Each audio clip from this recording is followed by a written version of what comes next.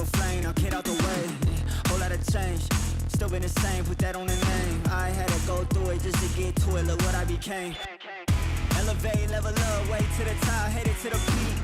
All them boys wanna talk, hit them out of law, but don't got receipts. I do it with ease, to you it's a burden, to me it's a breeze. You feel that? That winner's degree, that kickback. You coming at me, boy, sit back.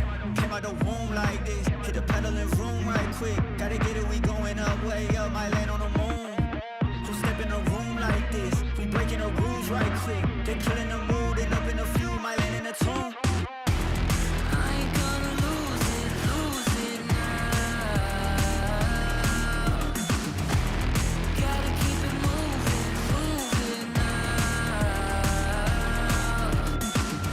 Elevate, level up, way to the top, headed to the peak. All them boys wanna talk, hit them out of love, but don't got receipts. Elevate, level up, way to the top, headed to the peak. All them boys wanna talk, hit them out of love, but don't got receipts.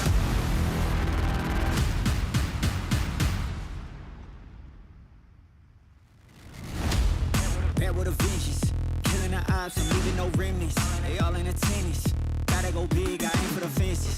It's mine, I sense it. Back in the scene, I'm back to the business. Back on the front line, gotta grind, it's time, let you be the witness. At the time, turn a repeat to a 3P, yeah. Got the franchise on me, you more like G League, yeah. 21st century, you all the way BC, yeah. Old boy been washed up, I'm notched up in TT, hey. Came out the womb like this, hit the pedal and room right quick. Gotta get it, we going up, way up, might land on the moon. Who step in a room like this? We breaking the rules right quick. They killing the mood and up in a few, might land in a tune. I ain't gonna lose it now. Gotta keep it moving now. Elevate, level up, way to the top, headed to the peak. All them boys wanna talk, hit them out of love, but don't got receipts. Elevate, level up, way to the top, headed to the peak. All them boys wanna talk, hit them out of love, but don't got receipts.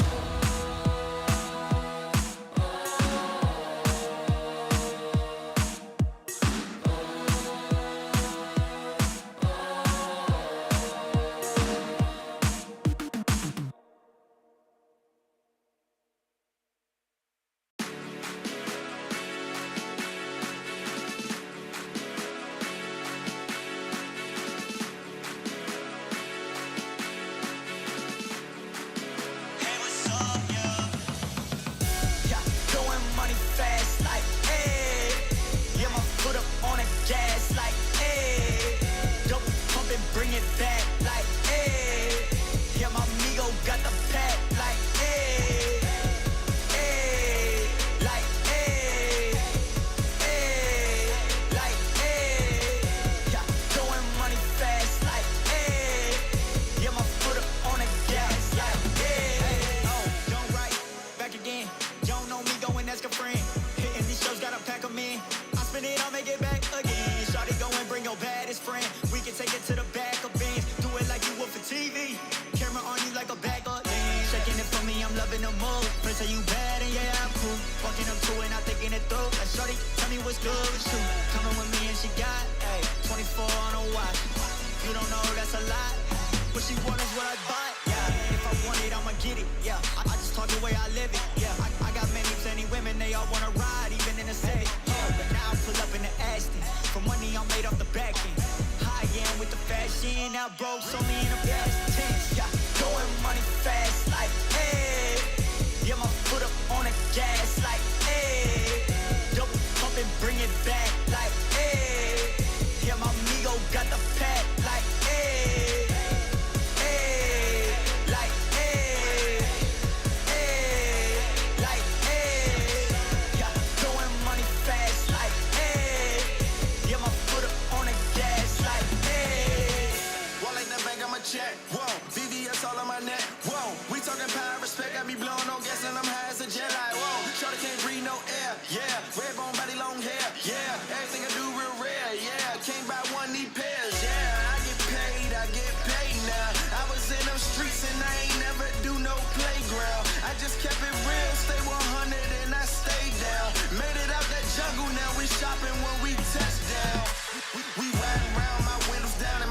is loud. Hate my grind down, like my shine, I'm one of a kind, no stopping mine. I'm certified, can't copy me.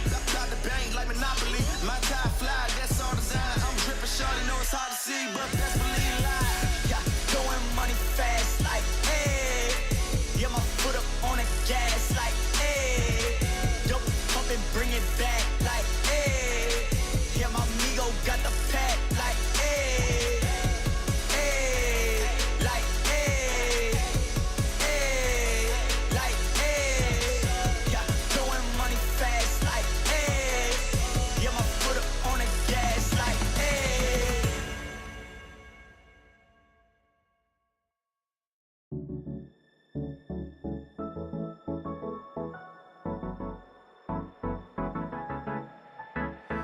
Let's do something crazy, get a bit wild today, cause we don't do this every day and we deserve it. Life is so amazing, nothing is in our way. Baby, let's fly away. Do you feel it? Is your heart rushing the way my heart's rushing when you take it all in? Baby, this is where we come alive. Do you feel it? Take the world by storm, just you and I. Can't believe it took so long to realize what makes us come alive. Oh, what makes us come alive? Let's break some rules. No, we don't always have to be good. Don't always have to do things that we should. We'll feed the fire. Let's see it through and let go of what's holding us back. Just light it up and we'll burn through the past and take it higher. Is your heart rushing the way my heart's rushing when you take it all in? Baby, this is where we come alive. Do you feel it? Take the world by storm, just you and I. You and I. Can't believe it took so long to realize. This is where we come alive. Do you feel it? Take the world by storm, just you and I. Can't believe it took so long to realize what makes us. This is where we come alive. Do you feel it? Take the world by storm, just you and I. Can't believe it took so long to realize what makes us come alive.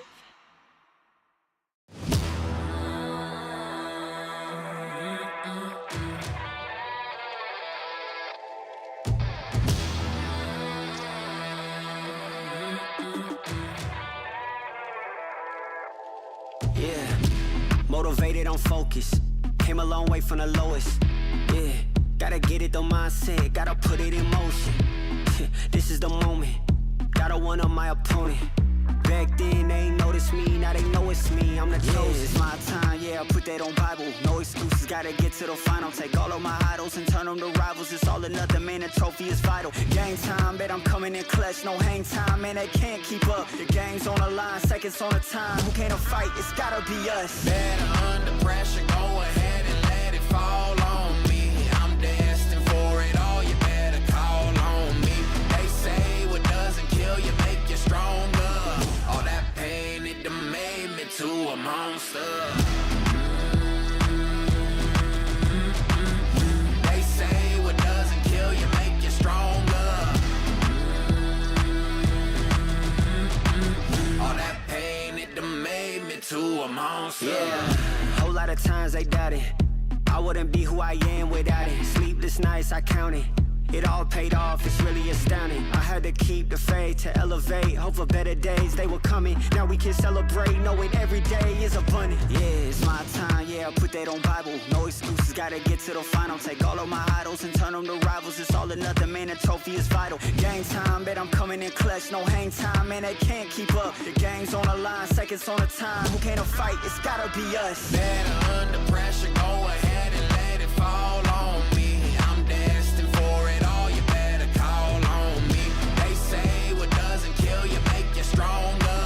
All that pain, it done made me to a monster.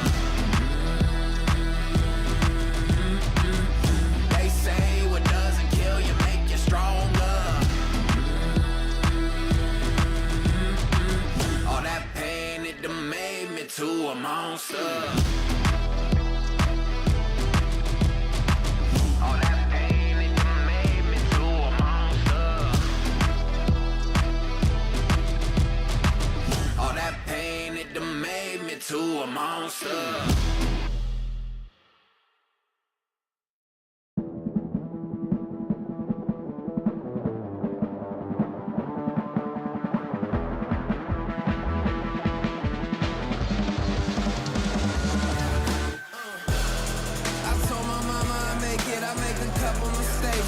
Stay in my lane. I keep my feet on the pavement, and don't you ever mistake it. No, this ain't never been a game. Tell me where the competition. Seem like they all been missing. Never made a wrong decision. It's got me walking different. I stay gassed up. Please point the opposition. No scope, it's no joke. Just know I aim with raw precision. I went and got my bid up quick, 100 figures. They once was competition, now ain't sitting with us. Been on a wave since we've been away. Snatch the game, now we here to stay. I told my mama I make it, I make a couple mistakes, but see I stay in my lane. I keep my feet on the pavement, and don't you ever mistake it. No, this ain't never been a game. I told my mama I make it, I made a couple mistakes, but see I stay in my lane. I keep my feet on the pavement, and don't you ever mistake it. No, this ain't never been a game. It's that you can't touch me. Things get ugly, they mad now. This all must be a whole new level to count. I'm packing on the pounds, pulled up with the dog hound, and I still had time to shut it down. Now you see them all screaming my name. See them try to switch to my lane. They ain't never fit that frame. Only present when the cash came. Plenty days I've been on the road chasing. No legend ever said they was complacent. Nah. I told my mama I make it, I make a couple mistakes, but see I stay in my lane. I keep my feet on the pavement, and don't you ever mistake it. No, this ain't never been a game. I told my mama I make it, I made a couple mistakes, but see I stay in my lane. I keep my feet on the pavement, and don't you ever mistake it. No, this ain't never been a game.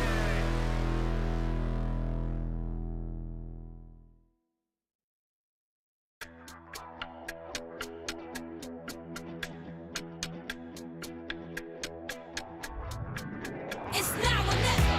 Now or never. It's now or never. Now or never. Yeah. It's now or never. It's now or never. Now or never. It's now or never. Yeah. Now or never. It's now or never. I'm in it to win it like Mike Jordan. Better run out for cover when I walk in. There are no limits to my calling. Going straight to the top like I've been boarding. Taking the title like there are no rivals. Doing the eyes closed, give me a blindfold. This shit is easy, like a recital. I'm taking my shot like my hands on the rifle. Yeah. It's now or never. Yeah. It's now or never. Now or never. It's now or never. Woo. Now or never. It's now or never. It's now or never. Now or never. It's now or never. Yeah. Now or never. Yeah. Look. Keep quiet, the queen's talking, keep walking. Couple of rings brought in, lines choking. Couple of reporters reporting. Firing line with the red dot, no recordings. Taking the title like there are no rivals. Doing the eyes closed, give me a blindfold. This shit is easy, like a recital. I'm taking my shot like my hands on the rifle. Yeah. It's now or never. Woo. It's now or never. Now or never. It's now or never. Now or never. It's now or never. It's now or never. Now or never. It's now or never. Now or never. Yeah. It's now or never. It's now or never.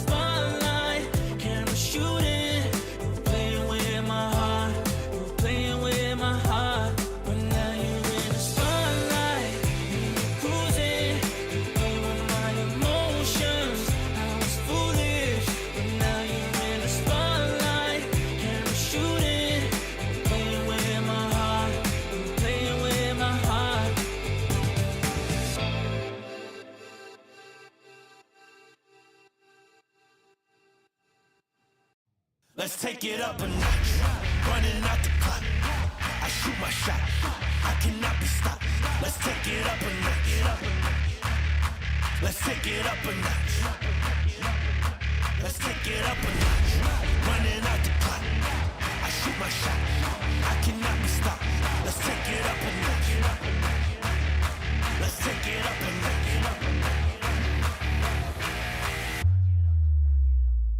Let's take it up a notch.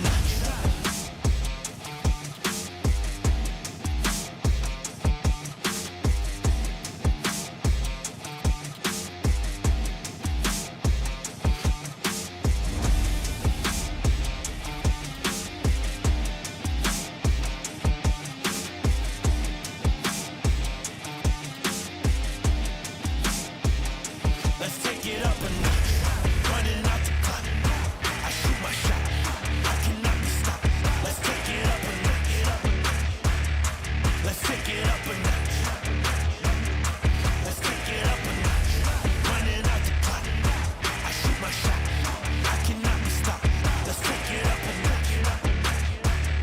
Let's take it up a notch.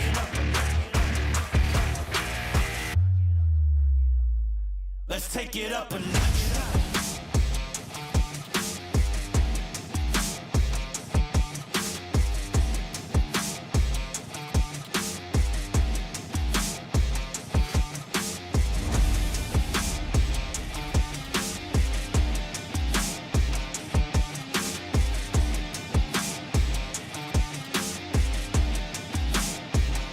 Let's take it up a notch. Running out the clock. I shoot my shot. I cannot be stopped. Let's take it up a notch. Let's take it up a notch. Let's take it up a notch. Running out the clock. I shoot my shot. I cannot be stopped. Let's take it up a notch. Let's take it up a notch.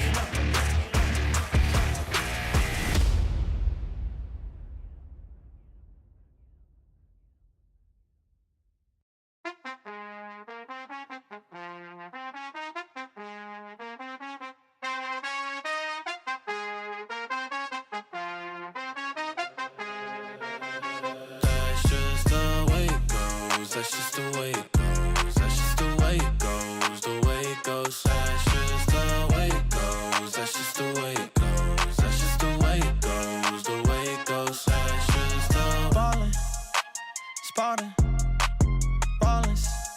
Phone was dry, but now everybody calling. Good at taking risks, yeah, I always go all in. Swear to God that I'm deaf to the talking. I can't hear it, see the finish line. I know that I'm near it, yeah. Cut the check and I'ma clear it. Ain't nobody out here that I'm fearing. Ay. Easy to see things all on the way up. Used to think it's hard, now I feel just like a layup. I've been in the gym, yeah, I'm tryna get my weight up. That's just the way it goes. That's just the way it goes. That's just the way it goes. The way it goes. That's just the way it goes. That's just the way it goes. That's just the way it goes. The way it goes. That's just the way it goes. That's just the way it goes. That's just the way it goes. The way it goes. That's just the way it goes. That's just the way it goes. That's just the way it goes. The way it goes. That's just the. Hey, you ain't realist, like you got a few disguises. Walk in the room, I know I'ma be the flyest. She like me, yeah, it's hard for her to hide it. One-on-one, ain't nobody like this. Got this far by doing me, I'm everything I knew I'd be. I don't care what we used to be, no, yeah. They try and get close to me, you can't get what you want from me. I got this vision you can't see, no. Easy to see things all on the way up. Used to think it's hard, now I feel just like a layup. I've been in the gym, yeah, I'm tryna get my weight up. That's just the way it goes. That's just the way it goes. That's just the way it goes. The way it goes. That's just the way it goes. That's just the way it goes. That's just the way it goes. The way it goes. That's just the way it goes. That's just the way it goes. That's just the way it goes. The way it goes. That's just the way it goes. That's just the way it goes. That's just the way it goes. The way it goes.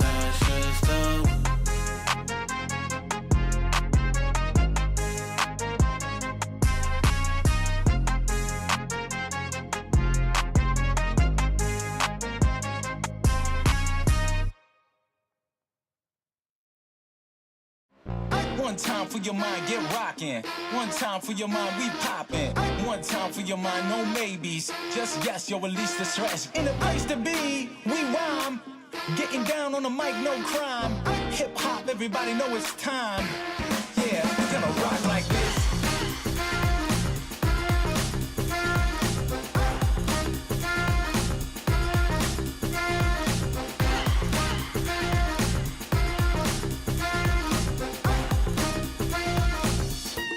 Yeah, we're gonna rock like this. Yeah, we're gonna rock like this. We're gonna rock like this. Yeah, we're gonna rock like this. We're gonna rock like this. I just can't stop. No, no. Yeah, you got me, yeah. Ooh, no, I just can't stop. No, nothing you could do. I just can't stop.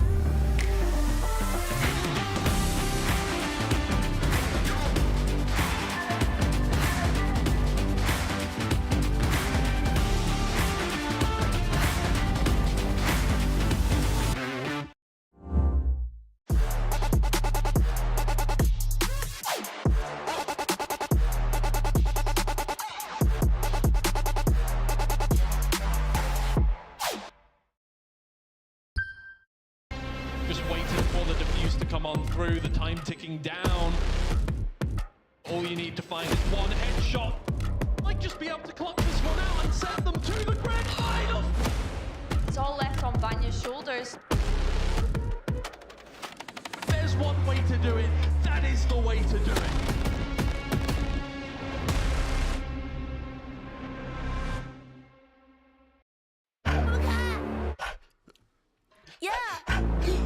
Yeah. Let me get a punch. Let me get a punch. Let you feel the punch. Let me get a punch. What a hook, don't sleep, oh yeah, yeah, oh. What a hook, don't sleep, oh yeah, yeah, oh. What a hook, don't sleep, oh yeah, yeah, oh. What a hook, don't sleep, don't punch me. Don't keep getting me pissed before I make you bleed.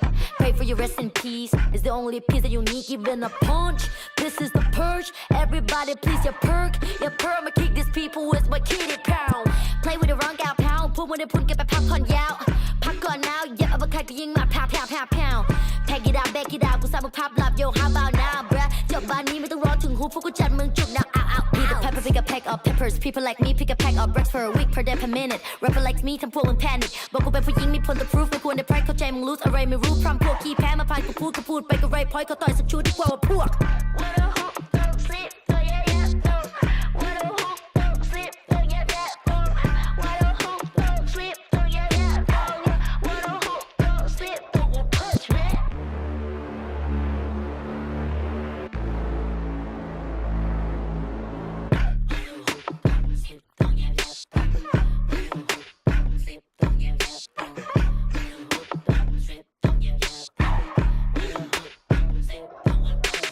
All problems are proved in one punch. All battles are beat in one punch. Put you to sleep with this one punch. ไม่สะเทือนกูสักนิดกูขอสกิลด้วย one punch. ชีวิตที่กูโดนมามากกว่า one punch. วันนั้นที่กูเจอกูสักกับคนมา one punch. One day, one life, one dream, one punch. If you have one shot, better have one punch.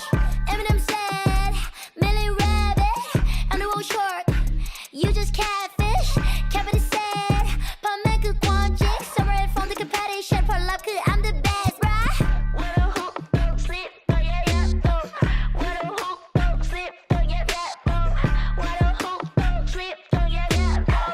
What a hook, don't sleep, don't punch me.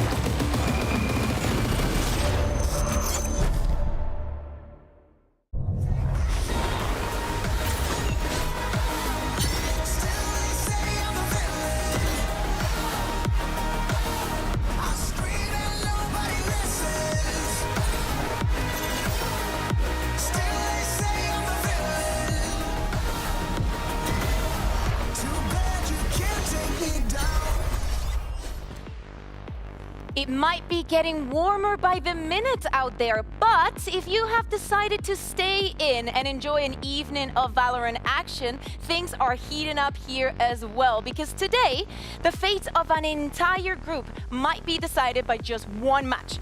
And if that was not enough, 2 new players will be making their debut here in VCT EMEA. Coming to you live, of course, from the wonderful Riot Games Arena here in Berlin, Germany. I'm Kakuka, and I will be your host for today. But before I introduce our analysts, I wanted to tell you a little story.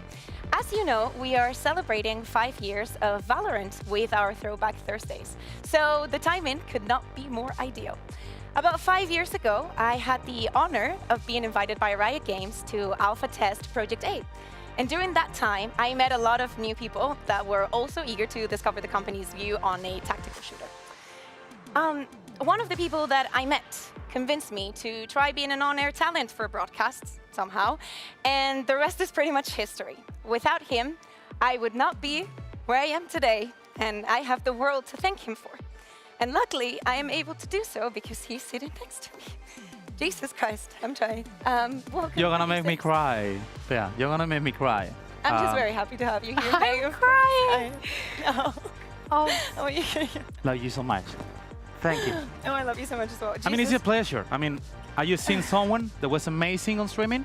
That was amazing on whatever he was doing at that moment? And I knew that you had the talent. I told you the first time. I told you every single day. You're one of the best. And I'm really honored to have you here. Thank you so much. Love you so much. Meg, you're also one of the people that I've met in this 5 years that I am so happy that you're joining us as well. Honestly, though, that is such a beautiful story. And like Uli says nothing but great things about Bea. So it all makes sense how you met and the wonderful journey you've had together. Okay. Whew. After this, we were speaking about how important today is, but we cannot focus on today if we do not speak about what happened yesterday. You two were trialed by fire in the trenches, so speak to me about what we saw yesterday. I mean, Uli, I don't know if you want to go first, because I think I need a bit of more time because she is stabbing to my heart right now. But to be honest, I'm very happy to talk about Vitality, Liquid, Navi locking into playoff. They made a really good job. I'm not going to talk about Apex and GX because it makes me sadder. I don't want to talk about them being eliminated. But what do you think about it? I mean, Navi is even able to fight for the first spot. I know, it's actually crazy. You wouldn't think it considering how Na'Vi started off this stage, but they do actually have the potential chance of making it to the first seed of playoffs. They've obviously already made it to playoffs, but that would be crazy, wouldn't it? It's something only Navi can do, locking in players while they're not there after the past results that we've seen and the vibes and everything. But as you can see, all 4 playoff teams in Group Alpha are locked in, still fighting for that seeding. As we were saying, everybody has still a chance. But on the other side, when we look at Omega, the only team that is locked is Team Liquid. BBL, KC, and Foot will lock playoffs if BBL is to win today. On the other side, Gentamates, of course, will be eliminated from that contention if they are to lose against BBL. That is going to be the first match that we have today, and BBL, Ulises, has the most support they've ever had. I mean, obviously, right now, they're everyone looking at them because every single team wants them to win. They want to lock playoff, be sure that they already did it, and then fight for the seeding. That is so important, getting into playoff, trying to secure the spot, maybe getting the first spot, and just one match to get into Atlanta will be amazing. Yeah, exactly. So, you know, now that we've done this, last week, we also had a tech post just like yesterday, and we saw the audience playing tic-tac-toe, and I get so jealous when they get to play games and we don't. So I prepared a game for you guys. Whoa. If you follow me, please. Okay. Let's go into the standing wall because I need some buzzers for this one. It's okay. And it's time to bring back, line them up, please.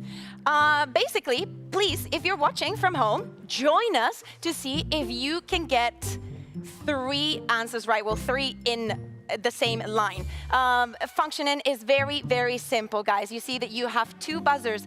I am going to be giving you 9 subjects that have something in common that we will never speak about. 9 subjects, okay? Oh. One of you will choose the subject, and after I read the question, you can press the buzzer if you know the answer, and you will have 3 seconds to give me an answer. If not, or if you get it wrong, it will bounce off to the other person. So, Meg, since ladies first. I'm scared. Which one do you want? Do you know what, guys? Genuinely, everything we have no idea what is behind all of this. So, I'm gonna go for Who's Afraid of Little Old Me. Let's start in the middle. Absolutely love that. So, for Who's Afraid of Little Old Me, let's see what we have here. Name 2 players that have gotten an ace this split. Fluorescent and Angel. I know Angel didn't, but I just crumbled under the pressure. No, that is incorrect. No, you were close. Ulises, if you can give me 2 players that have gotten an ace this split. I just Fluorescent and Derke. No, you both got it wrong. Yes. The minute I said it, I was like, it's Kicks. I can give you all of Breach them. It on was split. Kicks, Purpo, Fluorescent, Zeus, Wood, Shados, and the one and only Shados, I forgot Magnum. about it. We crumbled Yeah. under the pressure. I knew it. It's okay, I guys. forget You it. only It's okay, got it's rid okay. of the most important square in the entire board, which only makes things more interesting. Ulises, if we bring back the board of the subjects, time to pick. which one would you like to choose? The Archer. The Archer. I am the Archer. I've been the prey. So let's see. For the Archer, name a map where Soba has not been played this split. Sandwich. Lotus. Correct. Okay, Meg. Okay. That is a simple one. We will get your face on the board and start thinking, because of course you will be choosing the next one. Were you going to give the same answer, Uli? Yes. Oh, she's I mean, so beautiful. You could say that see. now. You could be lying and we'll never know. No, I was going to say Lotus. You are a because very smart I was thinking between Lotus or Fracture. I've been so benevolent with these questions. Like, I want you to win. And if you're watch party, I want you to win as well. So, Meg, your turn. I'm Please. gonna go for I love it here, but I'm gonna go for I hate it here. I hate it here. Yes, help. I need to win So, this one. I hate it here is what has been the least played map this split? Jet to J was screaming. That means Ulises. I will say the less map is Haven. And you're wrong. We've seen a lot of Haven. Meg, do you have it wrong? I'm gonna go for Ascent. And she is right again. Okay. Wait, you got 2 in the same Yeah, line, didn't you? I need to end it. You need to step up. You need to step up. I mean, I'm gonna ask you, which one would you like, Ulises? Are you going to take the chance and go for Don't Blame Me, or do you want to go somewhere else in case she knows the answer? Don't blame me. Okay. I will go all in. All in. Okay, all All for in. nothing. Absolutely. Don't blame me. Name a team. Oh, you mentioned Haven that has run Soba on Haven. That's Jet to J. Soba on Haven, I'm gonna say GX. Correct. I think you are correct. Okay. I was gonna go for Vitality. Okay, you're still But in the Vitality, running. they only play Tejo. No, it's actually Giant X and Team Liquid that have been playing the Tejo, or have played the Tejo on Haven this split. Damn Every it. questions for this split. Okay, we're still in the running. I see the potential here. Let's put Ulises' face needs to save go it. there. Okay, he saved it. Yes. Okay, Meg, what do you want to go for? I'm gonna assume that you're gonna go for. I'm gonna go for Mastermind. Yeah. Mastermind. I absolutely love that. And I love this question. Name an IGL that has not bottom fragged a single map this split. Boaster. You're wrong. Yay! Mini. You are.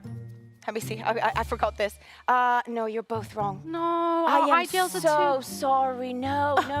In fact, It's all your fault, Jay. the thing is, there's 2 answers that are so obvious. Nats and Mr. Fallen. But I was Okay. trust Boaster. Okay, let's do one more. Since since things are getting more complicated, you want to do an all or nothing? Let's do you an know all or whomever nothing. wins, We might be whomever here wins all this day one. otherwise. Okay, Ulises, Yeah. which one do you want to go for?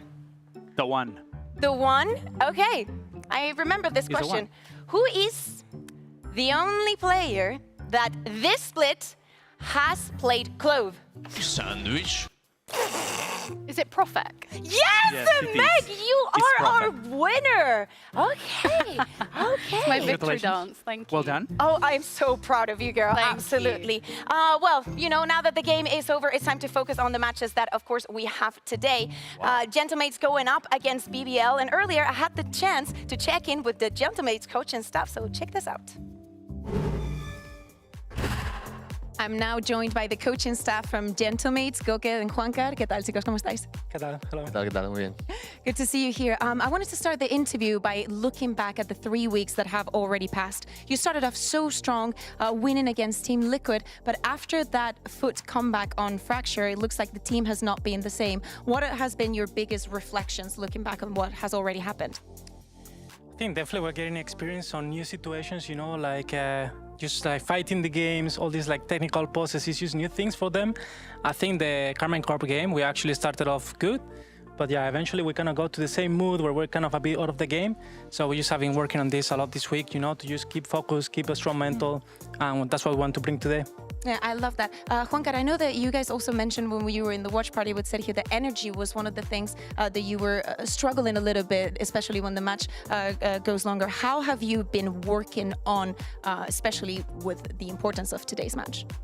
Yeah, I mean, one of the things that we have practiced this week as well is we encourage the guys to start like hyping each other like on the during the practice event. So Someone has to scream at Mini when he gets Yeah. a 4K. That needs to happen. Someone needs to be Absolutely, yeah. like, man, you're the best. yeah, so this was one of the main focuses actually on the practice, you know, outside of the strategic side. So yeah, like I think it was paying off. The last matches, people is starting to like cheer each other up and everything. So yeah. Love that. Now that I was mentioning Mini, I also wanted to ask about him. He's been spectacular. But I wanted to ask about the expectations versus reality, not only of putting Mini on the IGL, but also bringing in Kamek. Looking back and now into what you expected versus what you got, where do you think you are right now?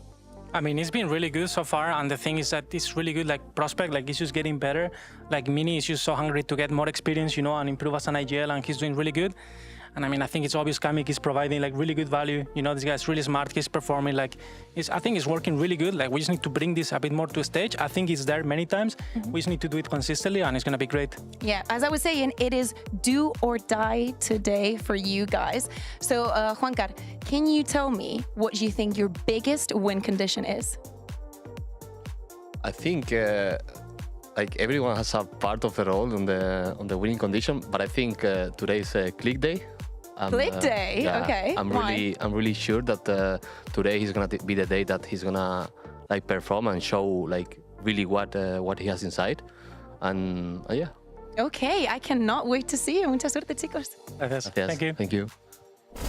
Now, Juancar thinks that today is going to be Clicks Day, but Ulises, when we take a look at the numbers, maybe they tell a different story, or maybe they support exactly that narrative. I think it's supporting because right now we have to take a look on first death for every single player. And if we come into this week stats, we can see that Click right now is leading on first death, also led by Turkey and Lewin.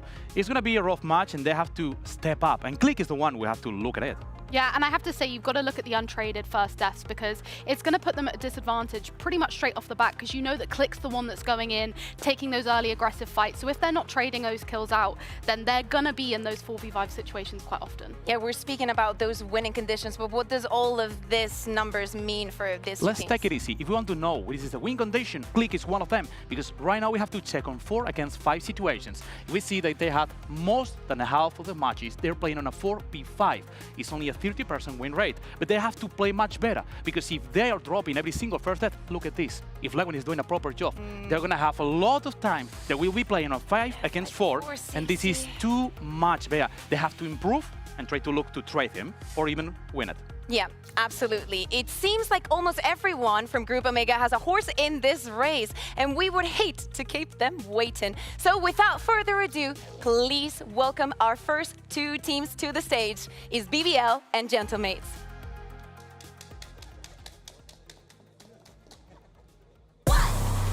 Check my pedigree, I got legacy in my pop. You playing hopscotch, I'm at top notch on the block. Slip and slide like me, nah. Spice it up with a sauce. Yeah, my Lord said don't do it, I said bop, bop, bop.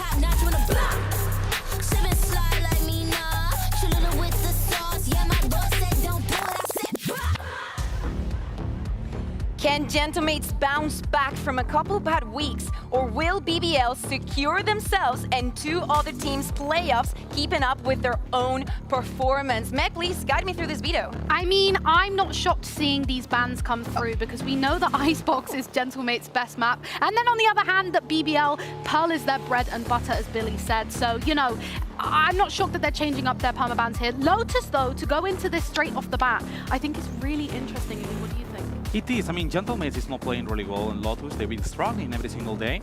And I would like to see how BBL is prepared for it, because it's not even his best map, but they know that they can punish them. It's a good map to play, but Haven? Holy. I mean, it's a really good map for mates. Yeah. I think that the Haven was at least compulsory for me to see. Yeah. I think that we were going to see it no matter what. The surprise is that BBL, they do not want to show that Icebox again. I do not blame them for it. But Lotus, they've been banned it also in a couple of weeks. Yeah. So it's definitely a curveball that they're trying to send for the side of mates. Yeah, for me right now, they're trying to look for a 2-0, because if we are going into Aston, I don't expect that much. I mean, BBL used to have one of the biggest Ascent a long time ago, but it's not anymore. Right now, they were not performing that good, and I would like to see them, what they prepare for this Lotus. Yeah, I mean, we've seen some crazy comps come through from BBL, and I think because we've not seen them play Lotus yet, I'm really, really eager to get in and see who they're going to be picking for this Lotus matchup. I also think it's a really fun one as well, because we see Click playing Yoru. Again, we've spoken about how Click is a win condition here for Gentlemates, so I think it'll be really interesting to see, have BBL gone above and beyond with a crazy comp to anti-strut this. You speaking about the comps, do we expect any surprises? Because the difference from kickoff onto this stage, we saw Gentlemates changing the composition, adding in the Vice, adding in the Fade, and going for a double control and a different approach in their game style. Yeah, they should be looking for something different, and I expect at least BBL is coming with something special. Is it going to be a claw? I don't know. Ooh. Okay, they bring out Jet on Levin. Levin is playing Jet. I like this. I mean, we know they're taking a page off of Foot's strap. Sorry, What is Meg. saying it? I mean, for me as well, Sociable here on the Tejo, I think that's going to be really, really interesting. We've seen how powerful he is with an op, so I wonder if they're going to bring out the Tejo op. And yeah, I mean, running the meta with the Breach and the Tejo similarly, well, not similarly, I guess. Yes, no, similarly, I'm seeing things to Gentlemates. So I like this. We're going to have a Tejo Breach off, in my opinion. Which one do you favor in the Tejo Breach kind of synergy? Do you know what? I'm going to go BBL here because for me, I would love to see Mini on a Sentinel role. You know, previously having seen him on a Vice, he's incredible at anchoring those sites. So that's my downfall. You know who's also incredible? Our casters for today. Hey guys, how you doing? Passing this over to Mitch and Tom. Thank you so much, Kukuka. Doing pretty good now with a matchup like this, a banger, not just in the maps we get and the players on the server, but also the stakes here today, Tom. BBL looking to lock the groups up, while Gentlemates want to see this nice and open as we move into week 5. This should be exciting. No, Gentlemates could make an absolute nightmare for the team behind the scenes who will have to do all the math in the future weeks. But, ultimately, yeah, for BBL, they can close out the groups here and now. It wouldn't be the end of the world if they were to lose, but it would mean they'd go up against Foot in a final decider game next week, which I don't think they're going to want to do. Going to want to clear it out here and now.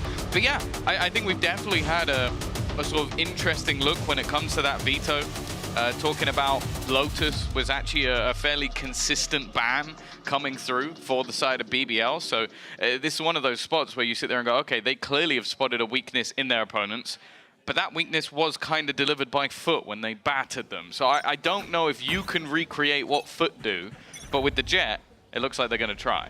All the fate of many teams in their hands. BBL come in only really worried about themselves. For Gentlemates, well, the same sort of boat. They can blow this group wide open with a victory here today. Lotus is where we start, and a fresh face from BBL, both in the map we're seeing and the player who's opened it up, Magnum. Newest addition to this roster, a bit of a last-minute change. Managed to open up the B site. They're not content with just taking that control, though. Looking for the deeper push. 3 players on the other side of this smoke. Util fired, but Magnum, he's landed another and a third for Magnum. He'll eventually fall, but it looks like this round is set to land in BBL's hands. Mini, the only player standing in their way. He's been good, but not good enough this time. Oh, that's already a little bit of a worry for the side of mates that gap has been found. That was a setup towards the A site where there was a stun being put through by Kamek. And because of that, Magnum had the freest kill of his entire life. And then you see this just aggressive front. They were clearly aware that their opponents were going to try and set up with the retake off the back of that Teo utility, combined with the paranoia. So they just play up close, play in their face, and completely obliterate them in this pistol round. A solid start for BBL. And well, unfortunately, the next shouldn't be too much of a competition, but they've gone for this early stack towards the A site. We'll see if that lasts long.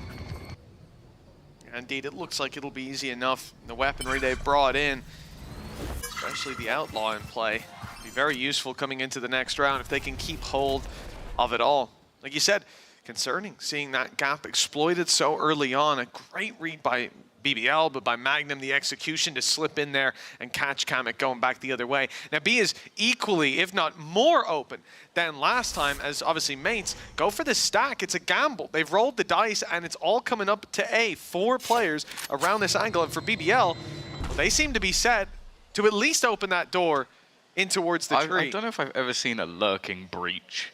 No, it's rare. It's obscure, but it's purely based on the weaponry that's in hand.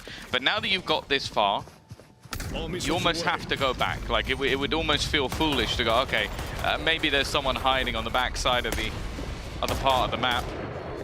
I do like the look at these compositions, though. I think for both sides, it sort of sings towards comfort. I think that's what the changes have been made. Maybe not so much Click on the Yoru. I'm still waiting to see this man truly deliver to the level we were expecting. But, for example, I think Kamek very comfortable on the breach. I think Zipan back onto that more aggressive initiator has looked very good. Mini on the Viper, like we saw on the Vice last time around. So I think comfort there. And then I'm looking at Levin as well. The Jet, in my mind, not the ideal agent for this map. For him, there is no better agent. Exactly, and I think we've had this conversation before around the optimal way that the game should be played, the strategy of the game versus playing to the players that you have. And yeah, BBL could come in and think there's a more ideal composition to run, there's a better way to play it, but ultimately, giving that player that comfort role can have a lot of value. Now, they are hunting them down, looking for the orbs and the fights. Yumpy with a double, and there's a decent margin for error. 2 players falling, though, and we've reached it. Anyone else, and those losses will be felt, but luckily it is cleaned up by BBL. Prophet gets the weapon recovered, and so a decent second round follow-up from BBL. Yeah, it's always good as well that it's Yumpy, the one garnering the orbs. It will get ever closer to that Rolling Thunder. But now they can invest back into having those additional rifles going forward into the next couple of rounds. Nice pass, good job! But this is where Gentlemates have an opportunity. Now, obviously, when you have this sort of Yoru in combination with the Breach and the Teo, you expect to see some level of aggressive setups, and with all 3 players currently on one side of the map, that's exactly what we're going to get. Some good denial early on of that control towards the A site. Cam has been popped up, though. You can see that it's in position for Magnum right now for some late information taking as mates gather their rubble control for themselves. Rotations coming around to the C site. Viper playing passive on B. Fairly standard stuff from mates. Just want to play that heavy on the A site. Click will be jump peeking. So for BBL, you know, making the opportunities early on, they've spread out, they've looked for aggression, they show presence on A at that early stage. Nobody gets up in their face on C. I think this is perfect game plan from mates, really, to sit back and wait, play contact on Click, and avoid that early burst of utility that's coming his way. But he's been forced out by the salvos and caught in the open. The door was open, right? Could even not just gone back through the door? I think it just opened a second after the salvos. Spam.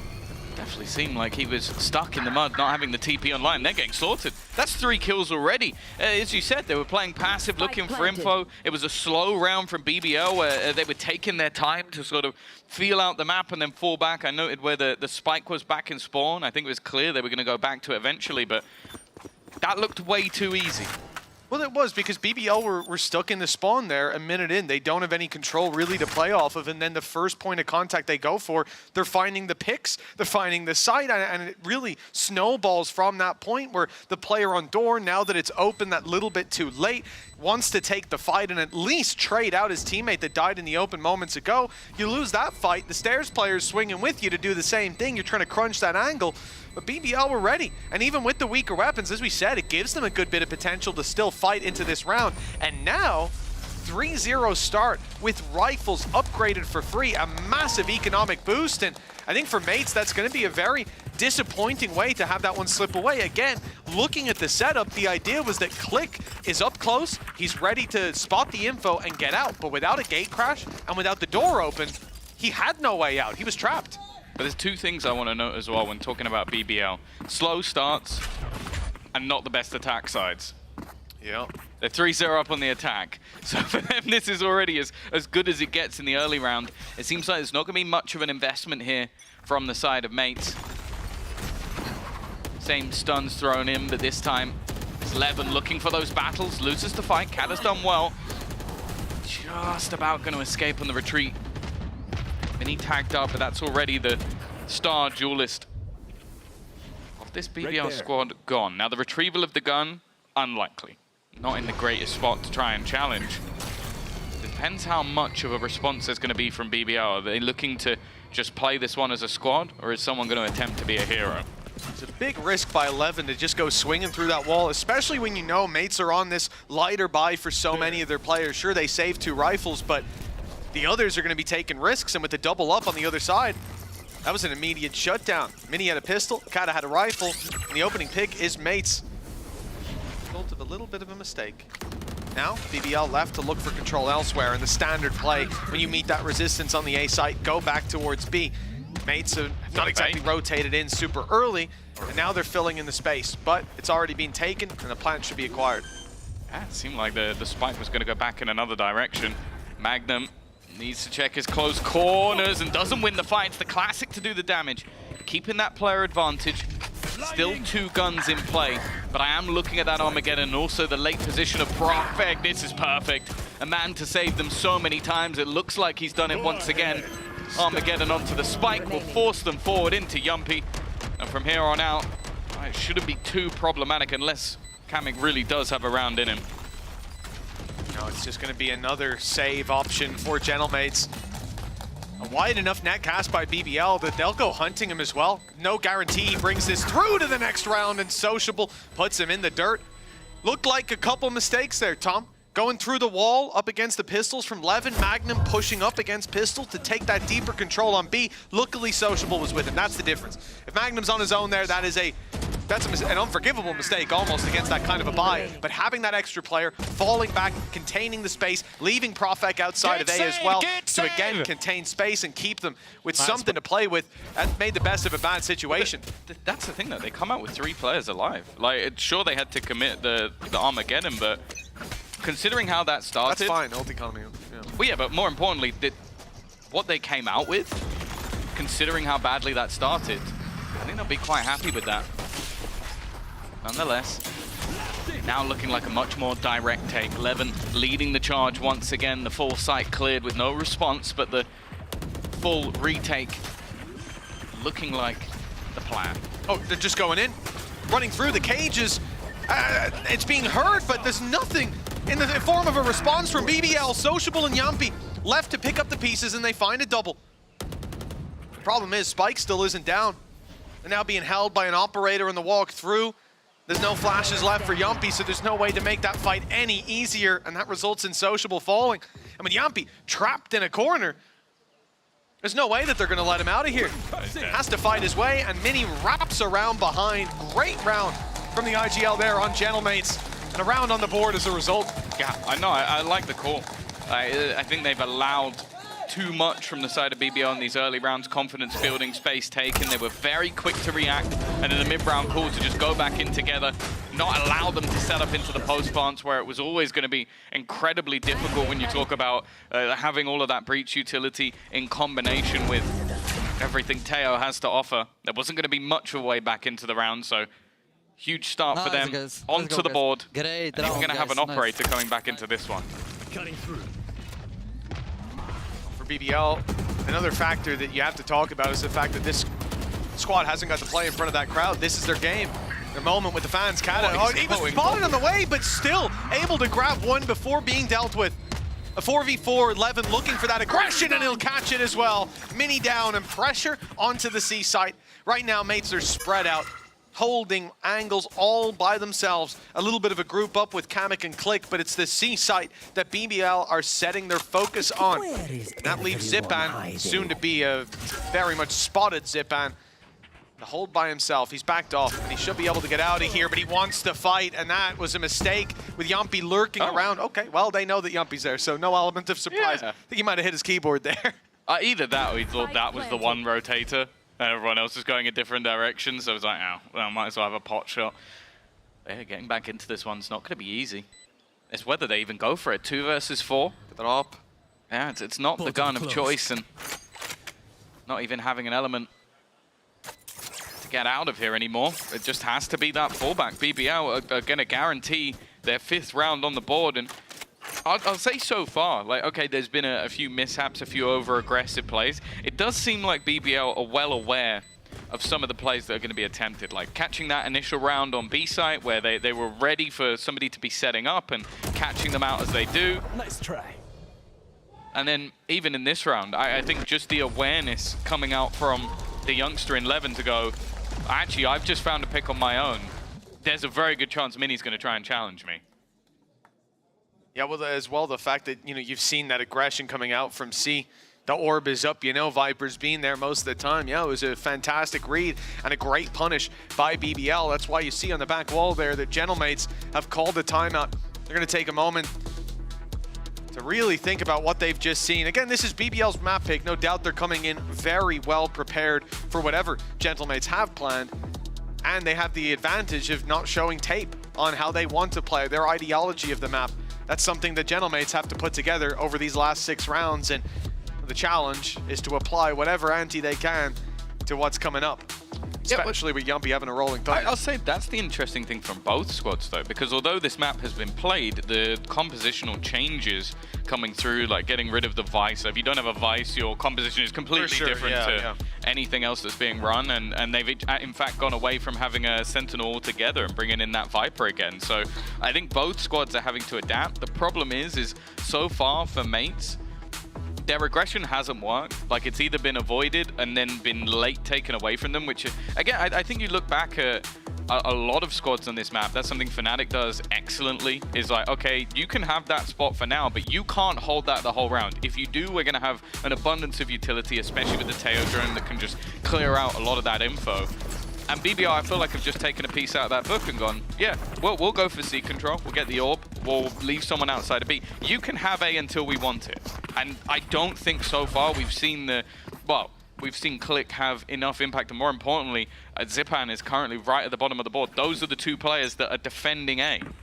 Yeah, indeed, there's been problems there, and I think BBL wanting to put even more pressure on. That's an early fight for Levin. A great idea. Doesn't quite work out. The ult sent through as well. This will slow the push of BBL, but not stop it. The drone signals the push. There's aggression behind it, and Magnum is the one caught as Kata sidesteps the paranoia. Util thrown his way. Some shots land as well, but Kamek's here to back up that push. A 2nd round landed for Mates after the pause. Let's see if they can chain a few more together. Much more direct approach this time from the attack. I think a lot of that probably came down to, okay, my opponents have just taken a pause, let's try and completely disrupt, but it does seem like that played a little bit more into the hands of Gentlemates. A big round from Kamek, and I'll say individually, I've been incredibly impressed with Kamek coming into this squad, because obviously you kind of had that expectation when he was in Liquid, practicing for quite a while, but from the get-go, he looked very decent in Mates. Seems like it's going to be the same sort of attempt. Paranoia is stellar, and in fact, it's Profect to take the hit. The Knives eventually get the job done. I think that was a stun that came out from Yumpy to help out with that one. I have no idea how Levin survived so long, and that's a big danger. The Blade Storm alive late into the round. Kata makes it back to heaven just in time. Go for it. Looks like, yeah, with that Blade Storm just on the bottom of the rope, he's caught Mini. He's looking for more and won't find Kata this time. But he's put it back to a 3v3. Sociable in a great position, but he's been spotted now. The shots land on Click and his decoy. And the op of Kamek. This is a real danger. He's just gonna salvo. He's gonna salvo him off the angle, holding the stun late, and now Kamek has to peek into him. The timer ticking away, the pressure on. What is this look, angle? He snuck into the corner. Sociable. It's a risk up against the op, and the risk that doesn't pay off. There's still time. It's been going a while though, and look at where the remaining players are. They've realized that we could just play the backside. They'd have to try and clear absolutely everything in that late moment, and although you're going to look at this round and go, what, Sociable only got 1 kill, the amount of time he bought alone has won them the round. That's all they really needed, was that clock to be melted away. Right back to that same sort of direct, aggressive position. But that's how good the stun was from Yumpy. The Zipan was just like, please let me leave the entire time. Worthless. My ult's ready. Nice work from Sociable, like you said, but as well, you have to look at Levin. As soon as that Blade Storm was popped, you know you're going to get all-out aggression, at least for that first fight after the round before. He went up on top rubble. This time, he's running it down, gets caught by a blind, somehow survives, and ends up having massive impact later on into the round. That's what we want to see. He's been suffering in those opening duels so far, and it looks like another on its way as Click lands the op shot into Levin, and the numbers sit with Gentlemates early on. We've seen finally that operator have a little bit of extra impact. It's not been Click's day so far, or maybe not been his season so far, but being able to get his squad the opener, the spike still very much down within the spawn, and a massive gap. Mini clearly not realizing they've just walked all the way through, expecting some piece of utility. Now that spike is being retrieved by Prophet, and because of that, the TP from Kata not going to find too much. Okay. It seemed like Zipan was actually aware of someone potentially peeking, but he's lost the fight anyway. Talked about this yesterday, the idea of when you're at that disadvantage, you got to play aggressive. A great display from Yumpy of exactly that. Click already on the run through. He's got an op, but I presume a shorty in the back pocket. Finding himself a little bit of extra control. Another angle to fight from. Delay from Sociable again, looking good. Rolling Thunder deep into the spawn. It's caught 2. Sociable's the one with the pressure on. No support coming his way, but he lands 1 before being dropped on the second peak. The defuse tapped, the pressure now on. They want to jump through and confirm that it's not being defused. That's exactly what Yumpy does. A 4-piece for the breach, the IGL, and the man who's been playing up to the crowd even when they're not there. That's gotta feel good, putting BBL up to 7. Oh yeah, he made a post today saying he's actually a bit nervous to play in front of the crowd because he hasn't done it with this team. And why it definitely seems like there's no pressure to be had. I'll say as well, I'm really enjoying what Social's being able to do in terms of delay. Because while they had the dimensional drift running through, clearing all of the positions, even sending stuns, he just goes, well, I'm going to Armageddon where you are. There's no way you can now attack my squad. My teammates can reposition towards the spawn. It gives so much time for that post plant to be effective. And it's been the difference maker now in a couple of rounds. And it also means, like, exactly like you're saying, the delay, the fact that Click wants to get that little bit more aggressive, well, now he has to go to Waterfall because the others are delayed a little bit longer. So it adds that time to the clock and, again, stops you from having the impact off the ult. And the way Click's playing, you know, we heard it from McClunker a little bit earlier on, that this is a guy that, a map at least, a series, a day that he expects Click to step up, but it's Kamek filling those shoes. The breach 4K back to back, but it's on the other side this time. Gentlemates up to 3. And again, the direct approach from BBL falls flat. Yeah, well, again, I feel like it's Kamek coming to the rescue.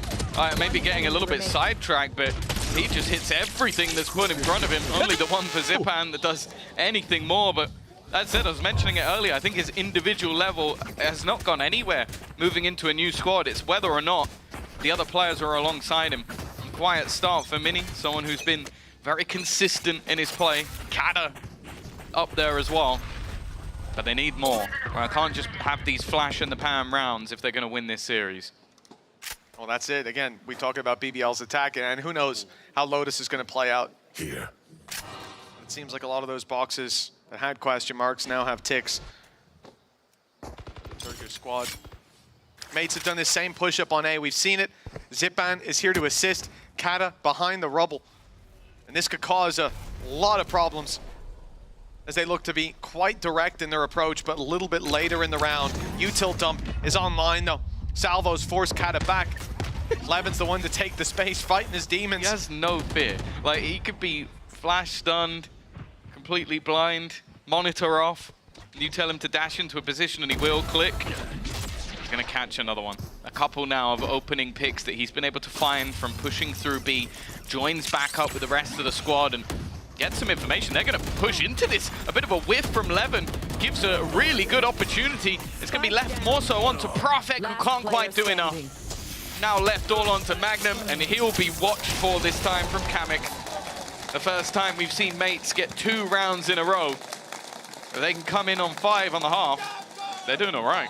Yeah, they've made a great recovery towards the end of this half. And now, as you said, a possibility of a gap of 2. This disruption play from Click changed the game. It forced them to continue the aggression towards this A site as Toxins are coming back up, divvying up the forces and making it easier for mates to deal with. They wanted to root their way through the double door, knowing they couldn't easily rotate back to Magnum necessarily, and that's the best way. Are they going to push B? The blitz. They've got a low buy, but I think because also it's been somewhere that this defense side have been pushing so regularly, they're just going to try and take it away from them. But look at the crossfire. 3 players here already. It's Kamek, who's in trouble, but he is finding one before going down. A redirect now from BBL. And in fact, the reinforcements have come in. Ult is not quite going to land. They're already ahead of it, and see site to be taken. Okay, BBL avoided a lot of the dangers of this round already with Kamek down. No Rolling Thunder either for mates to fight their way back into the site. And now a possibility, especially with Yumpy, just 2 away, and now 1 with the plant. They can have a Rolling Thunder of their own. The swing is good, but it's Prophet to claim the kill. Yumpy goes down after 1, and Kata's stepping up to the plate. A triple kill to pull this round back into mates' favor. And 7-5 at the half. This was a really shaky start from the mates, but they got there in the end. Oh, a really solid recovery from mates, giving themselves an opportunity in this second half. We'll find out if they can turn it after the break.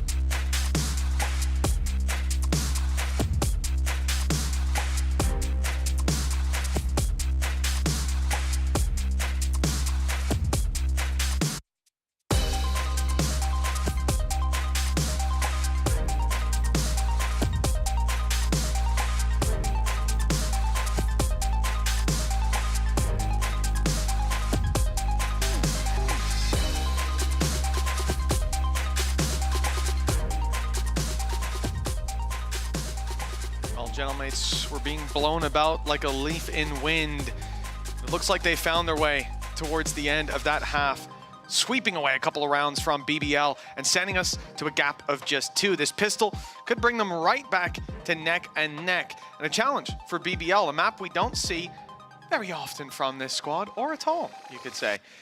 We'll see how they handle this defensive side while mates, no doubt, coming in sharp and ready. Kata had a hell of a start. He was a couple rounds in, the only player with a kill on the board. 15 and 8 right now on that Omen. But here on the attack, Tom, my eye is drawn to Click.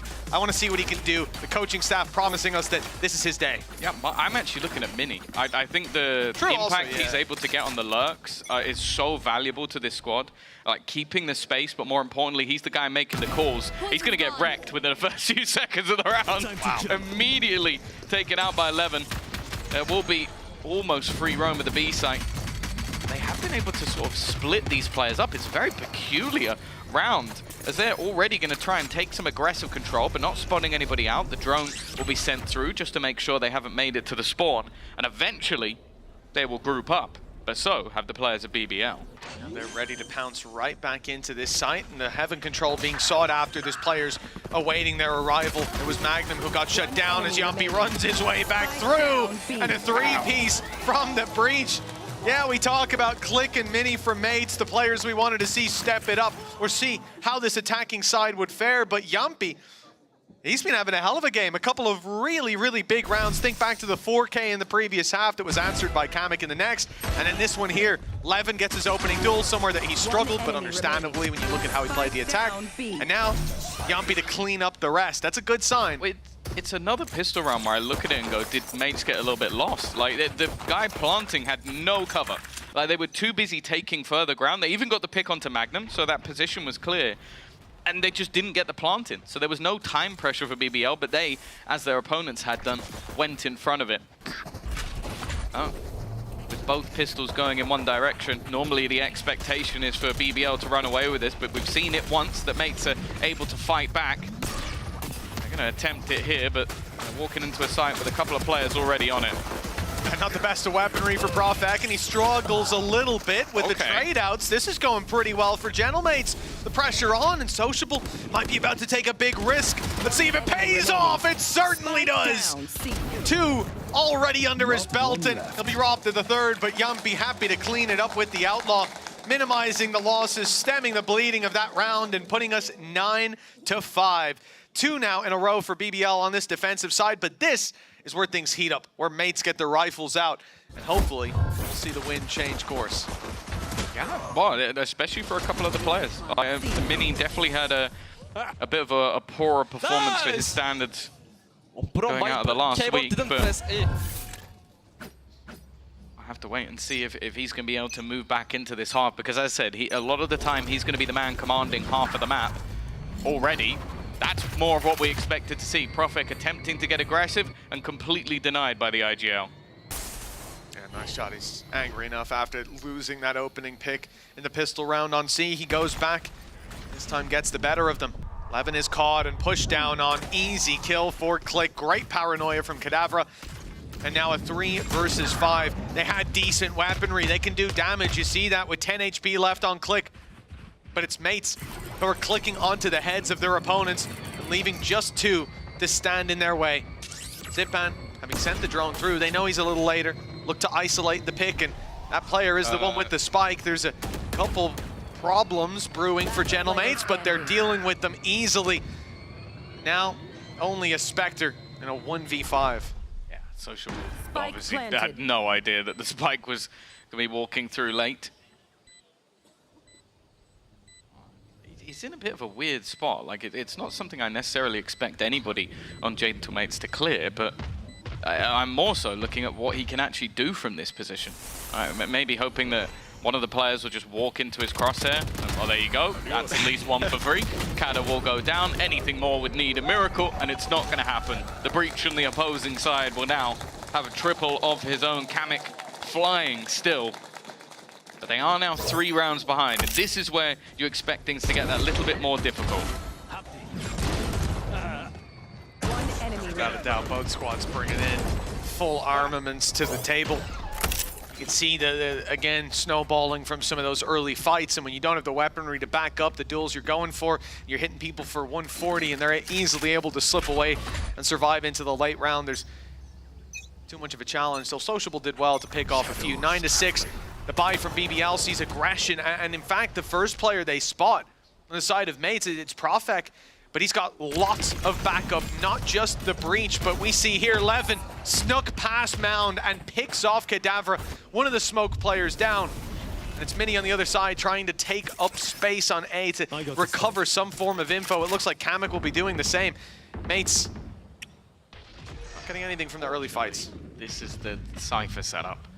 So you may get a lot of ground, but it's definitely going to be noted. Well, eventually he spotted the cam, but they already have a player within sight, a player towards the door, a player rotating. There is plenty available here for BBL. A solid read, and well, misses onto the fake out, but that won't matter too much. Just looking to try and hold on to that player advantage, though. Yumpy goes peeking. That's at least 1 back for Mates. You understand why Mates don't expect him to be there. He was on C, spotted with that triple peek early on, but the rotations came in right afterwards, leaving one just Profek to anchor on the other side. It means there's numbers more than Mates expect. Zipan does well to find one, but he's left to 11 HP. Still landing another, and Levin's got the pressure on, but it doesn't look like it. turned him to a diamond, and now BBL shining bright with double digits on the board, 10-6. Their defensive side looking good. This is why you put him on the Jet. Are you going to get the cleanest Valorant in the world? No. Are you going to get him doing ridiculous things maybe he shouldn't? Absolutely. Are there chances he wins you round like that? Definitely. And that's what it is. It's comfort. The Turkish Jet is something we've seen. We've seen Cena do it on this map. We've seen Zeus do it on this map. Is it compositionally the best thing you can do in the game? Of course it isn't. But that's not the point. It's difficult to play against when a guy is doing stuff like that to you. And the rest of the guys can play the traditional, more structured game. It's like there's 4 other people, you can have one Maniac. He's going Here he is. Blade Storm in the stun, but now has to back off. That's bit off more than he could chew. Look, oh my goodness! Okay. Back for more! Keep it going! It keeps on going, and there's no escape!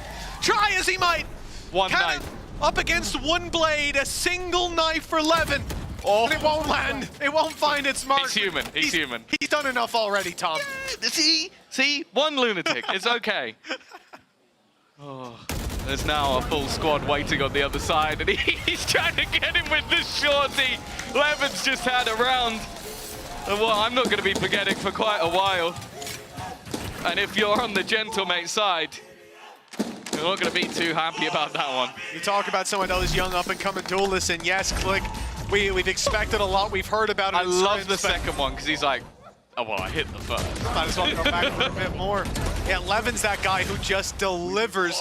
That rumor you hear, oh, he's a scrim demon. Wait till you see him on the stage.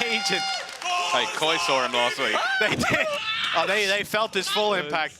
16-10 right now, and Gentlemates, their last pause is going to be burned up. BBL haven't even used one. They feel like they're in control. How's easiest pause ever. Right, so we're going to try and focus some orbs on Levin so we can get Blade Storm and kill everyone. All right, GG, guys, well done. Yeah, this is now far more dangerous territory. We saw this in the first half where it seemed to take mates a little bit of time to adapt. It's just how much space they're currently losing. Like the C site, that's now a couple of rounds in a row where they've been completely shut out of that position. It's something that BBL are clearly comfortable to challenge. Maybe just reading into the fact that a lot of the time, Mini will be there alone. You win that battle, and you have half the map. I think a lot of it comes down to that identity crisis, though. Once you see that nerf device, a lot of teams moving away from her, and while she's not unusable anymore, the way that she plays the game. They lost 13-4 with device. Yeah, it's true. I don't think their identity with Vice was that good. Still, it's something that I can look to, at least on that defensive side, to put up a few more early rounds. If you master the comp here, there's been struggles with a lot of the responsibility put on, and we saw it the other day, players like Les able to deliver, and we expect that of Mini as well. But it's been a struggle for so many of these mates players here on Lotus, and I think you have to look to BBL for what they're doing to cause those problems, and look to Levin for that last round as well. The individual brilliance, the so much morale space. Sky high. There's nobody currently on C. They know their A. They have all the information, and we are, what, 25, 30 seconds into the round? Like, he's still going, because also they don't have a Sentinel. That's the problem. So there's nothing to hold him back from walking all the way up, other than his opponent's going, well, they're not going to be this disrespectful, right? They're not just going to walk all the way behind us. And even at this stage, Zipan hasn't turned around, and that's a spike on the deck. He's even hit the tag up. Rolling Thunder's gone through to catch the remainder of the players, and Levin's kind of just sitting there going, well, guys, I got the spike. There's no one else here. Levin! They've ulted just Levin, and they didn't even get him! Oh, it's a disaster! Kind of caught before he TPs, but the rest start to pick up pieces, start to grab a few picks here and there. The ult, though, grabs the information. Magnum left alone, 1v2, but Mini heavily tagged up. Click does have ulti, though, and post-plant, that could be very valuable. It's peculiar that they've got to this point. It seems like just Levin being isolated, the rest of the players obviously want to try and group up. Both Rolling Thunders were used, and it seemed like just in that chaos, mates have come out on top. This now leaves Magnum to try and clutch things out. We've seen far crazier things from this man in the past, but it looks like the mates players are going to look to try and take this together. The jump across from Mini, the sacrifice to give Click the easy pick. And while from what looked like an unwinnable position, mates find a round. That's exactly what Mini needed to do there as well. He was 10 HP. If he's the guy trying to trade, if he's even swinging first, it's such an easy kill. But that jump makes it nearly impossible. 4-round gap. BBL, they're very close to pushing this across the line. And for mates, that can still be not the end of the world. The next map up is their choice, somewhere that they'll feel that little bit more comfortable. But look at the gaps here. And again, we go back to not having that Sentinel device or anyone else to cover your back, your spike holder being the one going for the drone, and the fact that it took 40 seconds to take that direct approach, that gave the space for those flanks to come into play. Click pops the ult off rip here, and a lot of info gained as far as that A hold, one up in heaven, and they will catch Levin. Tried to re-aggress, hack them somewhat. Been able to hold on to the space that was lost from the ult. And I don't mind this from mates. They're not wanting to commit into a site where they don't have the information. An upgrade or two available as well after some weaker purchases into the round. And actually, mates have read this quite well. Currently an opening on that C site.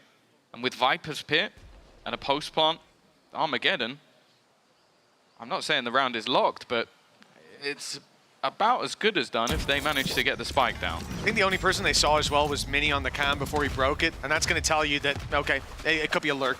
Oftentimes they will send Mini to do that, especially after opening pick.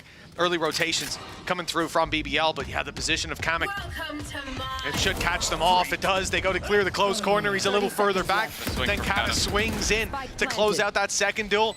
Sociable and Yumpy, weapons in hand, economy low, and definitely Sociable and Magnum looking like they'd like to carry some weapons through to the next round. With the Viper's Pit to fight through as well, they've definitely made the right call here. Yeah, the difference not as far as you might think. That last round probably would have put the game to bed if they didn't manage to turn it into their favor. Okay, Viper's Pit will be used, but Armageddon's still available for the next round. Ultimate's not in a particularly good spot for BBL, so if they can cycle these nicely, they can get themselves into a position where they're within 1 or 2 rounds. And the economy, it's not in too bad a spot. Like, BBL should be able to get a purchase into the next, but it might not be as nice as they'd like. Yeah, the road's becoming a little bumpy. It's Gentlemates causing those problems. A 3-round gap, economy starting to look good. And sure, it cost them a Viper's Pit, it cost them a dimensional drift as well, but an investment you're happy to make in a round like that. A timeout called now by BBL, leaving them with 1 still in the tank. And I like this, they're getting it in a little bit early. A 3-round gap, it's enough to make you worry. Not to panic too much. Pal still seems controlled. I also noticed he's got a different notebook. I actually stole his other one. It's in my backpack. I'm gonna give it to him after. Yeah, sorry about that, pal. I know that, like, you worked with Kadavra, but stealing the opposing coach's notepad seems like a little bit of an extreme. I'm not joking. I said, you want to put it in my bag? We're walking around, and I forgot about it. Just to clarify, all his notes for this was last week. No, this is all his notes for this game. You stole it today. I'm kidding. Like, yeah, it was last week. Hey, do you want to just put this in my bag? See you later, pal. I'm out of here. Bye. Straight to go, Ked. Hey, try this notebook, man. Don't worry, Kada. The curse truly is broken. No, yeah, look, it's. I think it's just blank pages. I hope so, for his sake. That's where he tells us he works a week ahead at a time. Oh, no, what he actually does, he writes everything in invisible ink. Ooh. He's part of MI6, that's what I've heard. I wouldn't be surprised. I would not be surprised. The man knows too much. Well, 11-8 coming out of this timeout. BBL looking to steady the ship. And as you said, Tom, they have those 2 rifles, sure. But the investments around them are not going to be there. There's weaknesses, quite a lot of them, for the defensive side. And often you'll make up for that with a more direct approach, stacking up those pistols together, moving as a unit, and looking to at least have those rifles be point of contact. We're looking to Levin and Sociable, who's just received a donation. See what they can do. It will be a B and A play with just utility covering that C site, playing the retake if they need to. The consistent C aggression. And knowing, like, of course, again, when you have like the Killjoy or something, you're going to put a piece of utility to stop this mid push-up. Maybe their expectation is because they pushed it so many times that there'll be some sort of counter, but in this case there isn't. It's just a slow walk up from Gentlemates. Staying as a group, at least in a buddy system on the other side of the map, trying to fake out some presence with the Breach and the Tejo. A lot of your initiation on one side, and well, for the C site, again, it is completely left open. Another thing for BBL is you might have looked at it and gone, okay, we left that open before. Will they expect us to leave it open again? Well, they just droned up A. BBL realized that no one's there, but they're a little late to the party on the C site. Mates have already overrun it. They've staked their claim. The plant will come through fairly soon. Spam's the best option that the defenders really have to work with. One rifle towards the spawn and one in Waterfall pushed forward. Magnum had no choice but to take that duel. The ult even catches Levin. That's a rifle on the floor, soon to be retrieved. Well, no, not even. It's being guarded for the moment, at least. And now Mates, well, they rejig up the setup and look towards the spawn, knowing there's got to be a second prong to this retake. A little bit of damage done, but the smoke's up in time to give them that little bit of safety. That's a big gap. The spike is ticking. They'll need to be fast if they want to win this round, and they'll need to get through Click. Not a chance.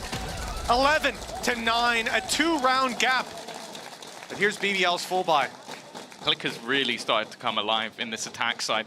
I think he had 5 or 6 kills in that first half. It's definitely already beaten that out with some quite aggressive swings, making things more awkward for his opponents to predict, but more importantly, also in the late round, still being standing for these high impact frags. Careful. 11's going to have the operator for the first time, a clear sign of a change for the side of BBL, and clearly the expectation that they're going to try and attempt to cross.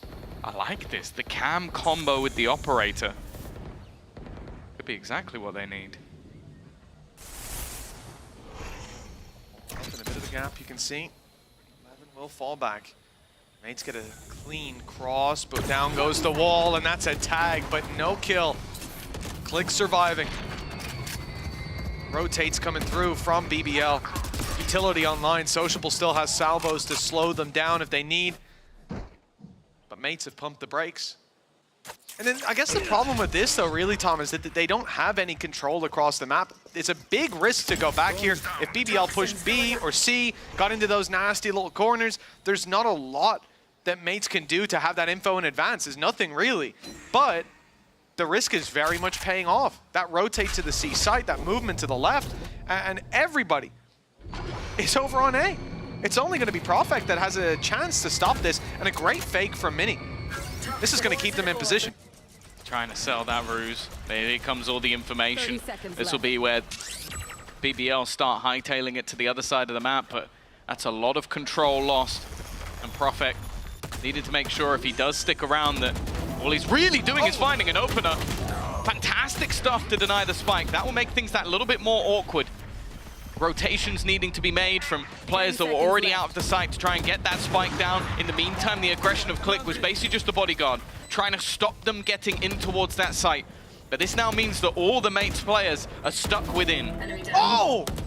Nice shot by Mini. That was through the smoke. I think the second was too. And he's finding even more. Channel Mates. They looked like they were between a rock and a hard place with that retake coming in, but they managed to put BBL in their place. 1 round gap now. And the economy in tatters for the defensive side. We should see this equalize, Tom. And from there, it's anyone's game. A little bit of luck. There's 2. Just the spams through the smoke that did enough. Nice, guys. You are stellar so good. crossfires. Let's go.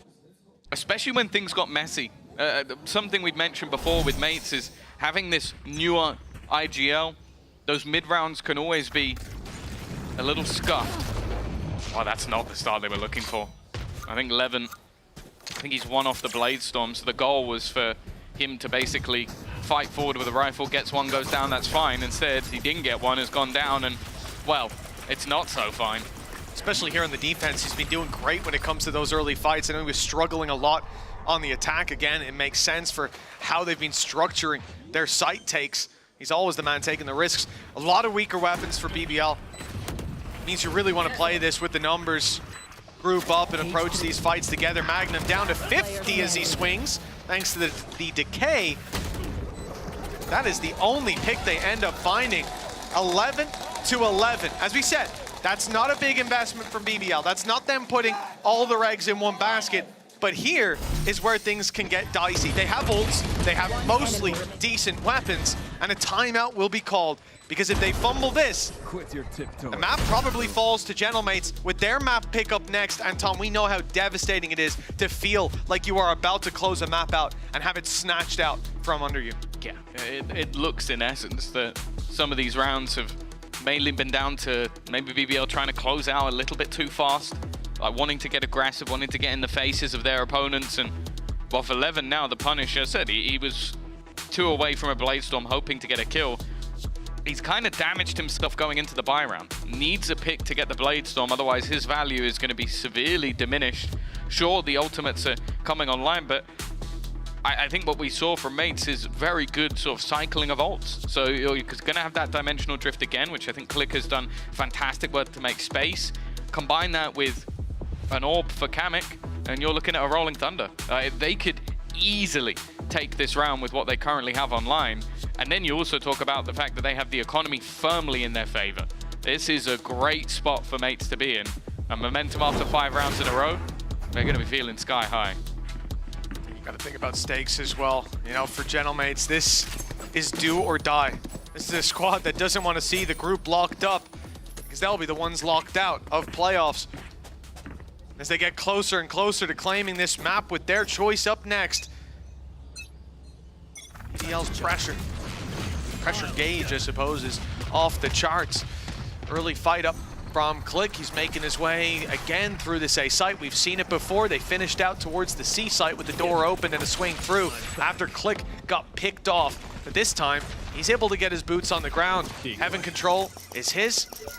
Decoy set up and ready. It's sent out just after the drone is destroyed, and a little bit of time bought here with a Rolling Thunder deep into spawn. I like that angle. If Prophet wins this fight, they've got a little bit extra to work with from BBL. Now Mates are locked in. They didn't take that spawn position, and the ult clears it out completely. It's players on the site that have to hold strong.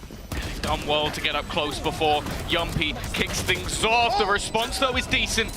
Putting things back into a close position. Kata's going to try and teleport behind them, and in fact, Mini has managed to buy time and an extra pick. Kata from behind with his opponent so desperately low. Mini flying forward, and they will clutch this one out.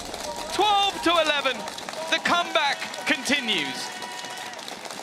What a resurgence from Gentlemates. That's now 6 rounds in a row. They were backed into a corner, up against the ropes, but they have come back swinging with map point under their belt now. And this was pure chaos on the site. The TP out, I thought, was a mistake from Kata. They had the read, they knew where he was, but the fight not won. It's because of the snake bite. It was because of the snake bite. Catching Magnum. For Mini. Yeah, he was able to just buy enough time knowing that Kata could just escape without them being able to defuse. It was very, very good timing, and in that moment the communication had to be perfect, otherwise they lose that round. 12-11. Weaponry, not the best. Bladestorm for Levin, it won them around earlier. They're going to hope that it can do the same again, and he has the full force of this Gentlemate side up against him. Rolling Thunder, perfectly placed a chance. He's only going to get the one, but doesn't want to overcommit this time. Only one pick for BBL. They need that little bit more look at the disadvantages when it comes to weaponry. 3 SMGs to play with. The Bladestorm for 11 can at least make up for that somewhat. The aggression here for Profek, trying something new, but Kata's watching it. The Outlaws trained in on the angle, and it's just one shot needed. Back into even footing. But this position from Sociable, not expected, not detected, and he's out of there for free. 2v4, great stun. And they're going to be sent running backwards, or Sociable comes to meet them. Kata with it all to do. 3 to pick up, or we are going to overtime. And it's again anyone's game. He's already tagged. 70 HP. Magnum's SMG will become ever the more deadly, but Magnum with that extra experience knows, okay, I'm not giving him a 1v1. I'm not giving him any sort of chance. With the time ticking away, they can literally sacrifice player after player off that clock. Magnum can run in on the last second just to make sure there's no opportunity for a plant round already done. The other 2 just not going to be facing. Okay, the other 1 not going to be facing. Yumpy was gone. An extra little bit of stat padding attempted. But well, we talk about BBL, we talk about heroes. Sociable has definitely had a quieter game, but just that drone not checking that one corner, that's the round. 6 in a row from mates before this. BBL opened the door on danger, but they have slammed it shut. We're back to even footing. Nice! Going into overtime, there's no ecos, there's no economy to send them into these disadvantages, although maybe they'll play against BBL. We eventually see them win. It's with those weaker weapons. It's with the lower investments. Back to the attack side now for the Turkish squad. They found a lot more success there. Some fun. And as well, you have to point out what it was both halves. It's BBL having that early start, that little bit of a leg up. So if we really look, the buy rounds, yeah. Yeah, the buy rounds have gone to mates more often than not. So although BBL have done well to get here, this is the real challenge. Everything changes in OT though. Everything you remembered, all the strats that you've seen. Feels like Pal could really use his notebook back. That's all I'm going to say. I'll put this on me. Position. Kada, stun is sublime, but it's only going to be the one. Zipan tries to continue, but it's Levin to fight back. 2 impactful kills, 1 away from having that Blaze Storm. We've already seen what he can do with that. Unfortunate for Zipan as well, because he got his ult online from the death. The defense, though, are not just sitting pretty. They're making a move. As they should, and the group up here. BBL are looking to move towards that broken door. There's 2 players, aggressive, holding on to that control. Flash is good, but Mini's better. It's 4 for Levin, an ace needed. Steps heard, and the stun subsiding. Kamek standing in his way, and he swings in for the ace. 13 to 12. He shows up when they need him the most.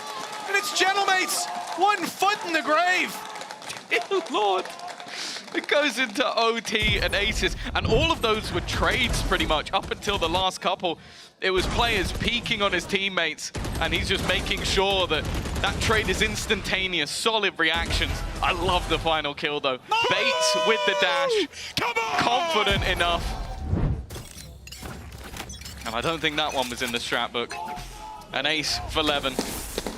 They need to turn it on the defense, though. The attack side rounds, their opponents are running away with it, but they get aggressive and they win that early fight. The hero of the last round will have to watch as a spectator, but more importantly, mates have to win a 3v4. Yeah, he's watching on, but they've got the advantage, and it gets even better now. Kamek trying to make that fake pressure on A, break the trap and take a fight. Well, he's done both of those things, but the fight didn't go his way. Kata and Zipan to pick up the pieces. 6 rounds in a row, and they looked set to just tap it in. But BBL, they've had a resurgence right at the final whistle. And from downtown, it looks like they're set to score this map. 13 to 12, 1 more, 2 more picks, and it's all theirs. The spike's still not planted as mates desperately try to find an advantage, force a fight, but when the duels come up, it's nothing but BBL on the scoreboard. 14 to 12, Tom. What a resurgence. And they're gonna feel good going into Gentlemate's map pick. This is why you put Levin on Jet. Some of the greatest coaching decision-making ever is to take a man who hits headshots and put him on Jet. Either way, it was a close map 1. Haven, Gentlemate's map pick, is up next.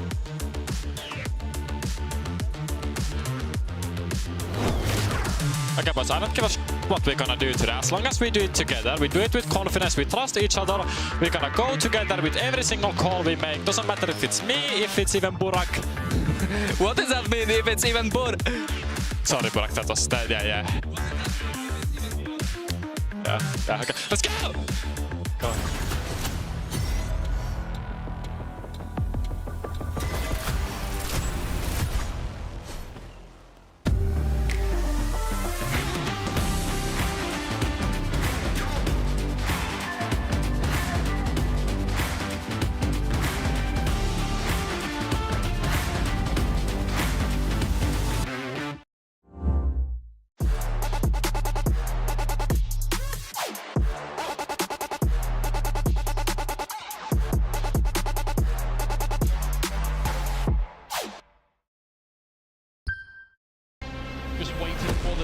Come on through, the time ticking down. All you need to find is 1 headshot.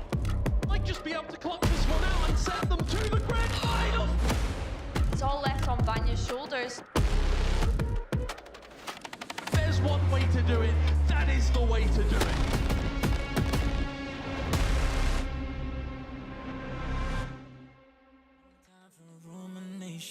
Let's leave it all behind. Take a flight, aviation. Want you, girl, by my side. Let me show my appreciation. I want you here with me.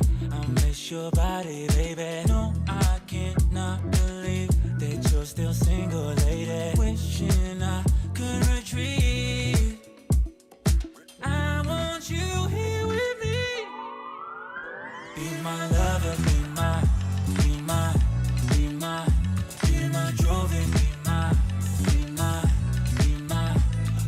woman, be my lover, be my trophy, be my,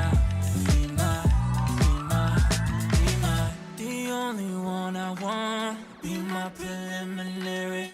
Let me caress the way I think it's necessary. Monday, Tuesday, Wednesday, babe, 7 days, are you ready? I don't need to say you know it, girl, you're extraordinary. I want you here with me. I miss your body, baby. No, I cannot believe that you're still single, lady. Wishing I could retreat.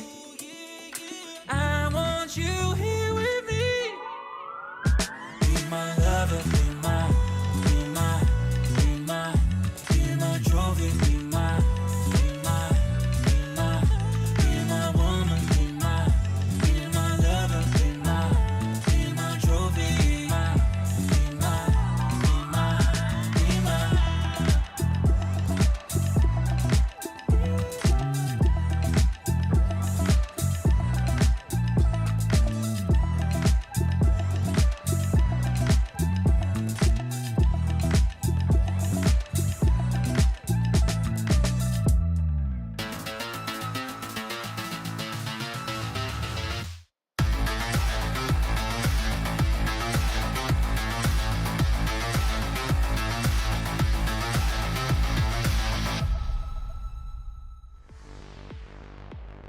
BBL, they're one step closer from securing those playoffs, not only for themselves, but also for KC and Foot. Welcome back, everybody. I'm Kakuka, joined by Ulises and Meg. That got dicey, that got extreme, but Ulises, any initial thoughts of that match on that map going that long? Well, I didn't expect the match to go that long on Lotus. I got a bit surprised, but the thing that surprised me the most is that even having many advantages, they were throwing it on mates. Maybe they get into overtime. Yeah, exactly, because we're speaking at the end of the day of a BBL that manages to win both pistols, but when we're looking here at the 13-13 in first kills, as you were saying, Uli, I think that the first half told a different story. Completely. I mean, they were playing on defense, and Mate got 8 entry kills against only 4, and they only managed to get 4 rounds out of those. I'm really worried about it, because also we have to take into account that they were making 4 rounds in a row for BBL starting. I genuinely think there's a curse when people get to 11 rounds, that somehow people lock in. And of course, we'll get onto the 11 performance and ace. But yeah, you can see from those stats, from the post plants, from the first kills, it was an incredibly even matchup. And yeah, at the end of it, at the beginning, I was like, this is BBL, this is going to go their way. But by the end of it, you were like, it makes sense. It's a no. I think that it says a lot that we saw that most of the plans ended up in a round win. Like the retas are, when it gets complicated, that's what we were seeing a little bit of the teams hesitating a bit on what side to enter and when to plant, because of those floats that we were seeing. You were speaking about Levin, and man, oh man, he definitely performed in this first map, especially when we take into account the head-to-head that he had with Click. Yeah, the head-to-head was a really thought one, but to be honest, I have to say that Levin was completely amazing. I get amazed by every single play he was doing, and also he was leading on every single round, doing a very proper performance on the first block. Yeah, I mean, he was not just alive on the server. I feel like he was also living rent-free in Gentlemate's heads at points. I mean, we can talk about round 18 where they solo breach ulted him by a rubble, because he was just that scary. That's how annoying and scary he was. I know, and he was applying pressure left, right, and center. But I do think that Click also did show up, maybe not as much as we were hoping on the Yoru, but I do think there were also standout points for Click.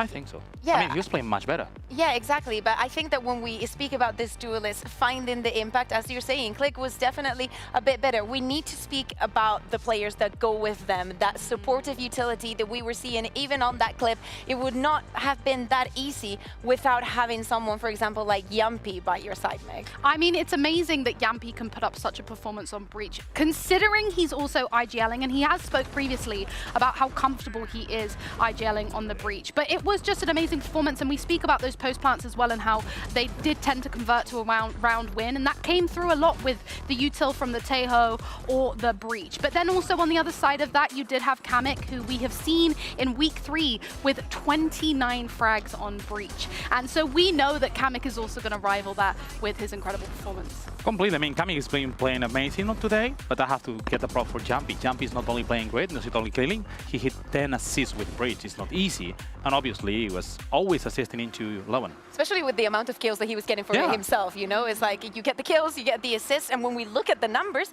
we can see that Kamik is a little bit ahead, but the story was a little bit different when we went into the map. It's good to see that both of them are given 100% today, because remember the stakes for mates if they lose here out of the contention for those playoffs. Of course, not only that, you know, you want to get those championship points when you think about the end of the year and what you're going to do. Now, let's take a look at the second map, at that Haven. This is Mate's pick, and they can be happy about taking that first map to overtime, even with losing both pistols and whatnot. What can we expect, Ulises, to see here coming in from Gentlemates? I mean, Haven has been one of the best maps of the coaching staff, both Wankar and also Go. Okay, this is historically for them, that they've been playing really good with every single team they've been coaching in. So, to be honest, I'm not going to expect anything about the team. I want to expect something about Mini, because Mini this match, one of probably his worst performance, and his worst performance is a 14-16. I mean, we're talking about someone who's been performing, but it's true also that I seen that maybe wasn't that hype like normally. He was a bit chilling, or maybe he was on pressure because he knows that it's a big match today and he has to step up and be on the top. I'm really looking forward to this matchup, because Haven, I feel like, is quite an even playing field for both of these teams. They both lost Haven to Team Liquid, so clearly it's not Team Liquid's map. So yeah, BBL won. BBL won. Yeah. Yeah, BBL won. Oh, I've looked at that wrong then. Yeah. Well, disregard everything I just said. No. But I do have to say, for me, looking into this game then, I want to talk about the Sentinel matchup, because you have Magnum on the Cypher, and the hours this man has on Cypher is just unbelievable. And then you also have Mini, who we have seen do everything. IGL, anchor the sites, frag, all on Cypher. So I do think that that will be kind of the win condition in today's game. Yeah, exactly. Now that you mention it, Magnum actually in that match had an amazing performance.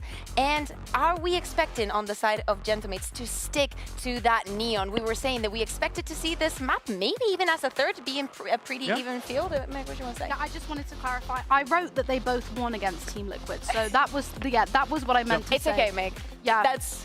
And because I was thinking about that, I totally missed your questions. I was saying that, are we expecting the Neon, or do we expect that maybe Mates have picked this map knowing that it's strong for both of them, trying to bring in something new? I mean, I would like to see Neon. Neon is the agent I would like to see in Haven, but I don't think so. I think that probably we're going to see a Joro coming from... I've seen the Joro on Click really performing. The only thing is... It's the first time he's performing properly. Yeah, but what I mean is, like, they've been... double down on the Neon from the beginning, right? Especially on kickoff when people were like, oh, we don't want to play Neon, she's so weak now, and whatnot. They've been doubling down on what they do. That's where my question. I also think with Click maybe not putting up the best performance, I can't imagine they're going to throw him onto a different role here. So I do think we'll see the Neon come in, and I do think that could be a great way to counter Levin on the Jet.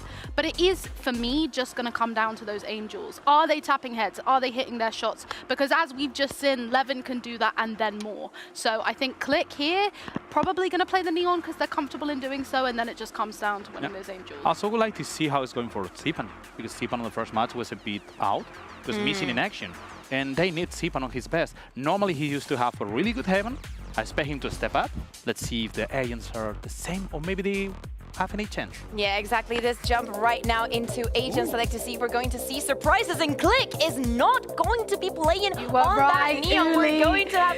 Girl, is this 2021? What are these comps? Where are the new agents? Guys, we have so many new things. Uli's never going to live this down. This man's going to be like, I predicted. You the sure change. I say it? I was me. talking about it, and it was me. Obviously, it was me. I just predicted it was playing anyway. I never say Yoru, I say Jet. Yeah, what do we make though of BBL deciding to start on the defense? Maybe looking at those retakes and whatnot. I'm not mad, to be honest. I trust in them on the defense. Again, talking about the Magnum on the Cypher, we know that Yampy does absolute bits, the way that Levin's been performing and Sociable on the Sova. And of course, Profek on the Omen usually doesn't let us down, so we'll see. You know who else do not let us down is our casters. So question for you guys, can BBL close this out and secure those playoffs, or is there more fight in Gentlemates? Thank you, Kukuka. Yeah, well, I mean, it depends on the day. Looking at this squad here, after an OT on map 1, going into their map pick. Your question. Yeah. I was going to answer it. I was in the middle of answering it. Mates are in a position that I don't think I can count them out. This is their map pick, and they push. So can BBL win 2-0? Just to answer the question. That was the question. Because if they win this map, it will be 2-0. So yes, they can. They can. Will they? Well, that's for the players to answer. Dodge it. No, I'm intrigued by the Jet. Levin, I think it was expected. Click is going to try and match him. I think we've seen some high-octane gaming for him, maybe more so in the Tier 2 than we have in the Tier 1. I think he's been a little bit underwhelming at times, so I want to see what Click can offer here. There you go. Mini's got the highest first blood rating of any non-duelist player. We'll see if that can continue moving through this map. Because he's always lurking. Yeah, he was playing the extremities a lot of the time. I'm sure we'll see that here as well.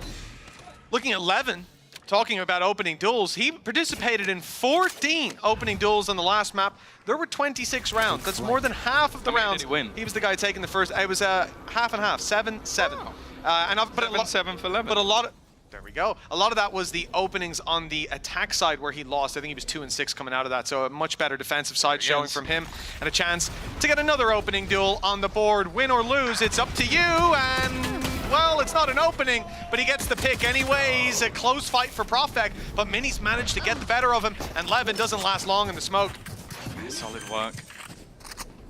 BBL versus Liquid. Did incredibly well on the defense. A lot of it revolved around aggression, and more so having those retakes in their favor somehow. But this one's actually going very well. Through the smoke, they've managed to pick off 2. Zipan already tagged at least a little bit, and I don't know if they will have seen him already. Kana has retrieved that upgraded pistol, but needs so much more to be found. Tries to be calm, but unfortunately for him, it's Magnum to take home what is now the 3rd of 3 pistols. And I'll be honest, that one is the one Mate should be most disappointed with. Yeah, it felt like they had that one really very much figured out. You look at the side itself, what, a 2v4? They've got a little bit of damage dealt out in the other direction, but the fact that Levin, yeah, he gets one, but Mini with the double openings. In fact, he's able to take it up close in the smoke. Then BBL walk back in and make it look easy. Individual fights. Look at Yumpy. Don't go their way. Get some nice, well played for versus 2. Woo! Well, I think we need to get a better, much more aggressive compressor on Yumpy's. Yeah, I was about to say. He is peaking, but maybe he'll do that in the server as well. Had a good map last time, and the energy starting off high. You turn it up that high, his teammates won't be able to hear him when he talks. That's true. Well, I think he mostly screams. A lot of pistols. A lot of opportunities for Mates as well, and they pick up 2 of those duels. Side is theirs, and recovering the pistols, recovering the rifles in the other way of the Spectre that's in play, a little bit more difficult, but they get there eventually. The rest of the BBL players too far away to deny, and so a post plant, a weapon recovered, and a chance as they get aggressive, but straight into the waiting arms of Yumpy. And if he was loud before, I think I just heard him get a little bit louder again. Can I get a bit more soundproofing in my headphones? Because I'm going to hear him over my own thoughts soon. He is firing up. You know what? I think it's exactly what they need. We saw it towards the end of the last game. Levin being able to win that clutch, and I'll just mute myself before Yumpy does it for me. Yeah, Take one. No, come on, there's got to be a second one. Oh no, it was too loud to play. You can hear him through the other. The only way he doesn't peak is if it's in someone else's mic. That's wonderful. This goes here. Poor Levin sitting right beside him. They pump white noise in those headsets, but when Yumpy stands up, I'm not sure it helps. Oh, goodness gracious, Tom. Relax. 2-0 start for BBL, and the buy here is decent. They've got 2 Sheriffs, the rest of the squad packing a punch on Levin and Sociable, a Spectre for Magnum. Mates still need to be careful, and it looks like BBL are taking the fight to them. The biggest weapon they've got, the Guardian, right down the bottom of mid already. A stun lined up off contact to the cam. I love this. It's beautiful to start with, but the stun doesn't ever get fired out. It's a little late.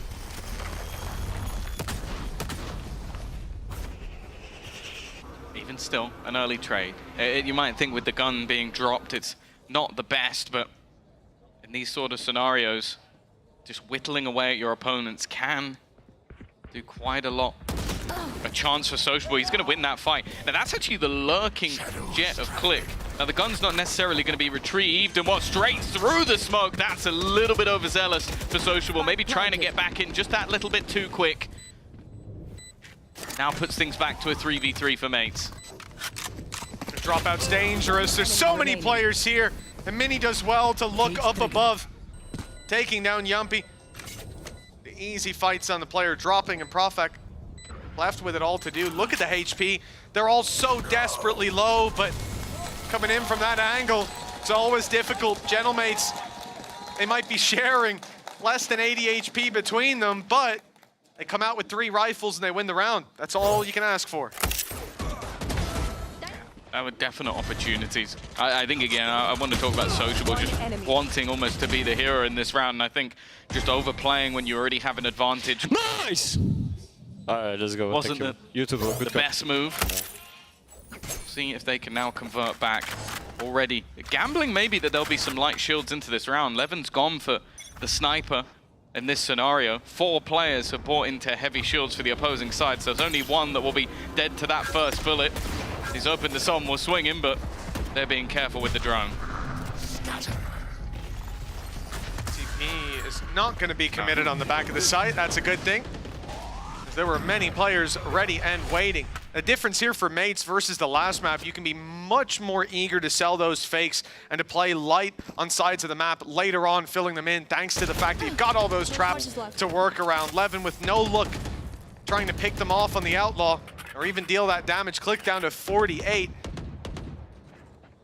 But everybody's facing, barring Mini, and Click, and Zipan actually. It's only Kamek and Kata that can take a blast. But this pause from Mates doesn't really give the game away.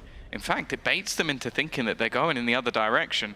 I think also the cam, there we go, will give them all that they need. Can Magnum actually get this pick off? No, the bullet's completely missing, eventually gets the job done, and now they'll have the info on the B side. But Mates have decided this is the moment to move.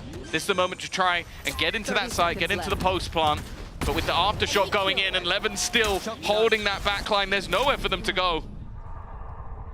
Spike planted. Plan secured, but yeah, like you said, fully boxed in. They've chosen the better of the 3 options, moving towards just one player. Just Levin. Profek taking some control. That's going to force the movement on the other side. Kamek manages to take him down without a lick of damage, but he's got 4 more coming his way. Try as he might, the shots aren't landing. The big swing coming as all of BBL run into that angle. The defuse found and an immediate response on the round win from Mates. They played that one very well. I always love to see those sort of Cypher trap setups with a stun. Okay, the setup meant nothing because the player, when he swung, wasn't stunned anymore. But then the quick reaction, having that aftershock late into the round for Yumpy to deny the plant, having the cross held by Levin, so someone is forced into that angle eventually. You can't just deny all of that extra space. And then the rest is just about playing your advantages. We talked about the potential of this team when it comes to retakes. Well, it's been 3 plants, and it has been 3 retakes of the rounds that they've won. And unfortunately for Mates, this now puts them in a position financially where they are not in the best position. Hunter's Fury actually could be utilized by Sociable. This has done an awful lot of damage. Kamek almost dead as well. 1 player picked off, and 1, mortally wounded. It's always something that divides opinions about going for those early Hunter's Furies, but this time, damage undeniable, making it that little bit easier up against the weaker investment, and with the rifle down, the easy follow-up, Levin has secured this round. A little bit of help from his friends. It's an in-zone flawless and a 4-1 start Remember on the last map, over on Lotus, BBL had a phenomenal beginning on their attack side. They built up a lot of rounds, but Gentlemates were able to sweep their way right back into things. It was wasn't it 7-5 by the end of the half after a 7-2 beginning? So there's no room to take your foot off the gas. And coming into the buy round from Gentlemates, they called a timeout. Yeah, I think a lot of it did turn with a pause as well, to giving an opportunity for the coaching staff to sort of talk things through with the team. I think that, again, they're sort of struggling with the same sort of aggression they had to deal with on the previous map. It's when you play into these 3-site maps, there's a lot of ground that can be pressured. And I think Levin is the main culprit of willing to sort of take that control away.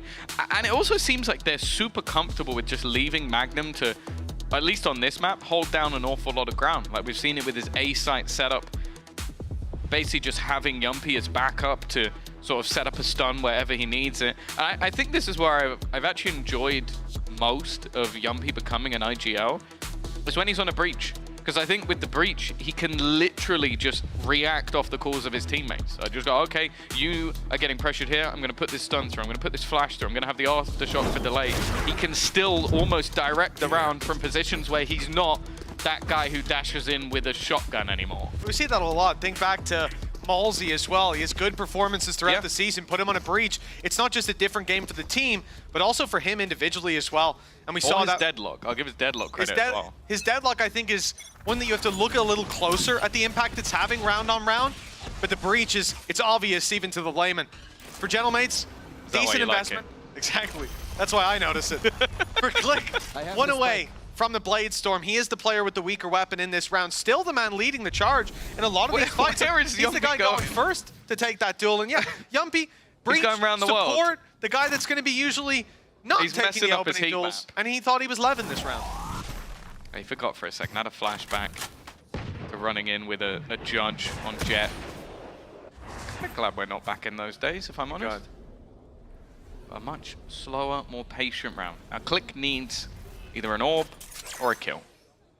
That's why he's on the pistol. Bladestorm is one away. You can expect to see him dash into the angle, and they've claimed full control of Long, but it has been very passive. Most teams will battle tooth and nail to try and get control of A main and deny that portion of the map. BBL have not been doing that. They have left the Cypher setup. They've sit pretty, and that's the spike, by the way. Yeah, that's the info for sure. Full commitment from Mate seems to follow that spike right into the A side. Bladestorm looking to pick up a few as it's Kamek to draw blood, rifles in hand. Down goes Kata, the swing and the smoke, not working out with Sociable on the other side and picking up 3 as his classic comes out to close the round. That was Mates with an attempt to fight their way back in early, but they have been denied on their own map pick. They're starting 5-1 down. Yeah, that just looked so rough. Like, Zipan, unaware of an angle that has been utilized since the dawn of time. Like, I don't think it could really be that surprising. And especially going alone with the spike. I think he fired out a shock dart somewhere in there, maybe looking for a deep trip that's been placed, but instead just gives away that spike. And then the team has to react because there's going to be the full rotation from everybody on the BBL side. Watching Yumpy and Magnum is like watching Milan and Pipson back in the day. One guy losing his mind, the other calm as a cucumber. Levin, oh, he's in trouble. He's got players all around him and he will be dropped in the end.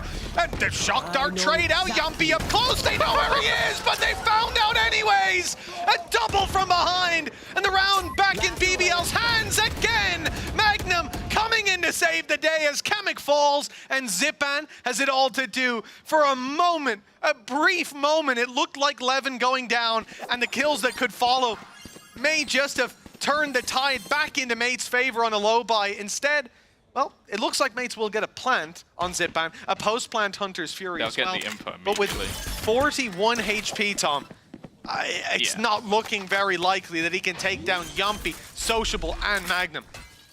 Oh, and he's even been spotted. This would have to be a huge error. Hunter's Fury is nice, but if there's more than one player alive, it's going to be very difficult to isolate. Looking to wrap on him all together, and well, eventually Sociable gets the freeze kill of his entire career. 6-1. I'd say the what we saw there from BBL was a bit more audacious than I would have liked versus an eco. Like, just running at their opponents. But I think that almost comes with the territory.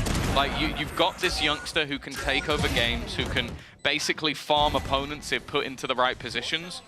He's going to do some batshit crazy stuff. And sometimes it's going to look like that. But they recover anyway. 6-1 lead. We haven't really seen much from mates, if I'm honest, since the pistol round. That was probably the one that slipped away from them. I'm waiting to see if this jet was really worthwhile. I'm really enjoying Yumpy on a breach. Oh my goodness.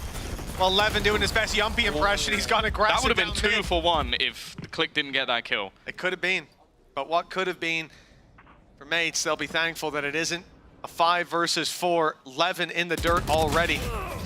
But the push up from Magnum has blown this round wide open. Kamix, he's gone down as well.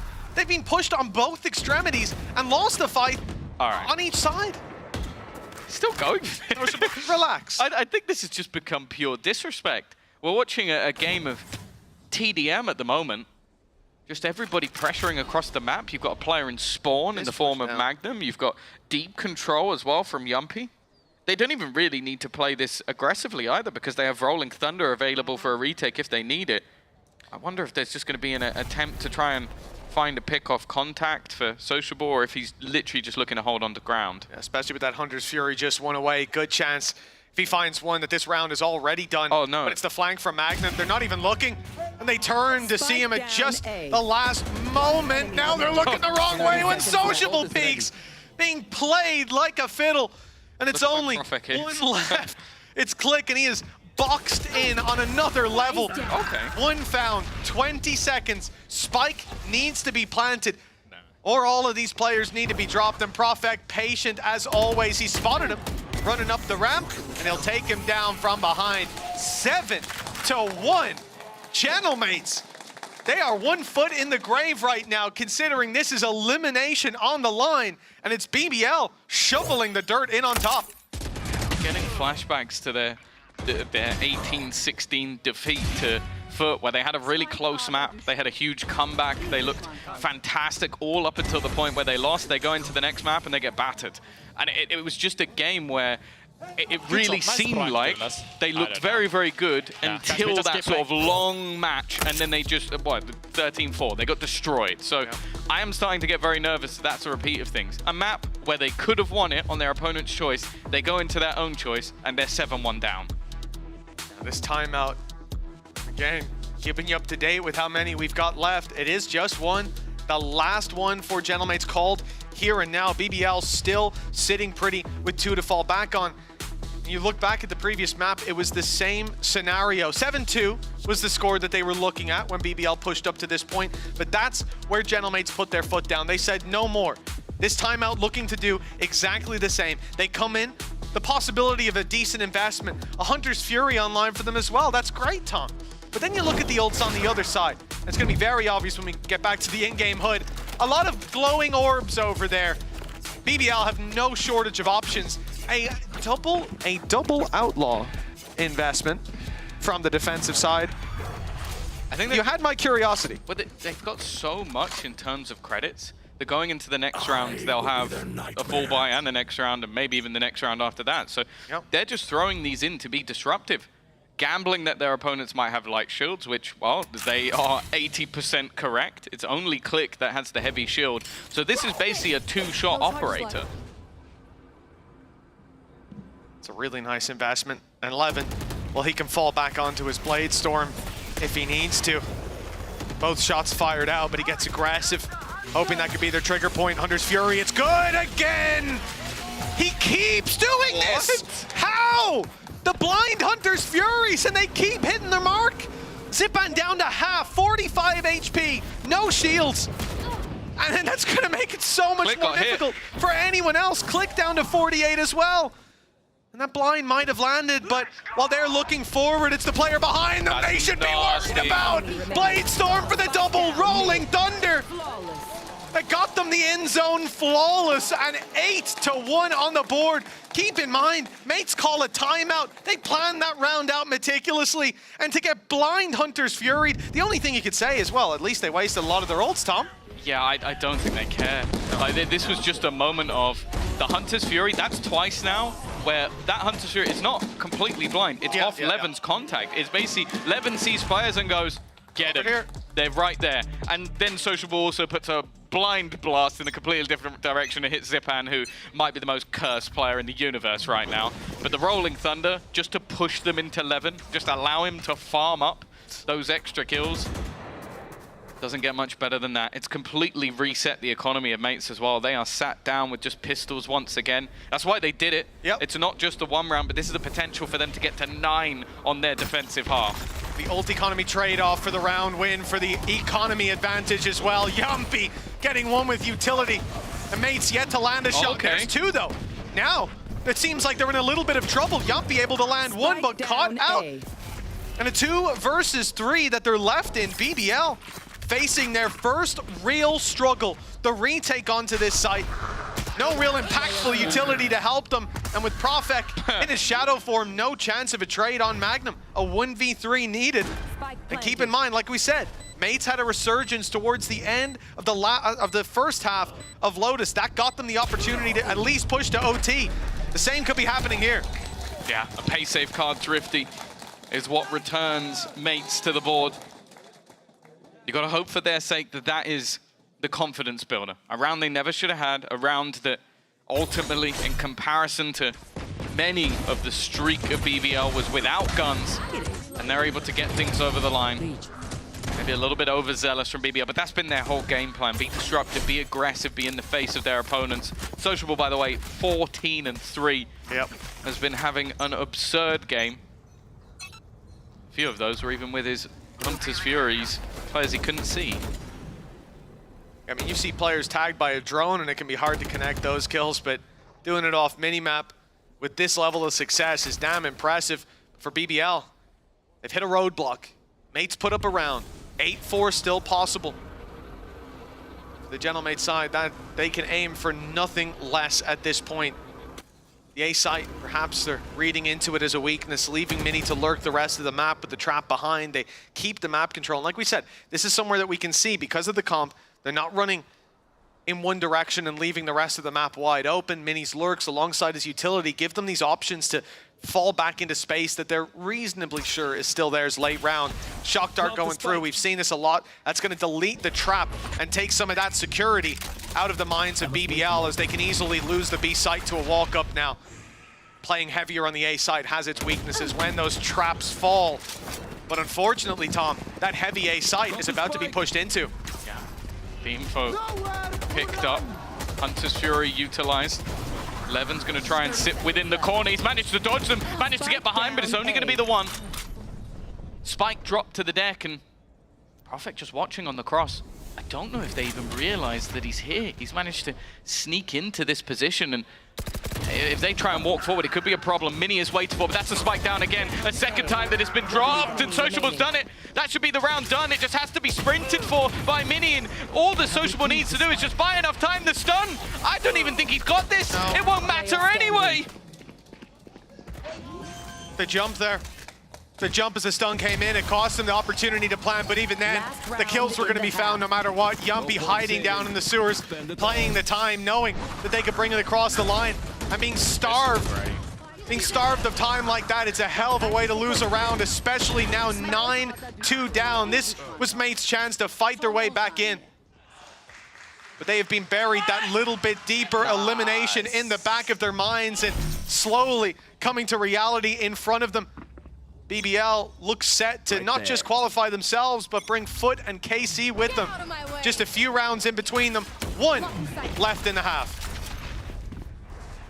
Could be a sigh of relief for the squads left to play. But also after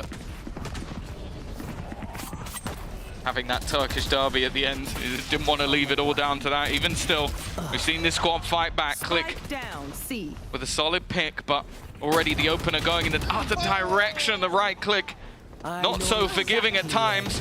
Kamik has done well. A quiet performance from him so far. An uncharacteristic one on a map that's been his favorite, but maybe this could be his round. Even still, though. Oh, he's going to get picked off. Sociable is just on fire right now. His utility, his ult says shock darts through the wall. He's grabbing them, the reveal, helping him along the way. His whole kit. He's making Sova look like a duelist now, Tom, and it's been a while since we've seen that level of success, that consistency from Sociable. What a time to come online like this. Double digits as we close out the half. BBL inches away from qualification. Yeah, it was a fantastic half of play from them. They are close to that qualification for them and their buddies, but there's still another half to go. Mates need to break back. Out of charges.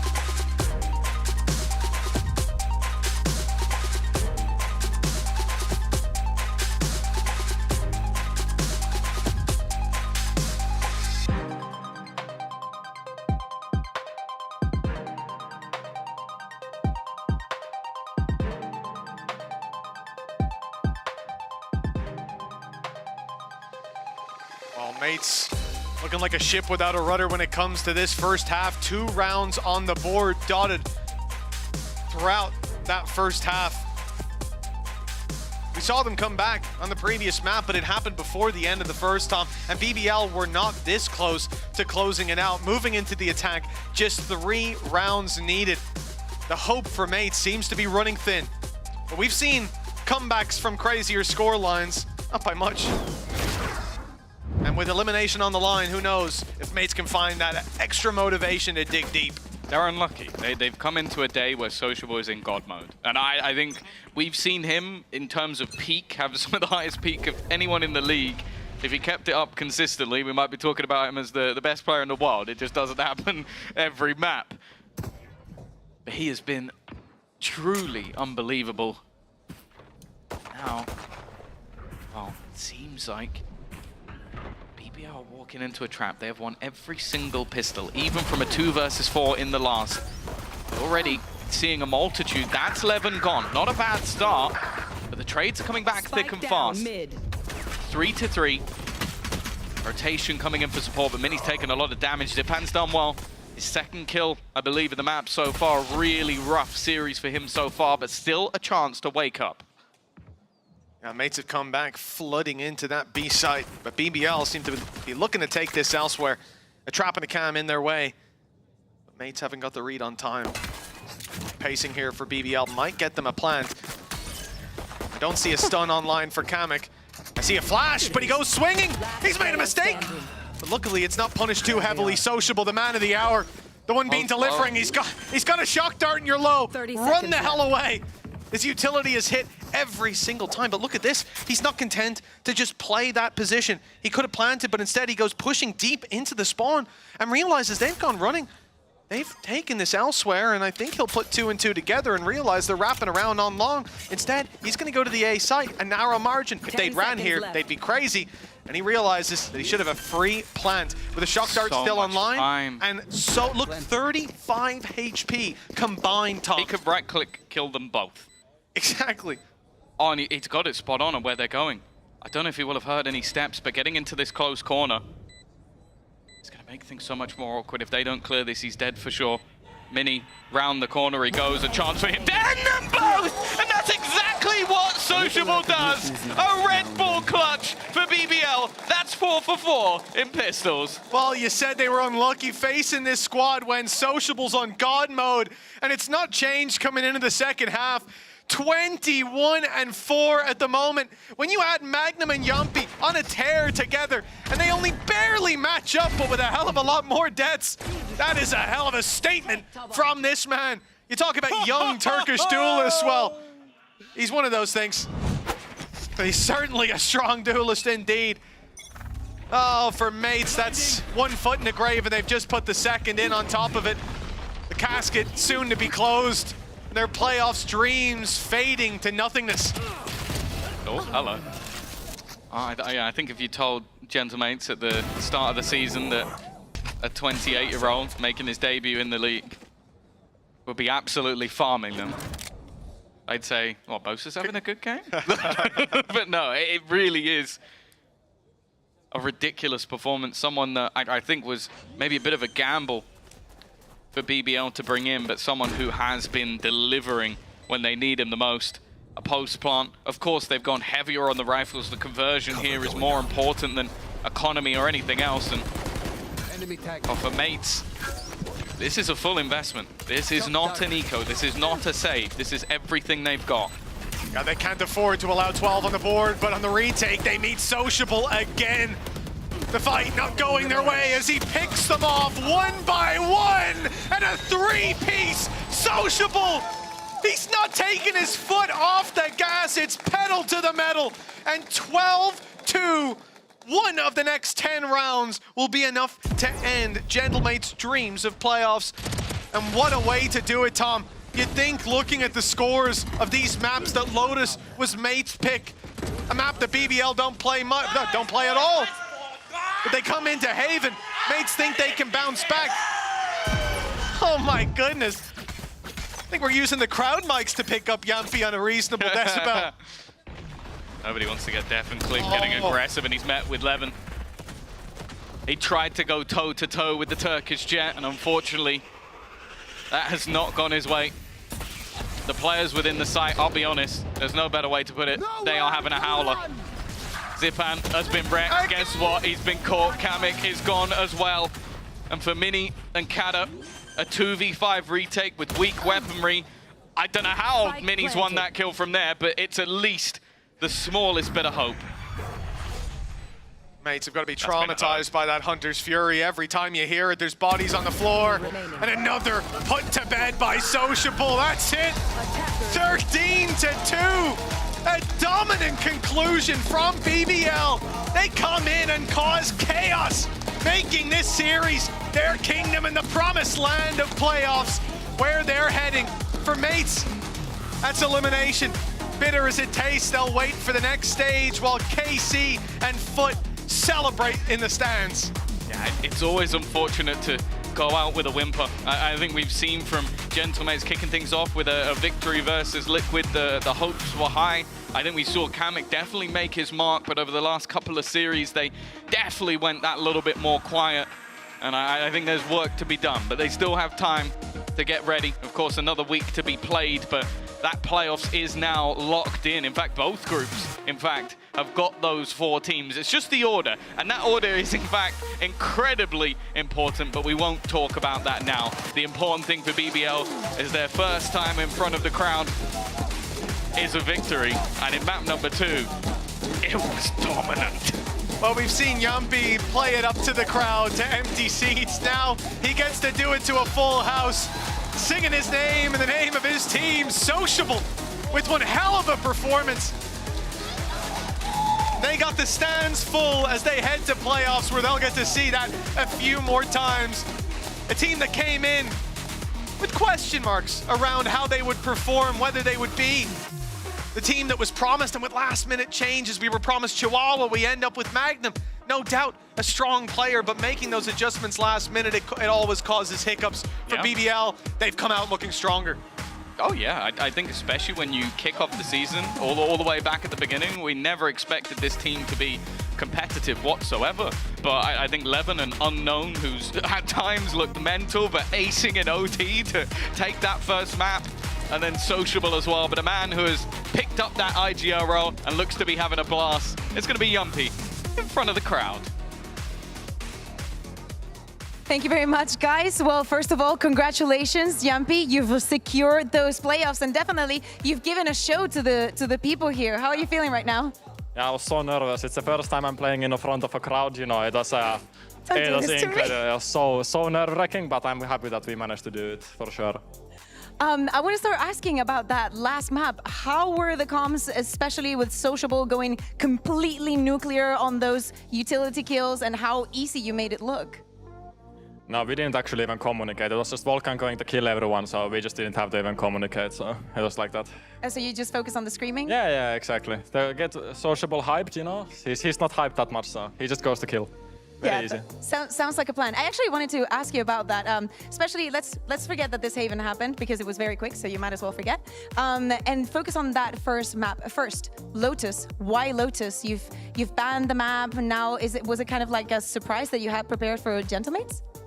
I think we've always been good at Lotus. Maybe it was just a confidence thing, but yeah, I think Lotus was actually better, in my opinion, at least how I felt, and the score looked. I think in a lot of when they did the comeback, we were actually doing the correct things, that maybe we just lost some of the aim duels. So I'm actually still pretty happy about how Lotus went, even though it was a very close map. People have been highlighting how much you've grown. How much you've grown as an IGL, and definitely the results are proving to be very, very good. How do you manage to stay calm within your head? I know that you have a lot of experience, but how do you manage to stay calm within your head with all the screaming and the cheering, and how do you get back into game quickly?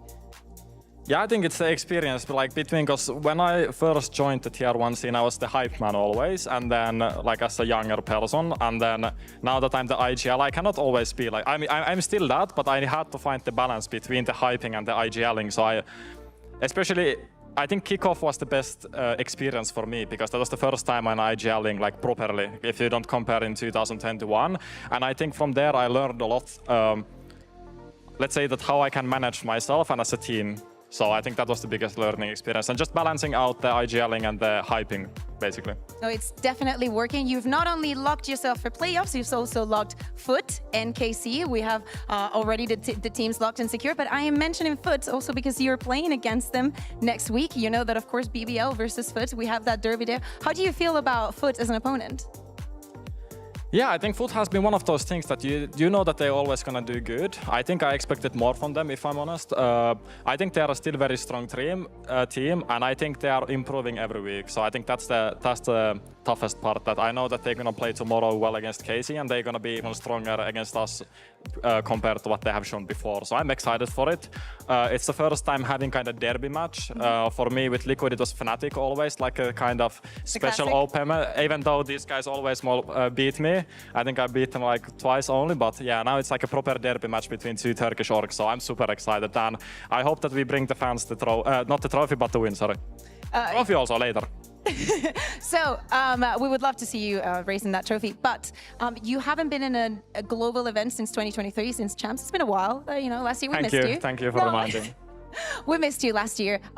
What do you think? We were speaking earlier on the desk about the winning conditions. What do you think is one of your biggest winning conditions moving on to playoffs now that you've secured them? How can you make it to Toronto? I mean, the first thing was to play in front of a crowd, you know, that we've been missing that, you know, get that experience out. I think it's just a comfort zone on that stage, you know, everyone being confident, doing the things outside the life also, outside the game also good. And we try to get together as a team as much as we can and trusting each other, because that's the biggest thing, that once the team loses the trust of each other, I think you're out of the game already. And I think we have seen it with some of these teams that have been doing changes lately.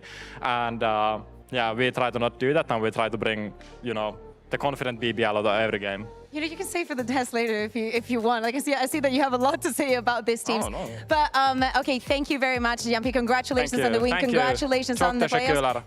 Thank you.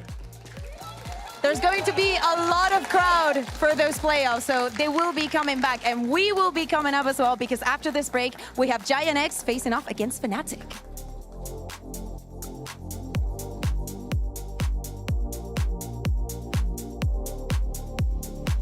Elias, it's yours? Can I see? And how does work?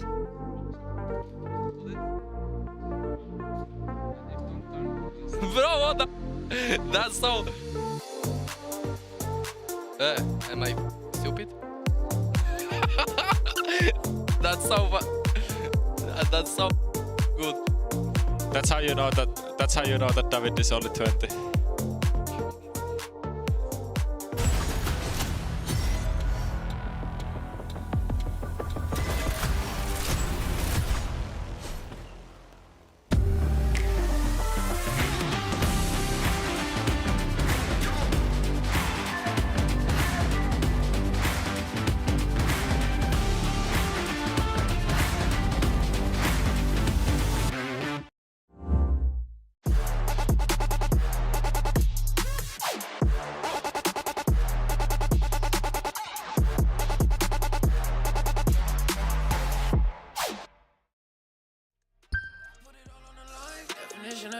Yeah, I feel like a champion.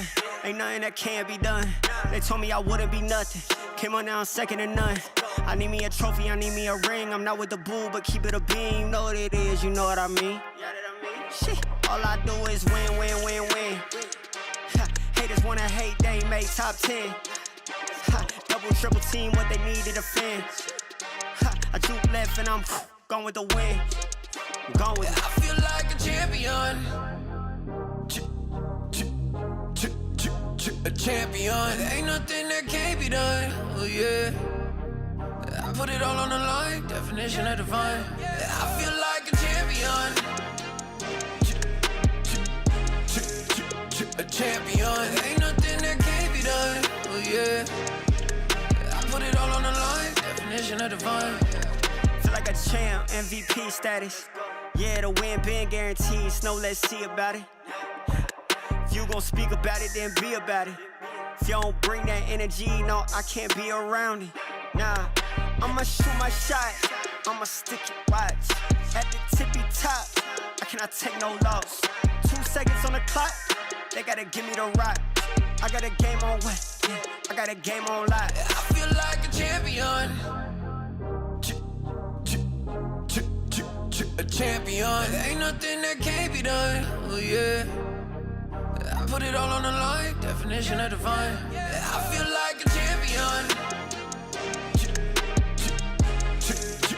A champion. Ain't nothing that can't be done. Oh yeah. I put it all on the line. Definition of divine.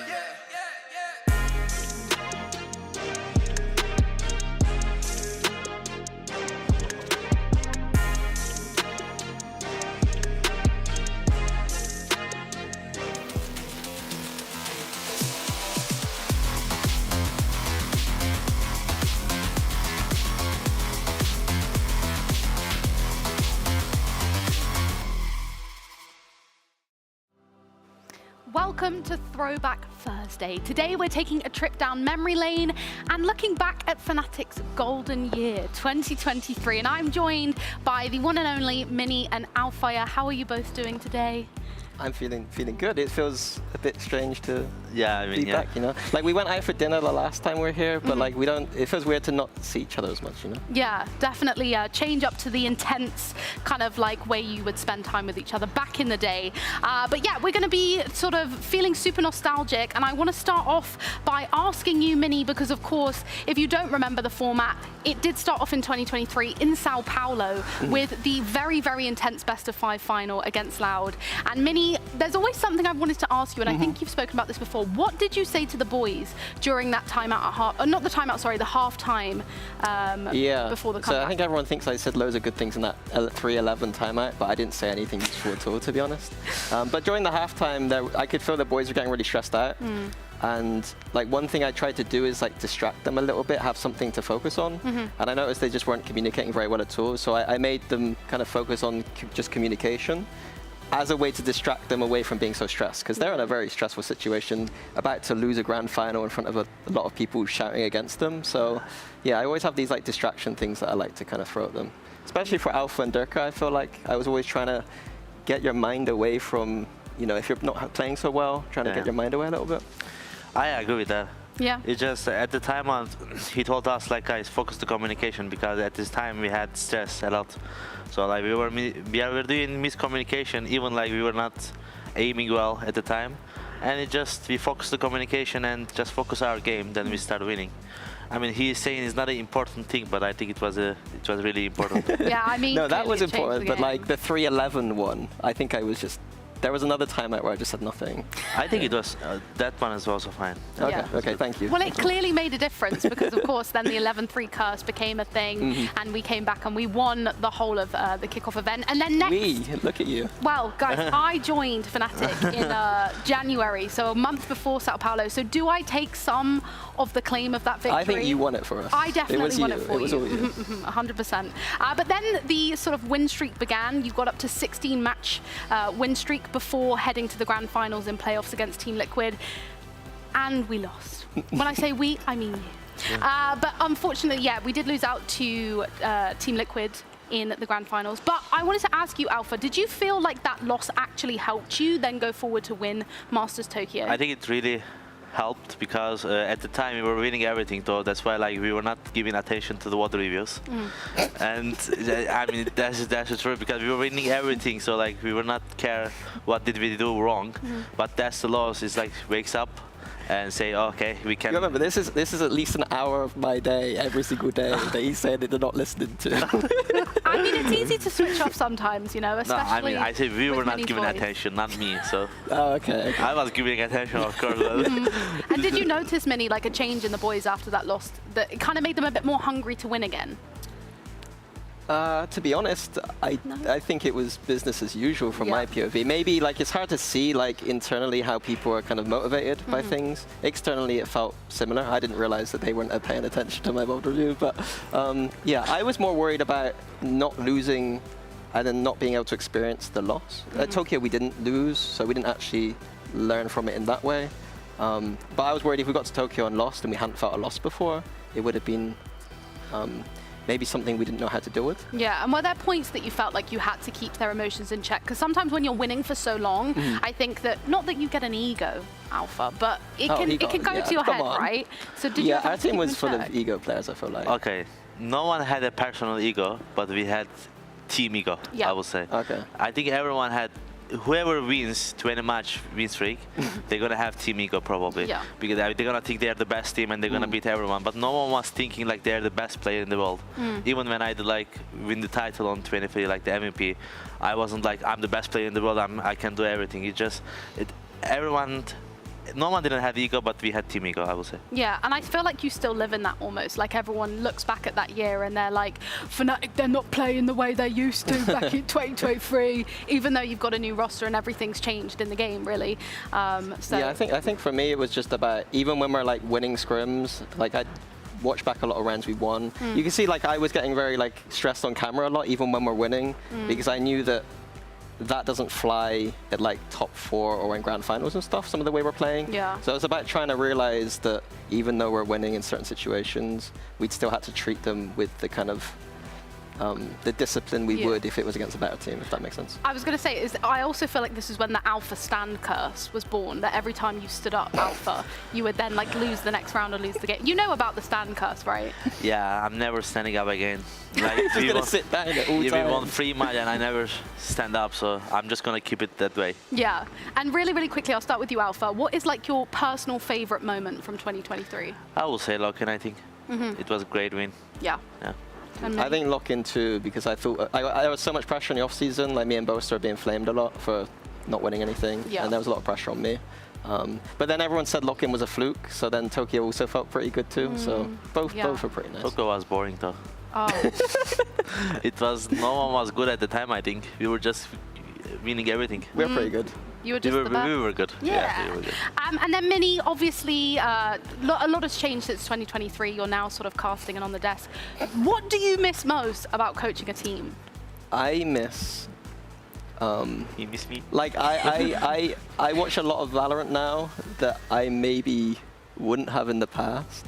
And so I have to watch a lot of teams where I feel like, oh, I wish they just did this thing. And I don't really have as much of an outlet to like put it through, if you know what I mean. It's like if I see some bad stuff, I'm like, I would do it this way. But I can get to do it on the cast a little bit, but I don't actually get to do it in the team, if you know what I mean, and like prove that like, no, this is better, you know. I have to just say it and hope people agree with me. So that's the thing I miss. I mean, an amazing year, and of course, we're now in 2025, and Fnatic, they're still on top form. So let's take a look at how they play in today's game. And it looks like we're getting a different view of Fnatic in this 2025. Welcome back, everybody. Yes, you're watching and you're seeing right now Fnatic getting ready, because today they will be facing off against Giant X. We know that the stakes cannot be easily compared between the two teams, because as you know, Giant X is currently eliminated from playoffs, 0 chance. But Fnatic, they're still looking for that top seed, Meg. Yeah, I mean, they love to win. And I don't think that that's going to be any different today. I think also, although Giant X are out, of course, we're going to talk about their 2 new players. They are still playing for something, and that's champs points. Now, I don't know how likely it is that they're going to make it to champs, losing out on, you know, playoffs and the points that you're going to get from that, but we shall see.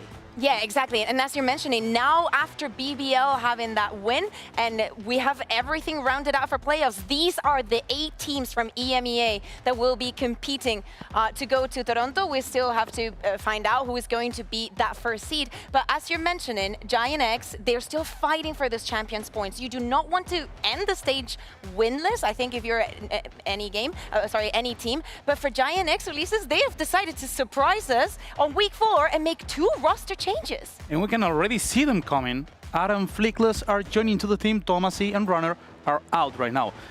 I'm not gonna lie, I'm a bit sad. I will miss Runner and Thomasy. I really like them seeing playing. But to be honest, I'm happy to see players coming from the Spanish league. Aaron Flickless. It's not the first time, right? It's they take a lot of players, you know, from the Spanish. They always poach in the Spanish league. I don't know why. Maybe, I like it. I like it. Maybe we're talking about the best regional league. I don't know. Yes, we are. I think so. I'm talking about the best regional league and player from there. I would like to talk about Flickless. Flickless has been playing there for 2 years on OCAM. He's doing a performance that is amazing. And to be honest, he's not only individually gifted. We're talking about a player that is also willing to serve all the players, to try to shine every single round. He's amazing, and I only need 2 rounds seeing him play and hearing him play with his comms to know that he's VCT material. But on the other side, if I have to talk with Nara, he's so young. His first match on a BCL was 1 month ago, and he was shaking on the first match. And today, he has to play in front of a lot of people in the crowd. I also think it's important to mention that it feels like it's just a little too late, you know, because a lot of people were making those roster changes at the very beginning of stage 1, and we're now seeing them come into action. They're now locked in, relaxed, and now you're bringing in 2 new members, both young, like you said, both sort of new to the stage and performing in front of a crowd, and we're expecting them to pop off. I feel like you need to give them a few weeks, and this is a really important moment to put 2 new members on and expect them to perform. So we do not expect like kind of like a day 1 Sibeth kind of play, just surprising everybody. Is the pressure going to be on you because of who you're representing? I want to also speak about the experience, right? Both Thomasy and Runner had the year in their back on VCT, and they had already proven that they could also be very flexible. Meg, is this something that we should be concerned about? We were seeing the roles and the agents being very similar, but when we speak about the flexibility, not just for today and the week after, we're speaking about a potential for the rest of the year. Should we be concerned about this? I think so. I mean, I kind of speaking to the now, they're going to be filling the roles that are needed to be filled. So it's kind of almost not a choice. They're not going to change up the whole roster for the 2 new players. So they're kind of just being chucked in onto the roles that Thomasy and Runner used to play, and they're just going to have to adapt and learn. And again, talking about experience, it's really unfortunate that they're going to have to do that with the lack of experience and flexing through all of those roles. I know, I can't remember if it was Flickless or Ara mentioned that they're coming from a flex role already. Am I right? Mostly the flex role is coming from Flickless. He used to play, he mostly plays supportive. He's playing on Breach, KO, but he's able to play mostly every single thing, and also sometimes he was playing also some duelists. He's individually gifted. Yeah, and also we've seen also in a post that they are going to still be playing Rising. They still have one more day to play, and if they make it to playoffs, they will be playing in both of the leagues at the same time. I do not know if we want to see it. What we are going to see is for the first time in forever, Milan versus Pipson. The changes that we saw in Fnatic at the beginning of the stage are giving them a fresh face. Milan currently is undefeated as a head coach, but last year, Meg, he was side by side with Pipson working on Giant X. I mean, I love an enemies to lovers arc, but this is a lovers to enemies arc, you know? Like, they've obviously previously worked together, and now they're going up against each other, and I feel like that's almost going to make them even more hungry for the win. When you've worked with somebody previously and then you become their ex, it's like, I want to win, I want to beat you and prove that I'm the Lovers to enemies? coach. Yeah. What's your take? For me, it's easy. I see every single one like a people. One is chill guy on Milan, and just a people chill guy. angry into Pipson. He's people angry always. Okay, so we know that, of course, the stakes for the side of Giant X is getting that win on the board. For Fnatic, if you want to go back to those golden years that, Meg, you were speaking to Mini and Alpha year about, of course, things need to change a little bit, or they need to stay, as in we've seen throughout this stage. They can be that Fnatic that wins it all. So, you know, it's getting warm in here, so how about I shut up and we welcome the teams onto the stage. Here's Fnatic and Giant X.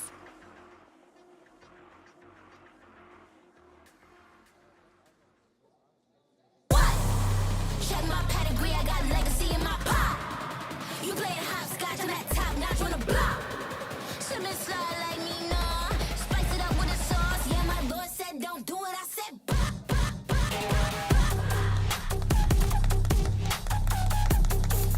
yeah, my lord said don't do it, I said yeah, my lord said don't do it, I said I can't keep up, play follow Lita, big queso, I'm born with the ether, but I still took a heater, no halo, I've been with a handgun, I've been on my King Kong, on payload, I've been on what? Check my pedigree, I got legacy in my pop. You playing hopscotch, I'm at top notch on the block. Shouldn't slide like me, nah. Spice it up with a sauce. Yeah, my lord said don't do it, I said what? Check my pedigree, I got legacy in my pop. You playing hopscotch, I'm at top notch on the block. Shouldn't slide like me, nah. Cholula with the sauce. Yeah, my lord said don't do it, I said what? It's never too late to make your debut here in VCT EMEA. It doesn't matter that it's week number 4. 2 new players joining in for Giant X, still waiting to see if they can get the first win of the stage on the board. And Ulysses, please guide me through this map, Vito. We're gonna see Peking GX Aston, so they want to go to something that is. I mean, I'm not surprised. GX is bringing 2 players that flight 2 days ago. They didn't have that much time procking. They were procking also with Ocam, so I expect them to be playing much more likely like a ranked. And Aston is one of the maps that every single one knows how to play. Yeah, I'm very surprised because Giant X moves away from that icebox that they've been banning the entirety of the stage. Fnatic won the coin flip and chose to be that team B, so they put them in the spot. And Fnatic does not want to go to that icebox either, Meg. I mean, we've seen them ban it in week 2, so I think they knew that they could leave that in there and it was very unlikely to be picked. I think this first game on Ascent is going to be so important for Giant X to win out because the rest of the map pool is looking like it's going to go in Fnatic's favor, in my opinion anyway. No, I have to be honest. He's going for Fnatic. Yeah. So we're still feeling that even though Giant X, do you not think that there's an edge when you bring 2 new players onto the board? I know the Fnatic has been looking very, very good this stage, but there has to be a saving grace for Giant X. I think to do it now against a team like Fnatic, who has such a roster that's full of experience, that is full of these amazing plays, these unexpected plays, they can adapt on the fly. I think it's going to be really interesting bringing the 2 new players in who are learning the comms, learning the maps, learning the way that Giant X have been playing previously, because in that moment, are they going to be able to adapt on the fly? A match I like don't think this, so. without pressure, could be maybe a good spot for them. Maybe GX could do something, and it's a proper honeymoon. But to be honest, they're facing one of the best teams right now. Oh no! I mean, I'm going to say, Wow. I love to to see Alpha on a Sentinel, and if it is the buys, welcome it is. Crashes also have been having a great performance on the Deco lately, Meg. I have to say, Crashies has obviously flourished on the team since the beginning at kickoff, and I am so here for the Alpha Vice. I said this back in the Game Changers playoffs, that I am a Vice enjoyer through and through. I go feral for a Vice, and to see Alpha playing that Vice, you just can't beat it. I like it. I mean, we're talking about one of the strong holders of the competition. And if you bring him in with Vice, having all the spots covered and also having a flash to pick, Alpha could be just holding any side as he wish. Yeah, and we're speaking about the new players, the head-to-head Kayak versus Ara. Definitely with the performance that we've been seeing from the Fnatic duelist is going to be very, very interesting. But Meg, you were having a chat with Alpha and Mini, so now as I'm tossing this to the casters, I want to ask Mini, what do you think of Alpha here on the Vice? And Pansy. Yeah, all right, Bayer, relax. I'm going to be asking the questions here, and actually we will come to that. We will focus in on this map. We'll talk about the new players, we'll talk about the composition, but I do want to start a little bit wider out, actually. I want to talk about the veto here. Do you think this is enough of a win con, or maybe even just stepping towards that for Giant X? Because I feel like they've carved a little space for themselves. Yeah, I absolutely love this veto from Giant X. Taking out Split immediately, which wasn't great for them last game, and looked phenomenal for Fnatic. And now testing Fnatic's map pool. We haven't seen Fnatic on that Ascent or Icebox, and they've been banning them quite early into series. So I think this is a very good approach from Giant X. The other thing I talk about is that Ascent is a very, historically standard map. Yes. And I think that that's a win condition for a new team like Giant X. And historically, it has been a stronghold for the likes of, I guess, Cloud, you could say, Pipson, and the teams he's been as well. This has always been a solid map for them. And we will talk about Fnatic in the roles they're currently playing, because Alpha on that Vice is certainly something to look towards, but also my eyes can't help but turn towards Flickless, and obviously Ara on the other side. A very aggressive beginning, so I'll pause my thought there, as Ara already gone from this round, as is Flickless. So a quick welcome to the VCT. It hits a little harder in these leagues, and Fnatic stamping their authority in a 4v3 early on. Yeah, with this new composition, I expect rounds like this from Fnatic. We haven't seen them play it, so all the tricks are going to be up their sleeves. Yeah, it kind of puts a little bit of the pressure on Giant X to be up to the challenge, right? And this isn't exactly a highly played map for them if you look at the amount of times they've played it, but it's obviously sat well with them in the past. Now we look at what they can recover from here, Giant X. It looks like that focus to split through trees, still focused towards that A side, but Kron is waiting. Nice. Another connection towards west side. Kayak as well catching Cloud, trying to slip the smoke. Spike now loose, and Purpo not really able to make much impact through main. So try and maybe find a new way here, but I think Alpha will have heard these steps. Yeah, he absolutely has. Clean work for Alpha in the end. And looking at these new players, trying to get comfortable on a stage like this, it is a different environment, and it's a big opponent to begin against. I mean, we've got a 22-year-old in the form of Flickless, and Ara obviously 20 years old coming in from that UCAM sort of team. And scouting-wise, you've always been one of those players, or sorry, coaches who've looked for these upcoming players. Have these two ever featured on a list ever? Have they ever been in that conversation for you, or are there were other prospects that you'd focus on first? I believe Flickless has been on my radar. I think specifically the list might have been the 6th man for Fnatic during 2023 when we had Kamek. He might have been in the list because he plays the same roles. His name's definitely been there and someone on my radar. For Ara, I have no idea about this guy. Coming up through tier 2, his stats seem decent. But yeah, I'm excited to see him play. Yeah, it's a hard first opponent, isn't it? To feel comfortable against as well. And somewhat unknown. You don't really know what Fnatic are going to look like here. And we do have this new composition as well. Yeah. As Bayer was discussing, this should be a throwaway round. It is only classics for Giant X. So how do we feel about Alpha in this Vice role? Alpha specifically, I think he'll be fine. I think that Fnatic, they're going to have all the tricks up their sleeves for this first time they've played it. Yeah. So Giant X doing a good job for the rest of the teams who are going to play Fnatic later on Ascent, trying to expose, where are they cooking, where are they not cooking. But I expect it to be more than fine for the first time. I don't see there being many of an issue. I think specifically for the Vice, for Alpha, having that flash to fight off of is something that he's not used to having. That self-sustained tool. That makes sense? Yeah. So I'll be very interested to see if he's just going to flash and fight people. Yeah, that'll be fun going forward. Nice round there for Fnatic, going through the motions. Did lose out on Alpha and Crashies. Not the end of the world. Absolutely fine. Ticking the box. Now we get to the fun part, right? This is when we really focus up on Giant X and how they want to approach this. It's a bonus for Fnatic, so the buy is going to be shaky at best. A lot of light shields out to play, a lot of leftovers.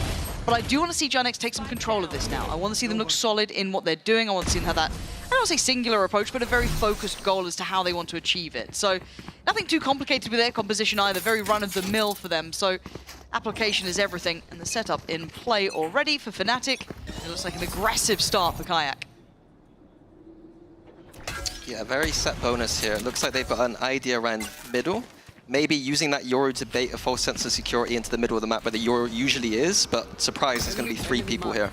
Ooh, what's the plan to go on this one? A lot of presence shown already just by spamming that smoke, the owl drone there, all of the bits and pieces. And maybe a further crunch to this. Yeah, Ara's going to have to be quick on his feet, dip away towards top middle, and try and reset. Fnatic aren't giving this space up for free at all. No, they don't get much from it. A little bit unlucky, perhaps. The recon did ping. But now Fnatic reset. Yeah, for Giant X, it looks like that drift up middle, up cap, straight towards that A site. But we're looking towards where that util is invested from Alpha. It was the early flash towards B, but we can see the wall now. Presence towards short. This is lovely. This is stalling out and allowing for that third man in rotation. And you highlighted there. Look at that deep line for Kayak. Yeah, Fnatic got them completely surrounded here.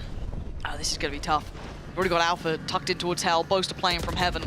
And the split is mostly focused through towards Tree, but it's segmented. Flickless with a lovely little double, gets themselves on the site, and they have some security here. I can have his work cut out trying to work it back through, but I didn't even think about Teo on this map as well, breaking down that door so easily. It doesn't really make many odds for now. And they make this costly, whereas Giant X got some stability here. Waiting patiently for anyone to overpeak. Not seeing that now. You can see the temptation from Ara, but not going for it. is going for a really late lurk. Time is maybe just trying to cost them weapons. At this point, this is still the bonus for Fnatic, trying to lock them in. Maybe cost them some of these rifles, but if they do path down towards Tree, then they're pretty much scot-free here. Crashes and Chronicle are 2 with the Vandals, but they may be opting against it. This is on Crashes now to farm up. This is nice from Kayak. That's a rifle cost. You don't want to lose more than one more than that's been dropped. Crashes going to make it costly. Big economic damage in the end. Very nicely done. Costing them 3 of those invested rifles. The Fnatic Chronicle's going to keep his. The rest can reinvest. But still, Giant X showing some looks here. Yeah, it came down to Alpha on that A site, and I thought that if he played a little bit more disciplined, perhaps not under... We called that spot Alpha when he played. He loved to just sit in that corner every single time. But unfortunately, he's kind of isolated there by himself. There's not too much support. I like Fnatic that they had good surround, but ultimately, if your site players are dying, then that surround doesn't matter. It's a great first stake of claim for Giant X. That's got to feel good. Get off the starting blocks. They haven't had a totally awful run so far. They haven't been able to claim a win yet this stage, but they've been picking up maps here and there. But obviously, with new players joining the roster, you want positive results. And I feel like, as you highlighted, this is a good area. This map could be a good place for them to find some potential. Kayak still on that Outlaw, dealt with so easily. Yeah, there's light shields to maybe try and work it against, but Cloud absolutely diffing him. I think that's something that people don't realize. The Guardian's extremely strong against these light shields too. You only need 2 shots to the body, so it does act as like a slightly nerfed Outlaw at times. The unfortunate factor is that they still have Alpha with full setup on that B site, no early test of it, and we're sub a minute, so they could potentially reinvest towards A. I like this reposition towards main from Crashies as well, taking a bit of that space away. They can't be completely passive. But looking at the pivot, Giant X trying to paint this picture that's going to be this A hit, but it is leaning back towards B. Yeah, nice maturity in this mid-round. Nothing too obvious, but they need to check Chronicle. Oh my god, Ara was quick to adjust there. Really nice. Now the first real challenge for Alpha on this, it's a lot to handle on this site, and he goes for, I mean, that was a bold maneuver from Alpha. It wasn't going to work out. Ara with a lovely approach towards towards B, straight up middle. Plant's going to be there. Giant X looks solid here. These lovely rotations, they're kind of getting that pick, slowing it down, working the map, feigning that A presence, and that late look back towards B. I've got to say, it felt like, who was it, Kron? Kind of sat towards Pizza, could have had something there, but just wasn't to be. Yeah, it felt like very old school sense to me, almost like 2021 vibes. Pipsons have been around this long. I remember these rounds that he used to do against us 5 years ago almost at this point. You know, pivoting that middle area is very strong. So it might be something that Giant X continues to try to do is, you know, put that pressure towards short and middle and then flip it. And then when Fnatic kind of start thinking it's a fake, then they just go direct. And this will be a big challenge for Alpha going forward. If they are going to continue to kind of leave him, I don't say on an island on B, you can hold it just fine, but it's that level of comfort that he's going to have. Is he up to challenge on it? Is he up to the test on it? Didn't like the walk through smoke off the back of, I guess it was off the back of the flash, but it just didn't really have the length to it. It felt a bit desperate to give him a bit of an out. They were in a 4v5 situation. It looked like Fnatic didn't quite know what to do with their macro in the 4v5. Usually they'd be, you know, we want to play very strong here, very weak here, but they're a bit spread out and didn't look too committed to one idea. See if they can pull that back in. Cloud here does have ult as well. Looking through any early progress. Crashy's only one away from his, and so is Kayak. Economy not great for Fnatic, but considering they've lost 2 in a row, they still have a little bit to work with here. Do they have something special for us? We don't know how high up this is in their veto as well. You'd imagine for Giant X this is a map that they can depend on more than before. I have to go in. Should at least connect towards, I imagine, Crashies. Don't know if it caught Boaster as well, but beyond that, again, Kayak taking over this B main approach. Giant X seem to be playing a very anti-eco style, and the guns might be a surprise to them here. Yeah, again, it depends who they kind of greet first, I guess. It's Kayak with the Phantom, Crashies with the Vandal still. Split, of course, across the sites, but it's feeling like that slow build towards A is coming in. Crashies is going to give away that he does have a rifle here. And now the problems start to mount. This is going to be an issue. Boaster trying to play it forward, but he gets caught. This is gorgeous. Giant X looking like they're on the same page finally. This looks good. Ara looking to try and slip the net. Finds a man. That's Alpha gone. Not having the best of times in those smokes, old Alpha. And now Kron, he was already on that Sheriff, so it was never going to be easy for him. But Kayak coming over with the Phantom might still be able to do some damage. But by all rights, this is solid from Giant X. Westside going to probably close the account here. Ara just going to confirm it, and in zone flawless. Giant X have every answer they need so far. I thought macro-wise Fnatic had a decent round there. They set up Kayak on the B side of the map deep into B main, and it did over-rotate towards A. So they did have almost 4 people ready for that hit. But Giant X just had the ult advantage and economy advantage to deal with anything that Fnatic had there. I do like from Giant X these like little prods into Garden. Like instead of going traditionally up through short onto the A site normally, they are pressuring that Garden. It's worked out twice for them now, getting a kill in that smoke. And look at the switch of setup as well. A really high focus here towards Tree, towards A main, putting that Vice all over that area. So a different challenge coming forward. Yeah, his wall on short as well, like here. It's a very awkward wall to default out. You can't just run up and jump around it. Yeah, you're kind of committed it's already. Very committed, yeah. Oh, big tail. Okay, does nothing off the back. Okay. You'll take it. Yeah, we'll take one. Look, it's better than Governor's. He's done well. And that's one of the ults removed. Liquid did have that KO. I think, I'm not sure if he had it into this round, but still, that's rather lovely to take away. But they should be starting to get a bit of a read of what's happened here. This adjustment, they're going to note surely some of this Vice utility, going to note that there was that presence from Crashies. Do they then start looking for other options? It looks like that is the case for Giant X. Westside is hitting today.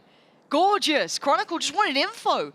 That silence became really pressured, and he got it right back. 4v4 now. I think unnecessary mistake from Kron though. He could easily just be jump spotting. He doesn't need to move the rotation at all. Fnatic are set up strong towards that A side of the map. This is tough though. Down to Kayak. Gonna be forced off this one. Nice. Gonna go for the ult. Gets him out of there, can reposition towards backside if he fancies. And also Boaster slipped in, but look who's been caught. Purpo catching Crashy is really going to create problems. Boaster tries to greet him with a smile. Ara still going to be fighting forward. Time getting low now. 10 seconds cleared. Giant X showing off now. 8 seconds. They got to get a plant, and Alpha is a problem. Until then, Purpo, safe pair of hands. Giant X absolutely outplaying Fnatic here in my mind. Yeah, Giant X just looked comfortable. Like, that pick onto Chronicle was the round, in my opinion. Yep. But Fnatic don't seem to have the most comfortable defense theory. And it's never been a map that's particularly strong for Fnatic. Even in the 2023 year on that throwback Thursday tournament, you know, we got away with a bit of murder, not having it picked against us sometimes. So, not a map that Fnatic are traditionally known for. No, and it is quite surprising because, again, I feel like this map does play out quite traditionally, right? It's got a very standardized approach, at least from what I'm seeing from Giant X. You know, we're not seeing anything too tricky about how they're playing this. And, again, Fnatic, in my mind, do tend to have very good reads of how they want to approach things. Speaking of, hold on. Cancels that plan. I thought he might have followed a little bit further on that one. Yeah, he's the only one with the bigger gun here, the Guardian. very composed from Giant X, knowing the economy situation. It's going to be a slow round. An additional body brought towards mid here. Crashy's trying to complement Chronicle's position. The Aldrone shown from Market. We can see the tech here, the Vice Flash on the arch, something I've not seen before. Era has to be careful here. And now noting Crashies, would you then pivot further towards A or explore that option? Alpha, the timing is going to be curious here. Ara is getting closer. He's had look lovely from Ara. This guy's doing really well. You want to see a young star like this having those impact rounds, but this one is just good farming. Great trade for Westside too. They're catching everything they need, and all eyes turn towards Ara here. And he's caught the perfect timing on this. Chronicle caught with nowhere to go. Follow-up looking likely not to be. Boaster outswings, but still the numbers sit with Giant X, and they have the sight. Yeah, the guns situation isn't great for Fnatic. Retaking with an Outlaw and a Guardian. Not ideal. So much still to play with here too. Purpo's still got that paranoia. Smoke just coming back in. Flickless as well, ready with the flash if it comes down to it. I don't see a way in. And certainly not like that. Caught off guard, Westside has been firing on all cylinders. I've got to say, Fnatic need a timeout. They need to switch something up here. Meaning, what would you be saying in these moments? Because, again, Fnatic, I feel like for the last couple of games have been on this really good increase. They've been looking better and better per game. Confidence looking good. Now they've met a bit of a challenge on a map that they don't have, I'd say, high up in their map pool. But still, you don't want to be going down in these scenarios here. This is still a game that you'd want to put in a good performance for. I think they're just losing. They're going 4v5 in situations they shouldn't, or just losing a person in situations they shouldn't. Chronicle on Market, I don't think he should have died. Alpha sat by himself on A side. It's the kind of macro that I'm not a big fan of, where you're just like leaving someone by themselves. Especially on that A side of the map where playing for the retake isn't the worst idea in the world. So it's just a bit more of discipline, I guess. You're going to have to get that ready. See, coaching staff mostly leading the conversation here. And one investment that I can see, I don't know if you guys can, I don't think you can yet, is the operator being considered by Kayak. Otherwise, they should be able to get a decent buy around it. Kayak chilled out, relaxing. But otherwise, it is going to be interesting if this is enough of a response, because I feel like Kayak's been getting some of these deep lines anyway, even on just the Vandals, taking good space. Like, Kayak's been fine in my mind.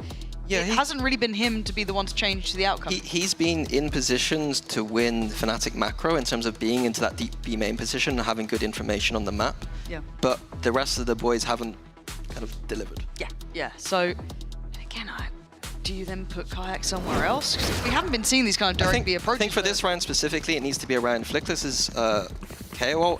Do they have an anti-ult set up here? Is Vice going to be one side of the map to avoid it? It looks like he's not. Alpha's not, so he could be in trouble here. And then also, right here, Alpha also has the Vice.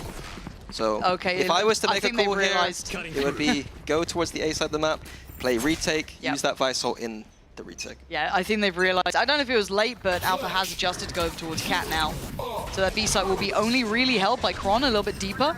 Playing from backside, support coming from Market, but Ara's already ahead of this, deep through towards CT. Are they expecting it? Yes! Kayak with a quick shot. Takes away Ara. And it is all a fake. Yeah, big fake as well, and it's worked wonderfully.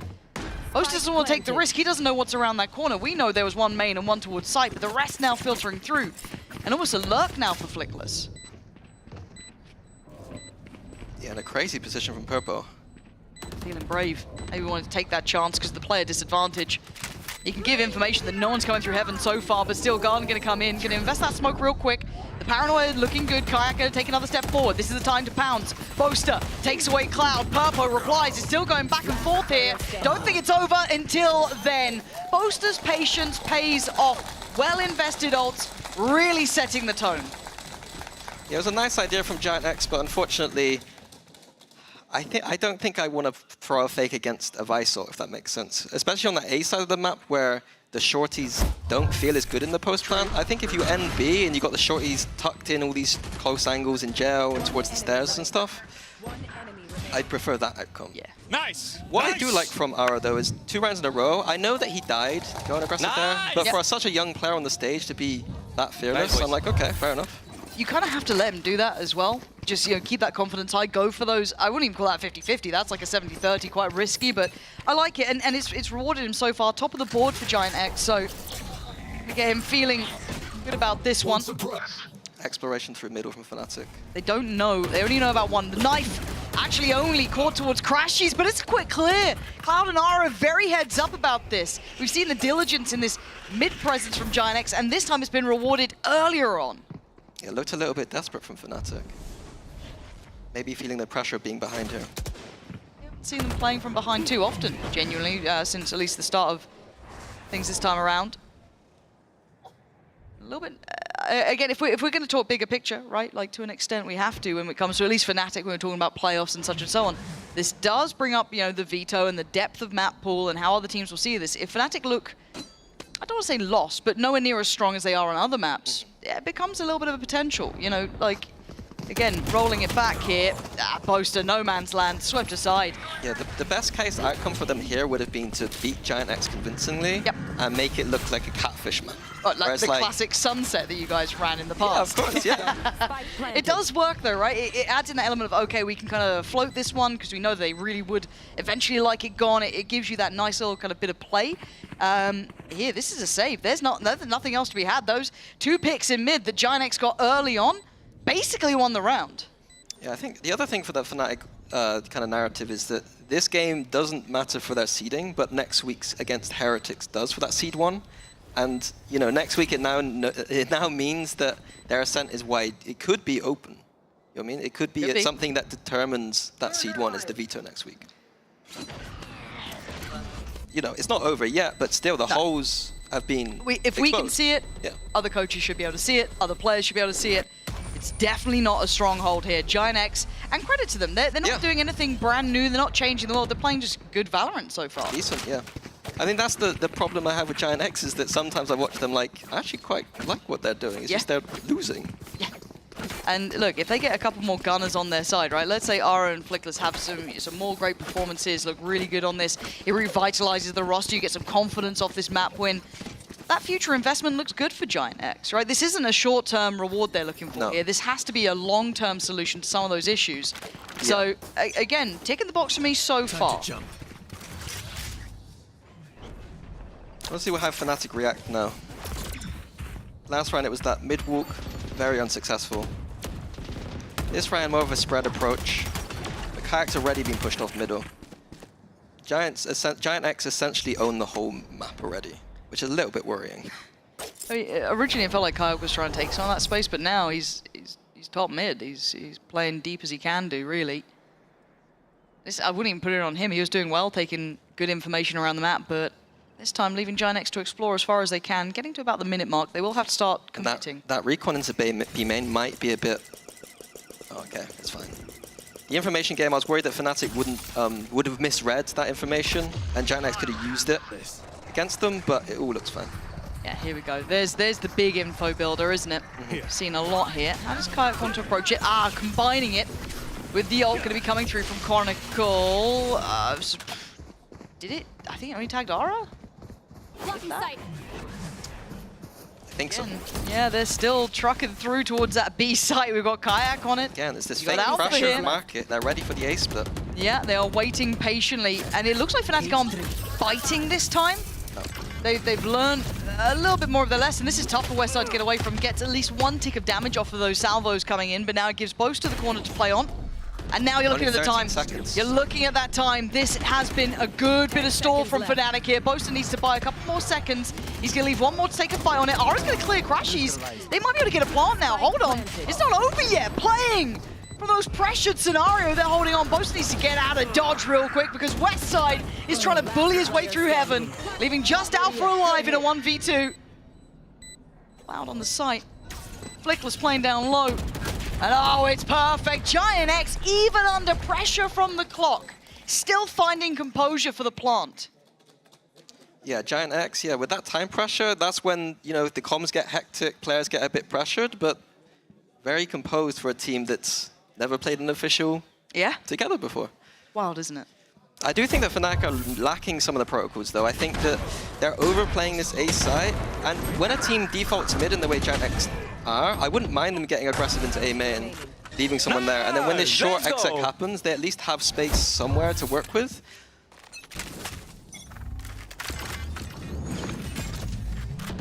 Money not looking great again for Fnatic. bit more of aggression. Nab of the ult orb, but it's a very small victory. Fnatic playing 3 middle. Cloud gonna just get into safety. Aura maybe overextending a bit there. He didn't have to take that. I don't know if he got caught just off the back of the flash, but a good first pick for Fnatic. Yeah, I like the flash play. Again, all the micro I've seen from Fnatic, they've got interesting ideas that I genuinely haven't seen yet. I haven't been studying all my Ascent VODs, but I've watched enough to know that that's not common.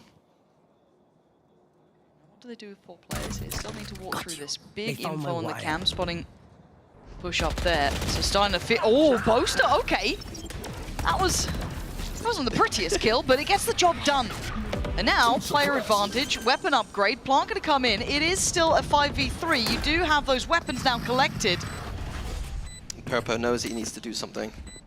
Getting ahead of this, but Chronicle seems aware, and so does Alpha. They are being very, very cautious about this, holding this position. Purpo isn't alone, though. Flickless with him, though. This is huge. Purpo finds the pick, and now it's going to be Kayak in the response. They are now dwindling in numbers. Down to just 2. Flickless still finding bodies to drop, and the defuse starting. He's got to go nuclear. Can't be done. Chronicle defends it. Defuse there for Kayak, and we're up to a 4-7. The pace safeguard thrifty to keep Fnatic in this. Yeah, some nice kills from Fnatic, but what I did actually like is they played off-site on that A side of the map. They can't do that every single time, but it looked a lot cleaner when they're retaking in a situation where they're a little bit ahead. One enemy remaining. Oh, wow, Kron. Very nice.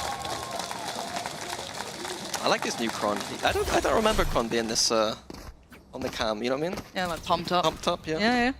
It's good to see.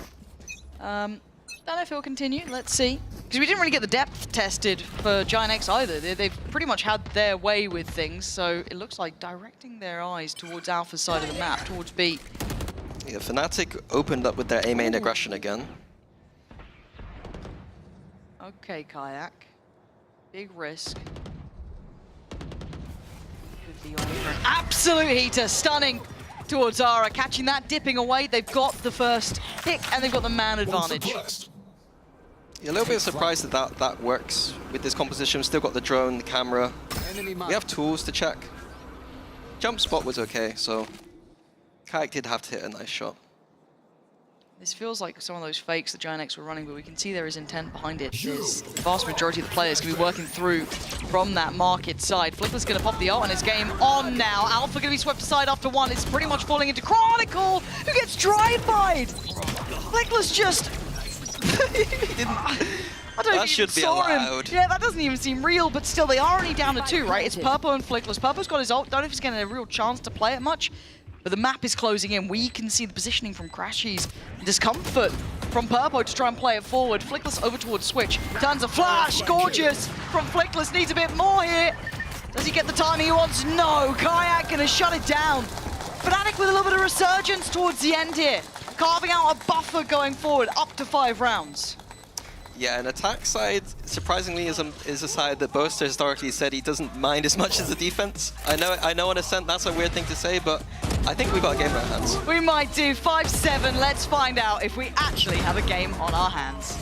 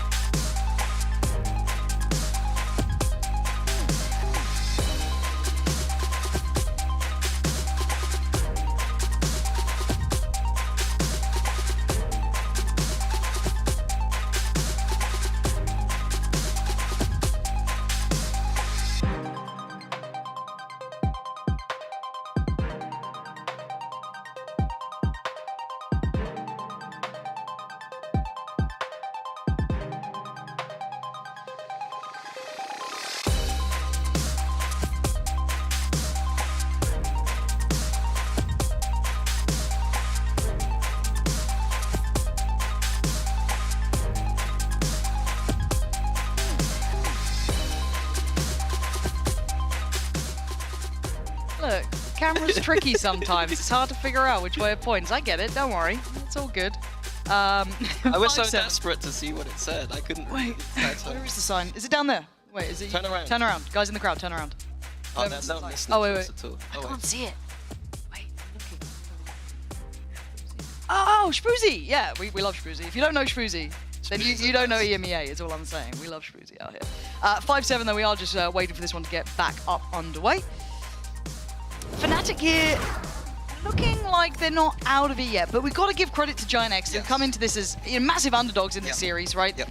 New players coming in, and both of them towards the top of the board as well for Giant X. Ara and Flickless, both towards the top end of things, looking very good on their debut here. But can it continue? We'll see if they've got what it takes on this defending side. And of course, for Giant X, how does it look for them really trying to deal with Fnatic on the attack? Straight aggression here through middle. I won't expect it to be this deep into middle though. Sure not. Oh! Ara clean. And this is nice for Giant X. Just taking the fight to Fnatic. No fear being shown. Flickless trying to back away, but he doesn't need to. Shoulders it well, takes away Boaster. Fnatic looking kind of outdone on this. That's so many players here. Oh my word, outdone. Yeah, beautiful. Giant X, where's this side been the whole time? Still get up. Sheriff's They get some more. was it Kayak. 4? If Kayak goes for this B orb, I respect this guy. And you're saying you didn't respect him before? I mean, Hated I Kayak. don't know how disciplined he is. Off he goes. Come on, go B, go. Go B, go B.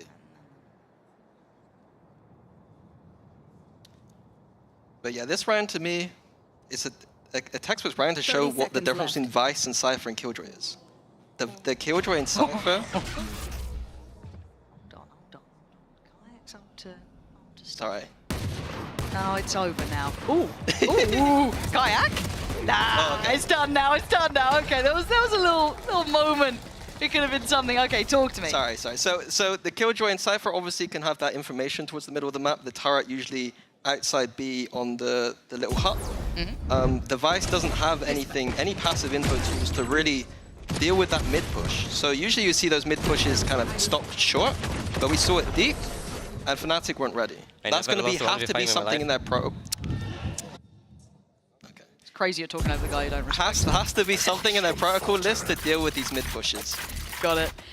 I do like that though from Giant X, right? Just kind of backing yourself in those fights, walking mid with 4 sheriffs, I guess, and they're doing it again, this time a little bit better equipped. And Cloud might catch Kayak.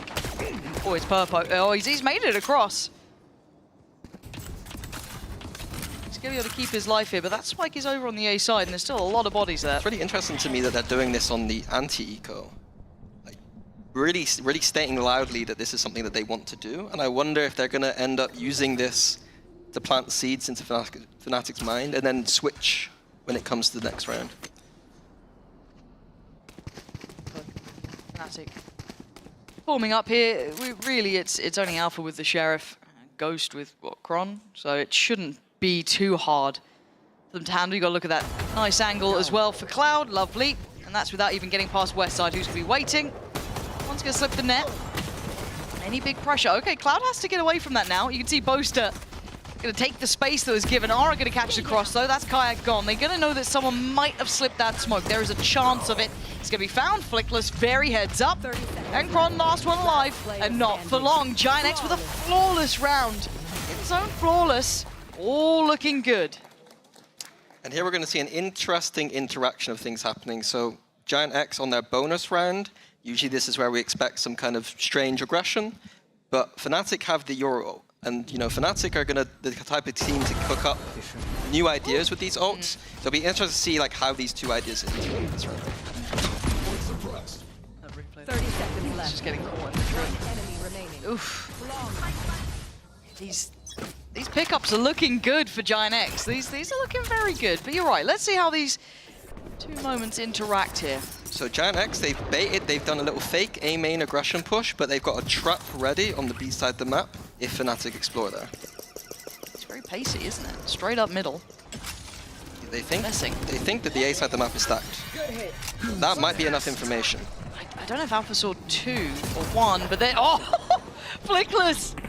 Feeling brave, but right now Cloud is blinded. Kayak desperately trying to find them, but it's Alpha controlling it well. Yeah, they cleared this B main pressure very diligently. Good usage of the paranoia coming through everything, even under that real high tempo. Looking solid. Iron Purpo probably not going to find too much here now. Well done to Fnatic to navigate all those threats. Yeah, just the save angle likely. They want some economic damage here. Don't want to get Fnatic too ahead. But going to be difficult. It's not looking likely. They're already shifting through towards main. Kron is sniffing the map out. Closing in. Purpo. Gonna get dealt with by Alpha. Aura. Be the last to fall here. Yeah, probably opting to give this up. Won't see if they actually killed him in that, but did take him down in the end. I do want to say that Giant X did exactly, they made Fnatic react exactly how they wanted to. Yeah. And they got a little bit unlucky that Alpha full blind killed someone and couldn't capitalize, but Boaster's flash into B main was the winner there for me. I think Alpha getting the 3 kills there, though, is important. I think he had an okay first half, but I want to see Alpha, he's not had the best year so far.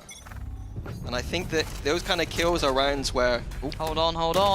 Aura, they're getting wise to the games here, though. Fnatic seem to catch on with the fact that Giant X love this mid-aggression. They've shown very little fear in these early rounds. They've been pressuring through Cat. They've been trying to get in their face.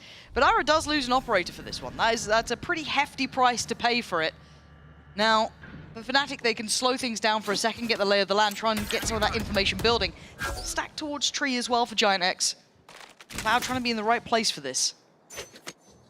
Yeah, Giant X have info on the B side of the map with the Cypher camera here.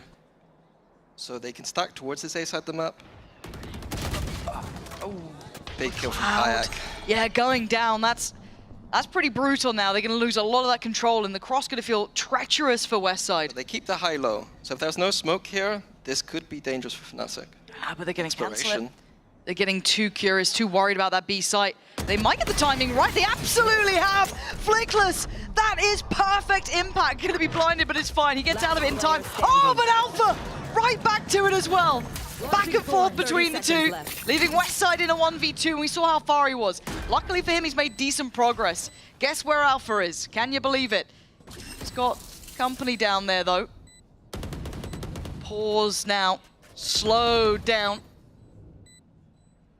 For creeping away, gonna make this difficult for Westside. No util to play with, just the gun in hand. Has to clear Kron first. Can he get an isolated fight? I don't know. Looking for it. Westside's been smacking some of these shots, but yeah, angle too good for Chronicle in the end. Gotta say it, Alpha that time saved them there. It felt like Flickless was on an absolute heater. Yeah, both teams with the collat kills. Alpha a little bit lucky, but I think that ultimately he'll take those.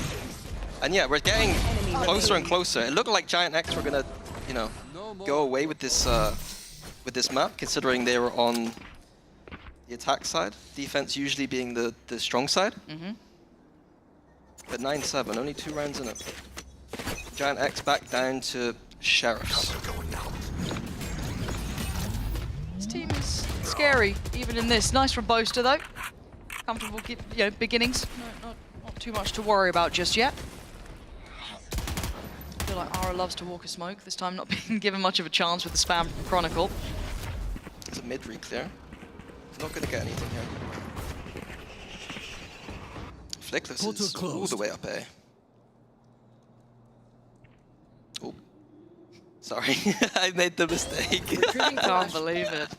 I did that one on my first cast, second round, and that's now, I think, the second time I've done that. I think you'll be all right.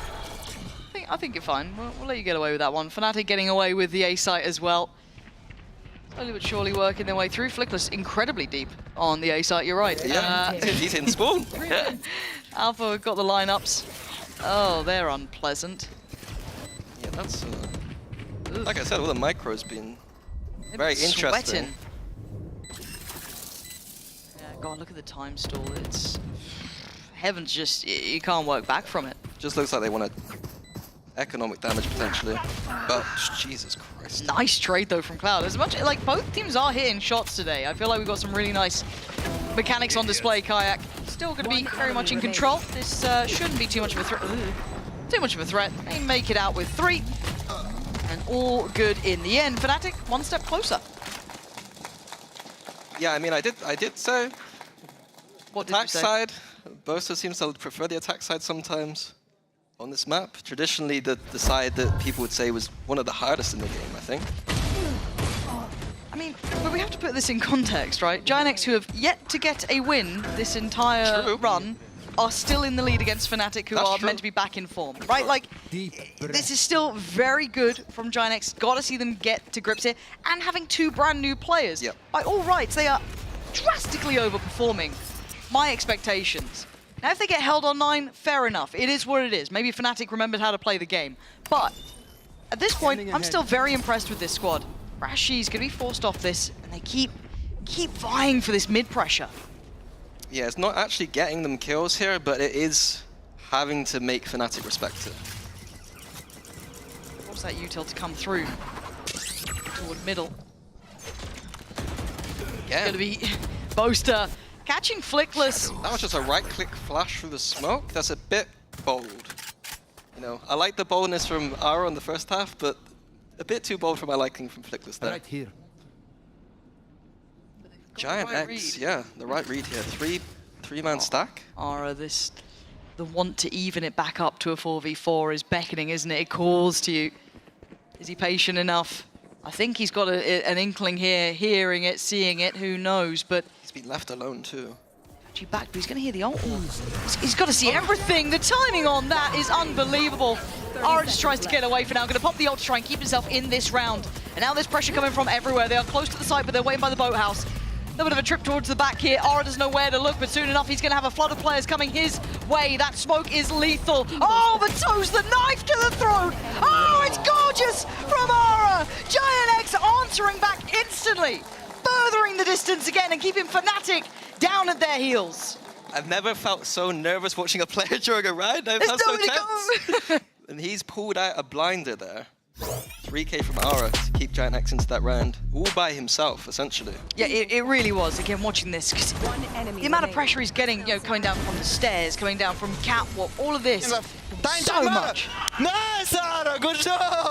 I love that we just held his vault the entire time, too. It felt like we were watching a replay. Yeah, it's like a whole... You genuinely felt how pressured that was there for that player, because you know these you're up against Fnatic. Their spacing's normally good, their trading's normally good, the util's solid. Like, you don't get those windows to have a lot of freedom in. You know what I mean? You don't get your multis too easily against Fnatic. He worked like a dog for that one. He was, you know, dog with a bone. He wasn't going to give it up. Like if we switch to his POV there, as soon as he gets his kills, you think, oh, you know, he's had a nice, but like all that tension before, Jesus. No, he did very well, especially the reaction to seeing, you know, Alpha's ult coming in as well, going for the knives, kind of get him away from having to be dependent on that operator that he didn't find too much luck with early on. However, we have a timeout.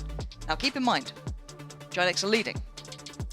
Pipson doesn't always look like he's leading and happy about the result. He's, you know, he's a taskmaster, is old Pipson. So clearly, though, the boys doing well in this regard. You know, they're keeping up to this, but maybe just wanted to check in because it was 3 in a row, and that was a bailout round by Aura. So across the board, you'd still say Fnatic are doing well in this half. Operator out for Alpha. Yes. How do you feel about that? Not great. Like, you forget, you support the Boaster operator. Actually, I take that back. I think that Alpha's attack side op is surprisingly decent. Okay. Thinking back to it. There were times where like he had to play the chamber for us and he looked pretty good with the attack side up. I think Durka much prefers the defense side and I think Alpha was pretty good on the attack side.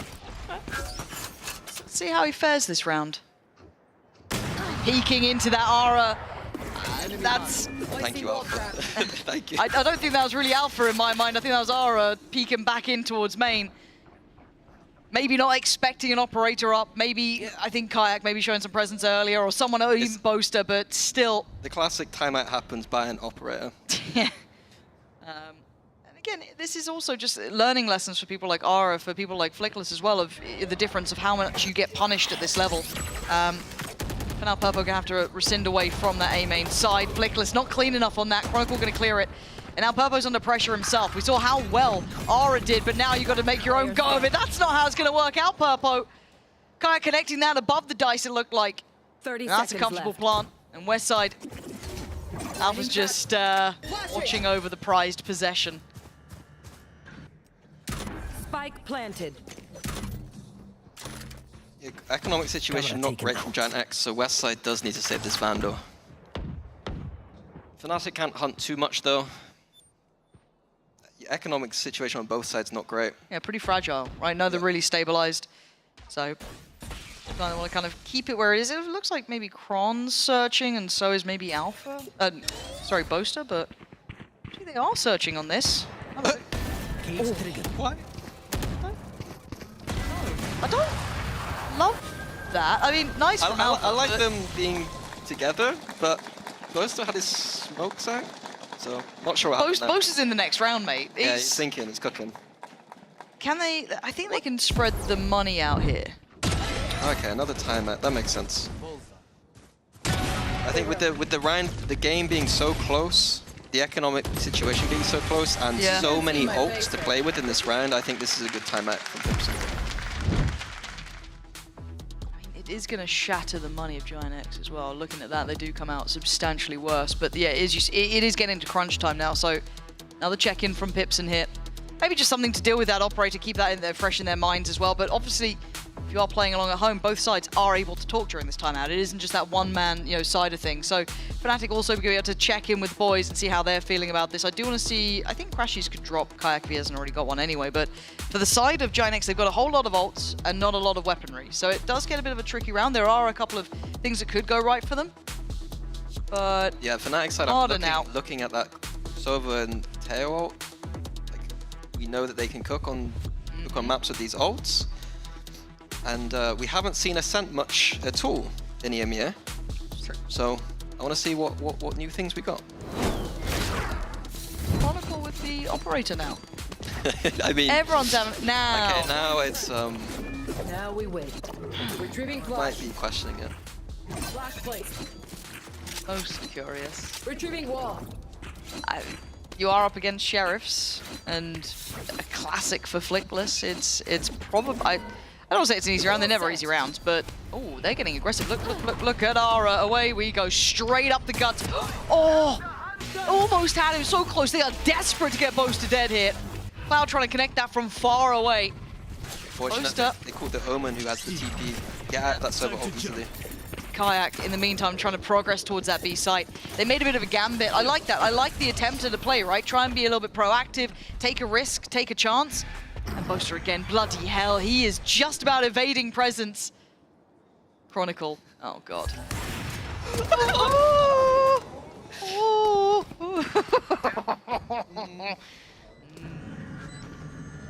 Question mark, Boaster. Oh my god, it's okay, it's Boaster, he's fine. He's fine on that. Cloud and Flickless go down. He gets CT control. There's still pressure here though, right? Like, Boaster can be smoked off, which he has been. His smoke's not up for another couple of seconds. Nice from Boaster though. Laying it in right. Ara just gonna beeline with Westside towards the site as best they can, see if they can try and pry these players out of the back site here, but time is running low. They gotta go now, or they gotta go never. They're trying to make something happen. Westside and Ara doing well here. Boaster gonna have to go for the ace. And he's gonna wait for it, he's got it. Boaster saving Fnatic from what looked like a bloody mess of a round.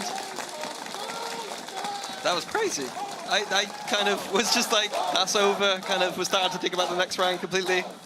Boaster has to bail them out with an ace, joins that list of players.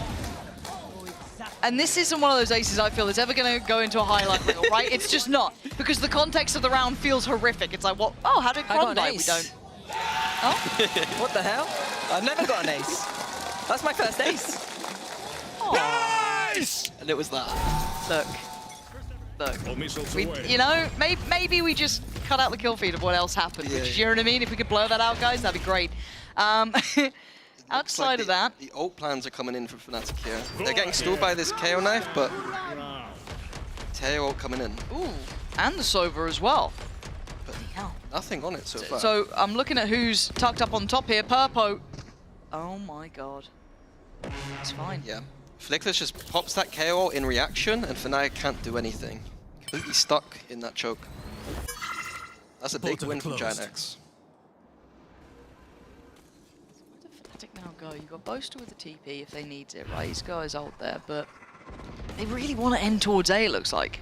Yeah, but for me, again, it's this camera on B that just allows Giant X to do anything they want in this map. If Fnatic don't explore this camera and break it, it's going to be easy for Giant X to stack towards this A side. Oh, but Alpha just ahead of where Flickless expected. Controls the corner, and now Purpo's position gets really tricky. Harder to handle on this angle, but he's so clean! Purpo, that is gorgeous from you! Takes the TP out, but he might have absolutely destroyed Fnatic's approach. Now we look at their deeper options. Boaster trying to give them another layer. He's been caught. No ace this time, buddy. That's a 4v2. Kayak and Crashies don't have anywhere to go here. No info on A, no info on B, and no time. Out of time and out of options. Hey, credit to Purple on that. It gets so tricky when that, when short becomes available, when you've still got the pressure from A main. He did really well. Super clean shots there. I'd be really interested to know if Purple was playing that position specifically against the ults that Fnatic had. Like, Teo ult is usually used at the back of the site. That's true. And if you know they're going to come through A main, that position's beautiful to play. Thank you. Bro, you see how I'm reading them, bro? Insane. Those shots were nasty, though. They're really nice. Like, there's a reason he used to play the duelist. He's a very talented boy, and he's towards the bottom of the scoreboard here for Giant X, so that's a step for them in the right direction. 11-10, just about tipping the lead again. Now, Alpha 1 away from ult, 2 away from Kayaks. They've got a couple on the horizon here. Big early look towards A with the util at the very least. Woman into heaven. It gets cancelled by the knife. Beautiful from Flickless. That's really, really impressive. Now, Purpo still in a bit of a, I want to say an all-in position. He's going to be noted this time. You're not going to get away with... Oh!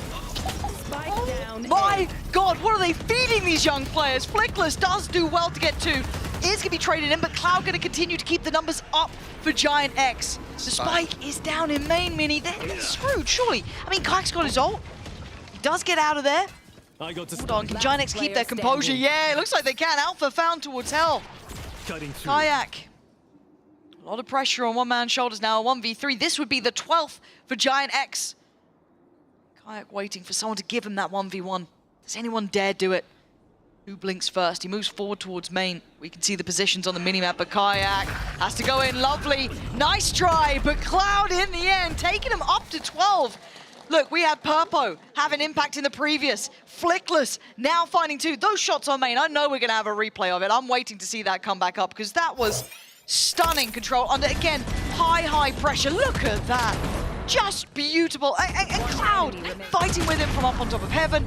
This is a totally different looking Giant X. Yeah, I thought when Purpo died initially, I thought that was it, but Flickless comes in. Cloud, he gets kills, but also that recon at the end. Incredible.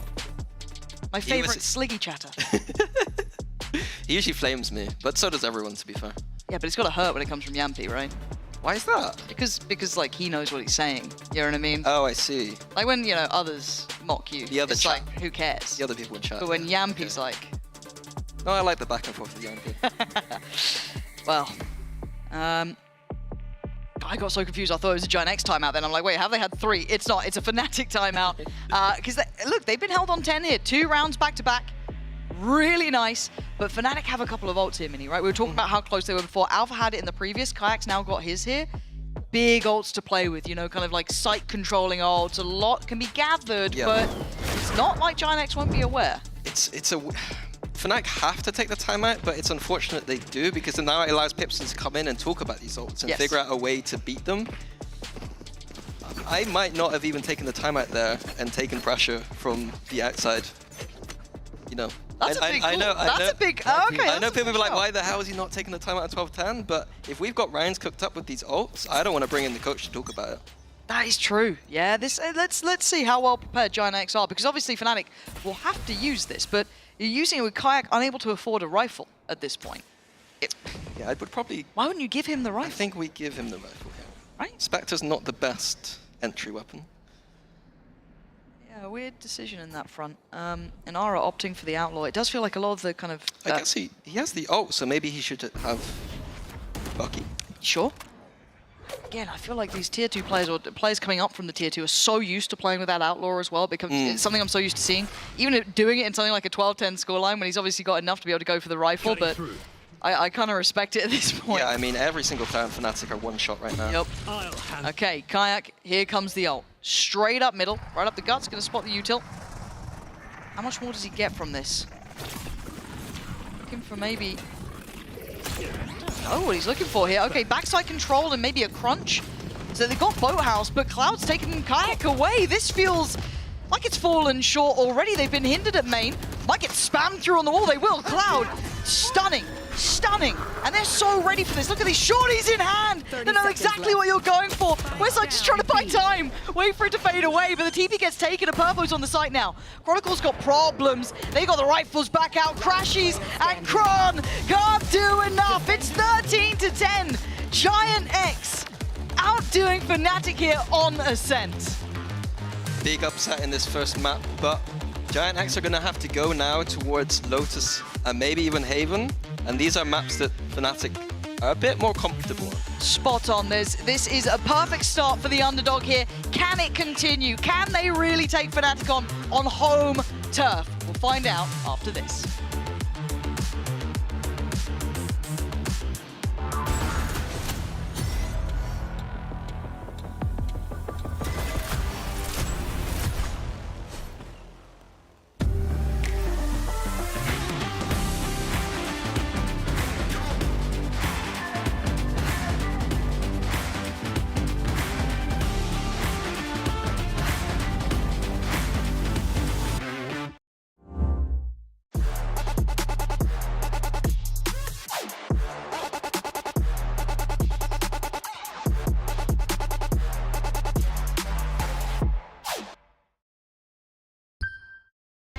Just waiting for the defuse to come on through, the time ticking down.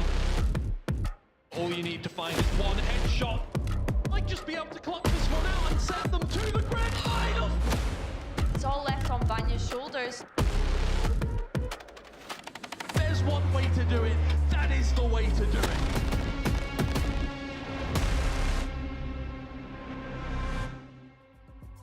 Get up now. Get up. Get up now. Get up. Yeah, get on your feet and move to the beat. Pour up some drinks and then we repeat. Yeah, chasing my purpose, need a release. Yeah, my life's a beach, I'm lost in the breeze. Do this with ease, don't play with my dreams. Yeah, it's so together, it's not what it seems. Heart of a tiger, life of a king. Yeah, chasing my bag, my feet in the cream. Running these laps, not losing my steam. I'm feeling good, this life's what I need. Don't intervene with my energy. Yeah, I'm in her scope like Jimmy Iovine. Yeah, no Superman, but I'm feeling supreme. This not a movie, but I'm making a scene. Yeah, I can tell you how to live your life, but you just gotta get up. Get up. Get up. Get up. Get up now. Get up. Get up now. Get up. We just gotta live our life, we paying a price. Piece of the pie, I need me a slice. Yeah, rolling the dice, the scariest spice. Sticky like rice, the tricky reprise. Yeah, love will suffice, I suffer in silence. All alone, I'm lost on the island. Let's spread peace and less of the violence. Sebastian Bach on yachts playing violence. Yeah, the flowers violet, give me my rose. This for my city, all for my bros. Did it alone, so far in my zone. So raise your glass, let's all have a toast. I can show you how to get like me, live your life till you die. Yeah, look, I can tell you how to live your life, but you just gotta get up now. Get up. Get up. Get up. Get up now. Get up. Get up now. Get up. Get up.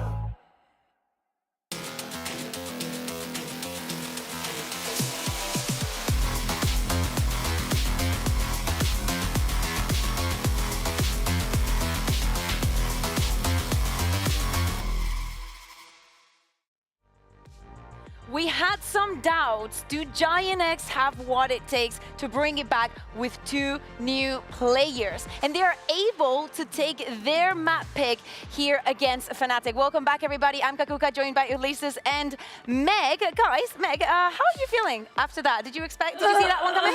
Are you okay? Right. Ulysses? What a first day. I mean, they already become the best Belgian and Romanian player.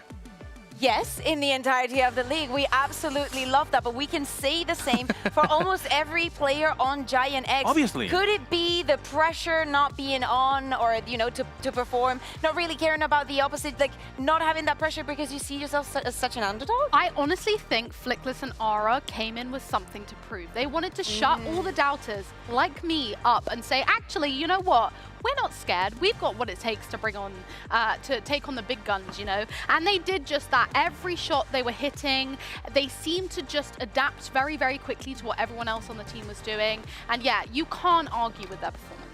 Also, one of the good things that we had is that initiator plus duelist. There is a synergy that is coming before playing on Occam.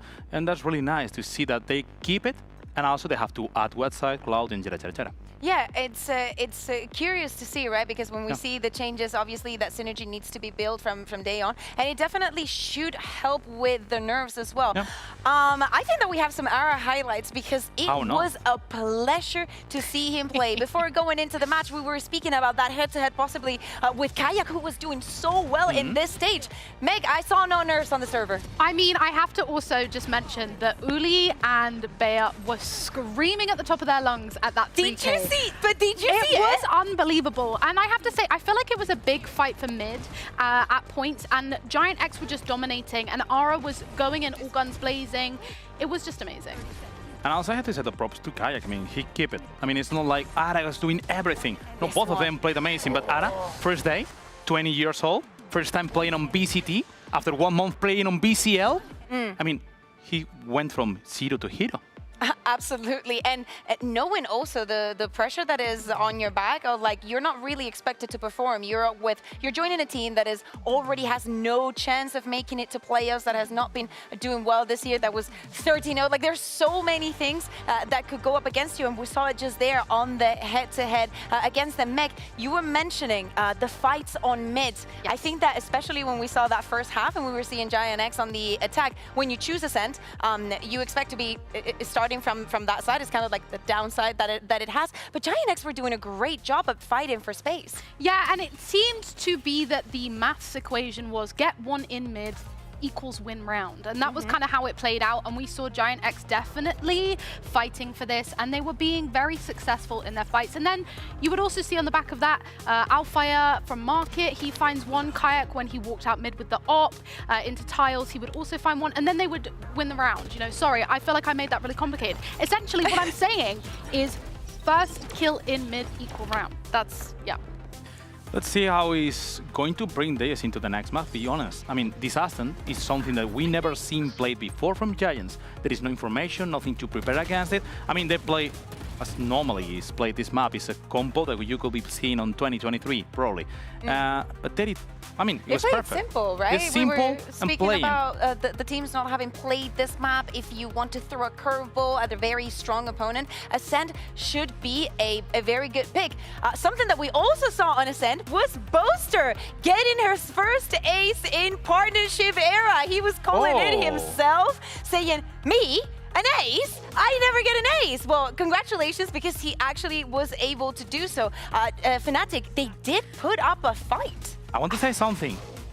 I was about to say, when you asked to us in the game, who get an ace? I was going to say Boaster because I knew it. He was going to do it at any time. You could foresee it, right, into the future. I can foresee. I just have to say as well, he had to do it in the most Fnatic style possible. That round was so stressful when Chronicle with the op in spawn, and then Kayak going into CT, and then Boaster pushing into the back of site, and then Boaster pushing CT and finding the 2K. It was just very Boaster-esque to get an ace in that kind of way. You know what's also very Boaster-esque? Let's talk about Lotus. Of course, the map pick from Fnatic. We're about to start and possibly jump quickly into the agent select. But as I was saying, it is a map that they've shown that they have the comfort, they have the composition, and everybody is extremely comfortable in the roles. Yeah, Fnatic has been playing this Lotus for a long time, and we know them. every single time you see an Odin, you're going to say, oh, Fnatic. Every single time you see something is, oh, Fnatic, because they mostly invented this map historically. But if we're going to see right now a match on a map like Lotus, I cannot expect that GX is going to shine that much as Ascent. As you tell, Bea, Ascent is a map that you can mostly try to play like on rankeds, maybe. But we're not playing a ranked on Lotus. It's a map with 3 bomb set where you have to have a really good IGL that is going to be trying to move, and also you have to force a lot of utilities. And it's not an easy map to play for someone that didn't play that much together. And I do, we haven't seen Fnatic play Ascent, and I think, that is a testament to that, and hopefully we don't see it again. But Lotus is something we've seen Fnatic play very often. We know how incredible the Alpha is on that Killjoy, Kayak on the Raze, the combination of the Chronicle on Viper with the Odin in Tree. I just think that if we lose Lotus, that would be very poor form and showing. But Giant X are going to be coming into this with a fire up there. Say it. Dookie. Oh, Ooh. I did not know that one, but I will write it down. I didn't think I could say the other one. I want to keep it PG-13. So. Yeah, and you're doing a great job. Thank you. But what we're saying and what we just saw on the side of Giant X, do we expect maybe for them to change something going on to Lotus? Because as you were saying, Meg, Fnatic, they've had a very, very good record. Nobody can ever get double digits against them here on Lotus. We saw the curveball for the first one. Yeah. What is Giant X curveball for Lotus, Ulises? Neon on Ara. Oh, that's my guess. Okay. Oh, I'm listening. You've got my attention, please. Okay. Elaborate. We know that he's been playing Neon for a long time on UCAM, on the Spanish League, on Rising. And I would like to see him playing that Neon on Lotus. He's a really good agent. He's gonna make it fresh, easier. You only have to execute attacking. It's not that hard, even that you have a lot of things that you have to plan. And also on defense, it's gonna make you make fast rotations, try to flood the side, fast retakes. I think it should simplify how to play Lotus. It's still a hard map, but should simplify it. I think we need to see a change here because Giant X have a 0% win rate in stage 1. They've played it twice. I do think that the comp that they were running before, I just don't think it will work with what we've seen with Flickless and Aura. So I do like the shout of having the Neon here. But would you also then combo it and have it change the rest of the players as well? Because you're speaking about Ara, but if we look at Flickless, he was playing the Breach, right? Creating that synergy, a lot of stuns, also adding in the Tejo. On the first week when we saw Giant X peeking onto this Lotus, we were expecting them to change the composition, to bring in something new. With everything that they've had to do this week, considering that the 2 new players only flew in and arrived in Berlin 2 days ago, do we consider that to be a possibility? I think so. I think we are going to see, for me, my guess, Neon, Breach on Flickless, and maybe Cloud moving from Fate into Tejo. Because you know already that they're playing with Alfire playing on Killjoy. And if you want to deny that Killjoy, Tejo is one of the best chances. You already seen them, you can know the spots, and maybe there is a chance. But, I mean, I remember you talking about last day, Alfire was playing in front of his utility. Yes, I mean, I don't know if I agree with it personally. Maybe if you're Alpha, yes, because you're always ready and primed to take the fights, and you're probably going to land the shot. But yeah, last time we saw Alfire on Lotus, he was playing in front of that utility and being very proactive.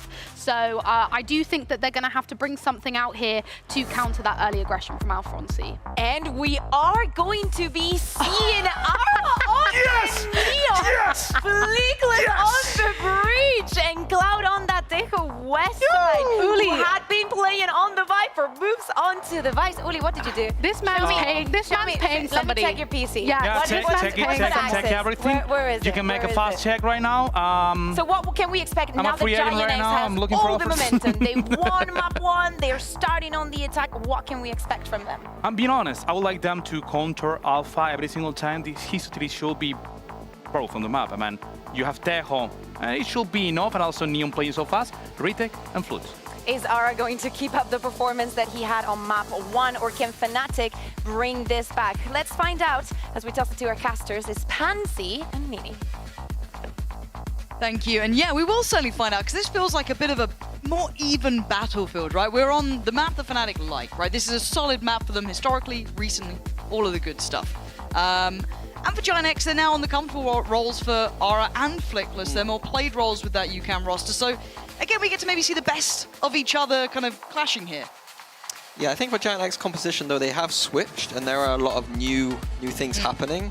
So I don't expect the playbook to be super deep because they haven't had the time. But comfort is key. And I think the fact that they're playing a very explosive composition means that they might be able to snowball momentum in some of these rounds, which is a good thing. And adding to the fact that Ara just had a great performance on map 1, Yep. 2, these are all factors that could add into this. But look, and on the other side, talk about the new, talk about the old. Chronicle and Boaster, this is their 100th map coming into this. That's not bad going. We're kind of theorying who else would have been up there. Yeah, I think you said Naps, yeah. Kind of hard to tell, but Giant X will be on the attack here. Of course, that then meaning Fnatic on the defending side. And let's see how this looks. It feels like this is very much kind of learning as we go. Simple approach into B from Giant X, but Fnatic immediately pushing out of A. So they're going to have a surround on this B retake. Cloud's watching. Toxin screen. Got his util still. Love to keep that deeper into post plant, but already down to 22. That is rough. He might have to reposition, but there's even going to be player late over towards that connection side.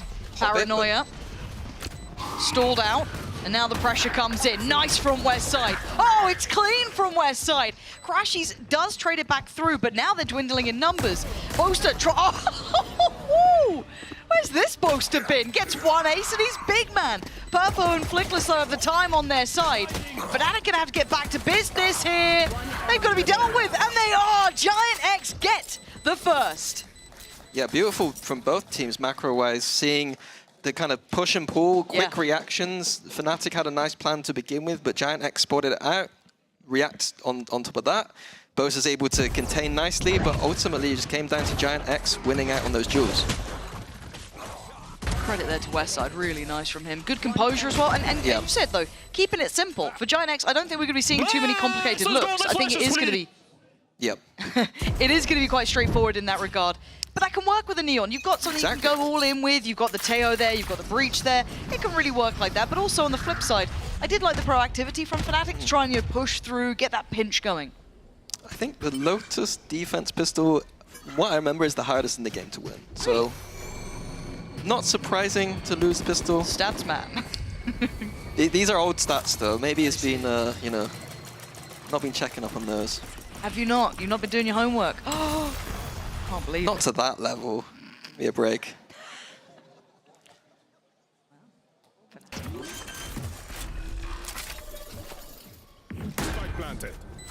Is there a name for that? The stack? I know in other games there are. What other games? Say it. No.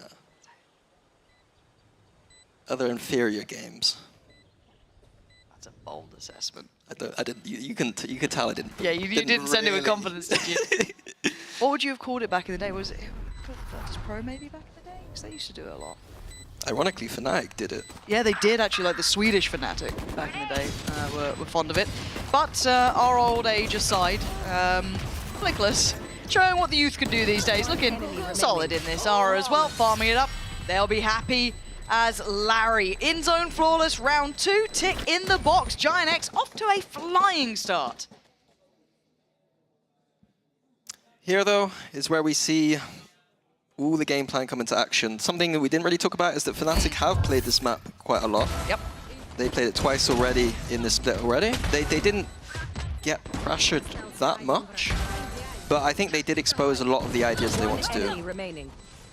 So I want to see what Giant X do now on a map where they do have preparation. But again, we don't expect the world in terms of playbook. Nope. Well, you can hear it. That's one of the things that they should know in their game plan, as Bose is going to be sitting in that tree with the Odin. I do wonder if there's a plan for that in mind, or maybe just avoid, but obviously it allows you to stack out so much of the map and Kayak's position. Going to be negated for now by the wall coming up, but Ara is going to be spotted. Falls for.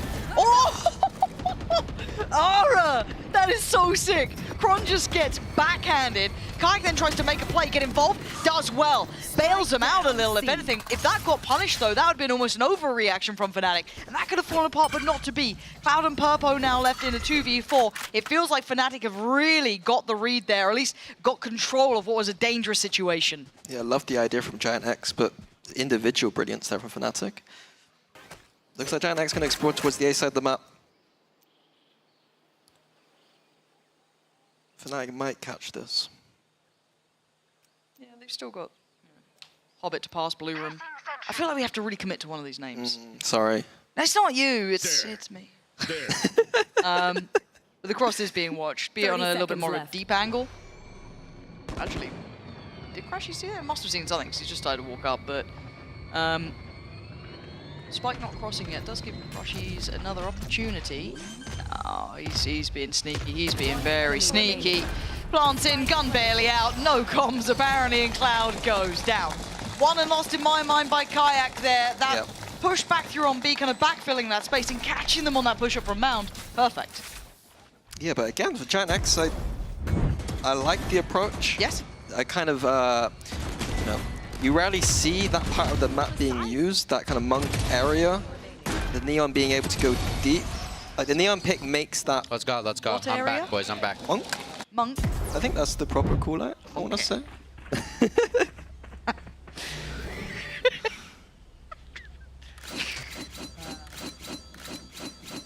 Poor old observers are sat there. They're giggling. Yeah, I did make the observers during the tech pause find every monkey on the map. Yeah, you did, yeah. It's my only joy in life. But you're right, it was nice seeing the fight over. Yeah, Giant X not looking for this rubble fight at all, it seems like. Happy to let Boaster take it. Despite Fnatic's composition not having the best rubble fight, maybe they're afraid of this Odin. But Boaster's jumping like that whilst he's spraying, I wouldn't be as afraid. Oh, Kayak on an off angle, supported as well. Yeah, I think that they're getting a really good read on this. Oh! Aura is impressing me, man! Until then. Look, who needs util? Just use the gun. All good. But look at the amount of bodies from Fnatic on this B site too. Like, maybe, I don't want to say over-rotating, but they've left a bit of space towards A that could be explored.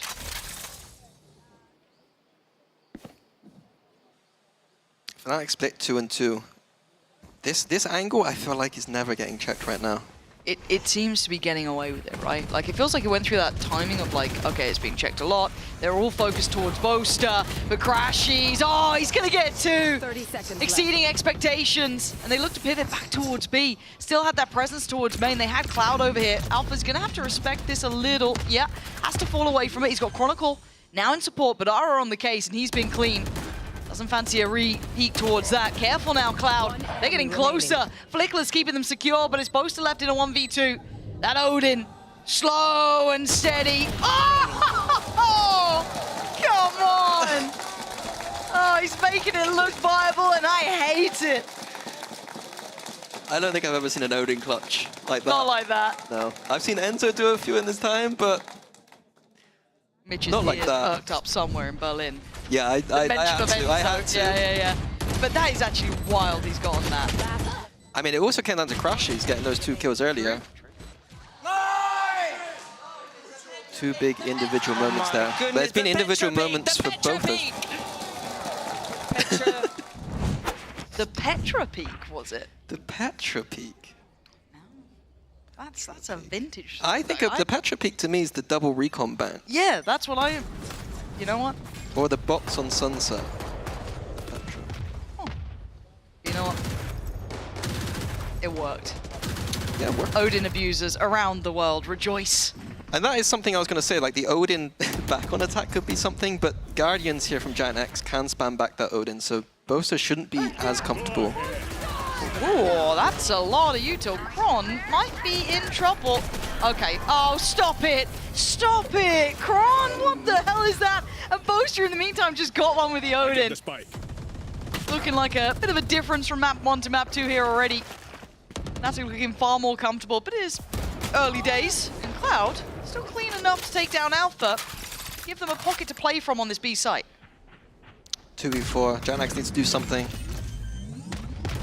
Oh, that'll start it. Can they find somewhere anywhere decent for the post-bomb though? They've still got the paranoia. Jesus. Cloud now, yeah, paranoia's in, he's dead. It's all on Purpo. That paranoia catch both of them in the end. Yeah, Purpo's in a world of trouble. God, again, that Odin. Boaster. He's gone for the ace before. He's now had the Odin in the clutch and closing out this one too. Yeah, the strat from Giant X was to go through the B split with the big Visol and Tail, but when Boaster's got the Odin in the tree, it's very hard to go through that blue room.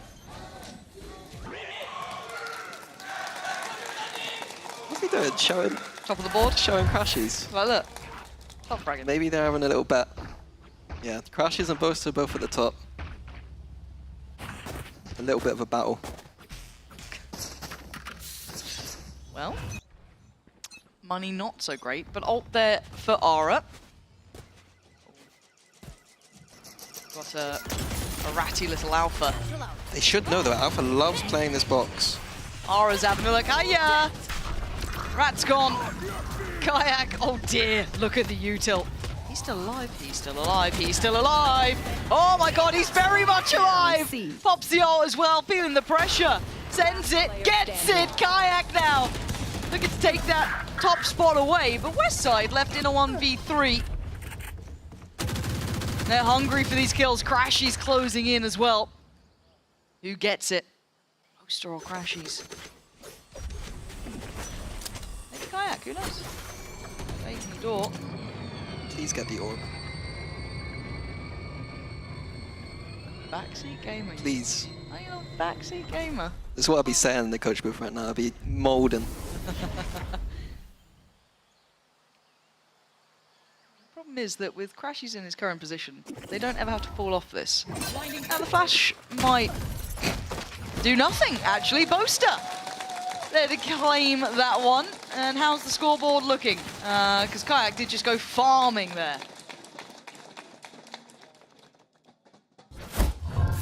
Yeah, I think Fnatic 4 in a row now, especially the defense of Lotus, is looking good for them. But the rounds have been generally close. That one obviously... Clutches, you know, a couple individual saving. Yeah. Economic round there, and it was looking good for GiantX for a moment, and we saw that all that tension put on Kayak. If things went just slightly differently there for GiantX, I feel like that would have been a round on the board. Okay, have they got a plan to deal with this bloomin' Odin? Spam it back. It seems like is the plan. Cloud's going, well, if you can do it, I can do it as well. He's chipped away Boaster enough that he's had to fall a bit deeper. He's not going to be as carte blanche with the spam this time. God, such an unpleasant sight. Oh my god. There used to be Ascent, but no longer so more with the new changes. Thankfully. Maybe we'll put some scaffolding up on this map. Pretty please. Crashies knows they're getting close now. We're spamming out by that orb. Oh. I hate this.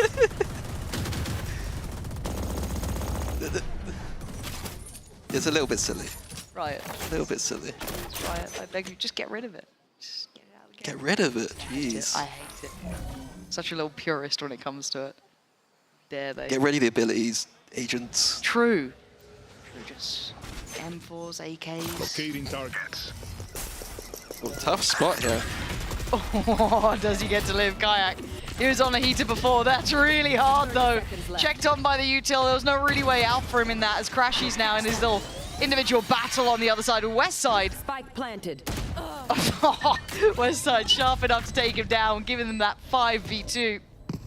But Boaster's still alive and the Odin's still there. Look. Seen stranger things.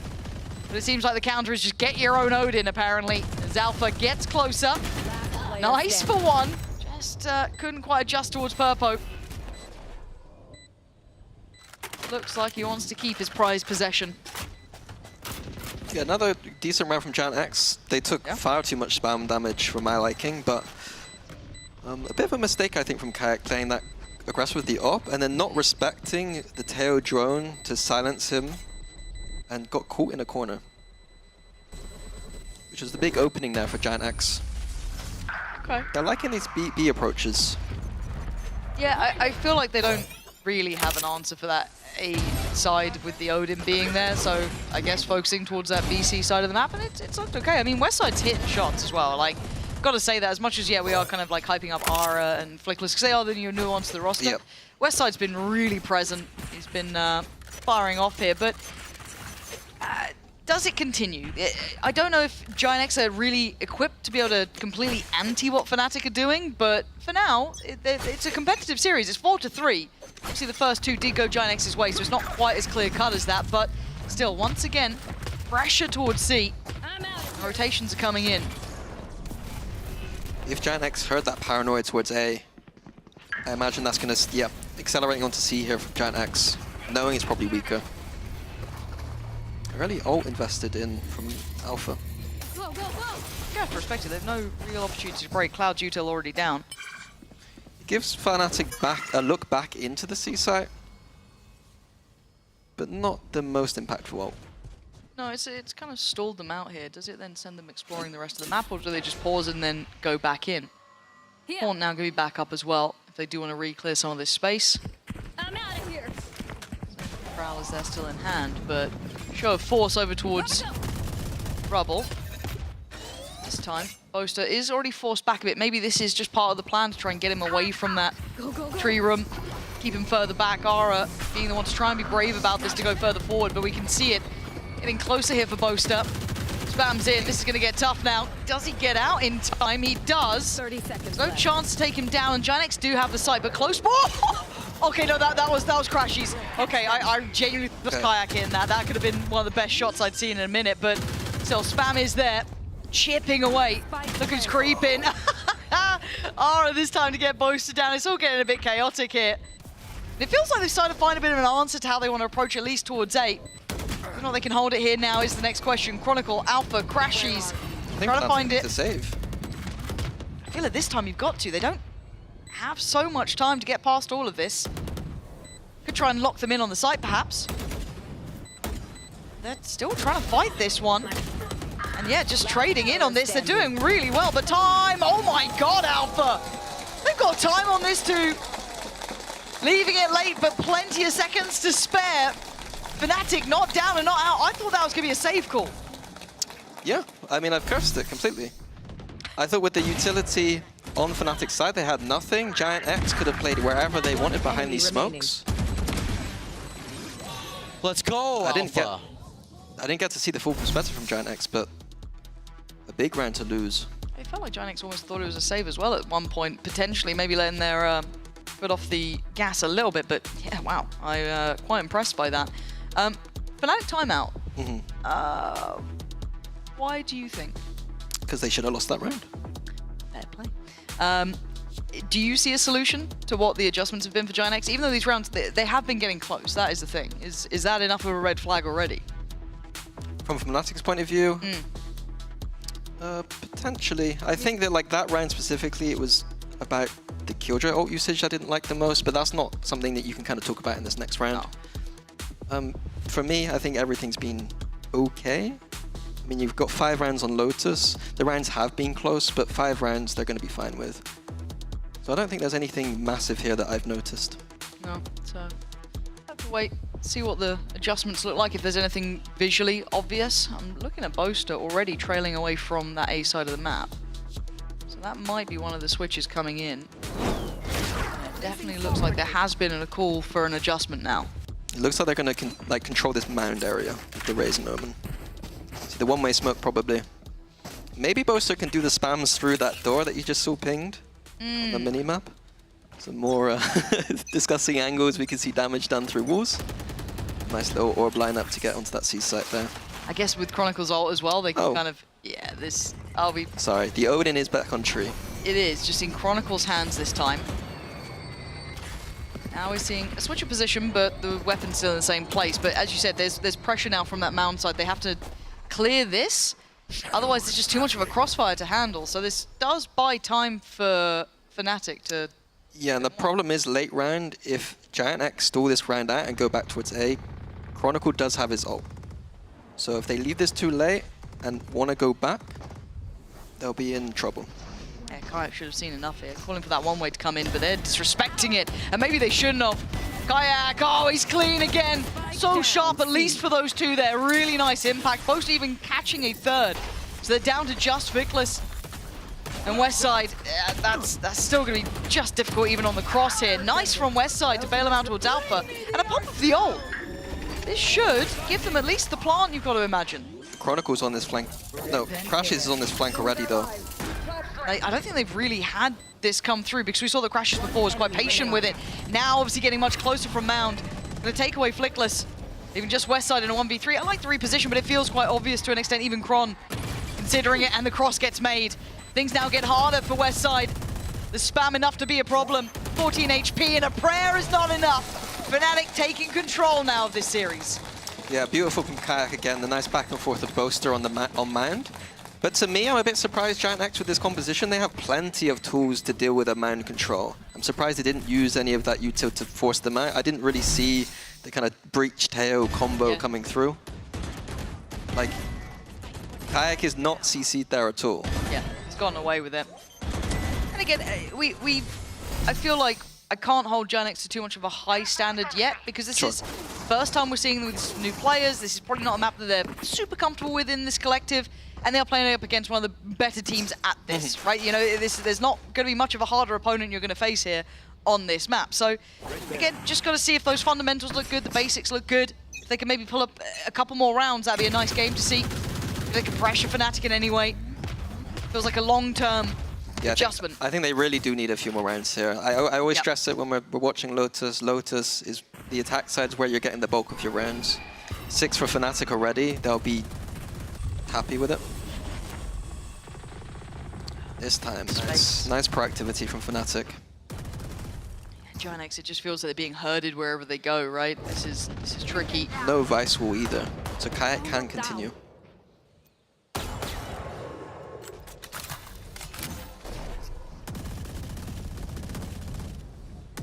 Odin's just making everything tentative towards this A. Locating target. Alpha can stall out time here, keep them pinned to this pivot through towards Nice seas. this. Oh, the combination is divine. Aura is at least going to get one back and maybe forge a path in, but this is still not looking good. Fnatic really composed under this pressure. Aura's going to go nuclear or not, and the answer is not. Crashy's there in the end, but again, the Seas was great. The spam from the Odin. There was no really kind of explosive moment for Giant X then. Yeah, because of Fnatic's macro where they had full man control, it meant that they were so comfortable on the A site to play what I call like the triangle, where you have that player in blue room, player in tree, and another player towards like stairs or site. And wherever the attack is being funneled through, there's always some kind of crossfire. And when the Odin's there, the crossfire is literally there through the wall. Nice! Damn, the slow-mo on that. Oof. There you go, production. Pacey, though, this time, you can see the utility being invested in layers, maybe to deal with the remembrance of what Kayak was able to do, but Aura can't disrespect that. And it looks like that ult is going to go to, I don't want to say waste, but Chronicle, right place, right time, fully in control until then. Purple going to make it through, but it is traded in on Kayak, closes it out, and Fnatic looking unfazed. Yeah, Giant X switching tempo, just going direct. Probably a bit frustrated that some of these rounds haven't come through. A fine attempt on their low econ round, but a bit easy for Fnatic to clear that one up. The power of Viper on this map really shows in rounds like this. Yeah. Nice! Good job, boys. Thank you, bro. A bit of a late timeout here for Giant X. With it only one round to really play with, it means that this timeout is purely for this one round. Get 4. If they've got something, if they've been able to cook something up. You're kind of clutching at straws, right? I think all of us, when we saw this, it was, okay, if Giant X pick up map 1, cool, it's probably a 2-1 series, because Lotus was never going to be closed out easily, right? Even if you had a worldy performance from like Aura or someone having a big game, the fundamentals for Fnatic and the depth that Fnatic have is there. They will have answers to a lot of problems you throw at them. So getting 4 rounds would be respectable if Giant X can do that. You know, just see if they've got it in them. That's the hardest part. Some of these games are just going to be an outmatch here, and as I said, for Giant X, this is the rebuild time. This is get that comfort in, start learning these roles with each other, start getting to know each other as players, and kind of build for that later plan. I don't know what they're going to try and do for this, but let's find out, because I'm already seeing a C's being held, I think, and probably a paint shell. Yeah, gonna be a big rubble fight here.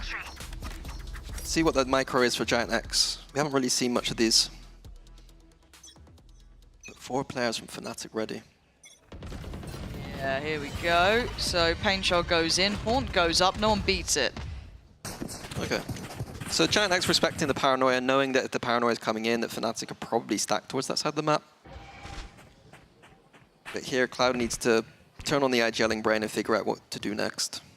A little simplistic when we can see it, obviously, but Fnatic looking to try and match them kind of step for step here, ready to rotate, but pausing for now. Nice little re-clear. We see the smoke coming in on rubble from Giant X. Re-clearing with the Vice Flash, Tail Drone. Okay. Managed to get the Viper's Pit out. Does shut down a lot of those opportunities towards C though now. Yeah, I like that they got it out early enough. If this was, you know, 20 seconds, 30 seconds left in the round, they'd be in a world of pain. But I imagine we're going to see probably a slow B split now with the positions Giant X have.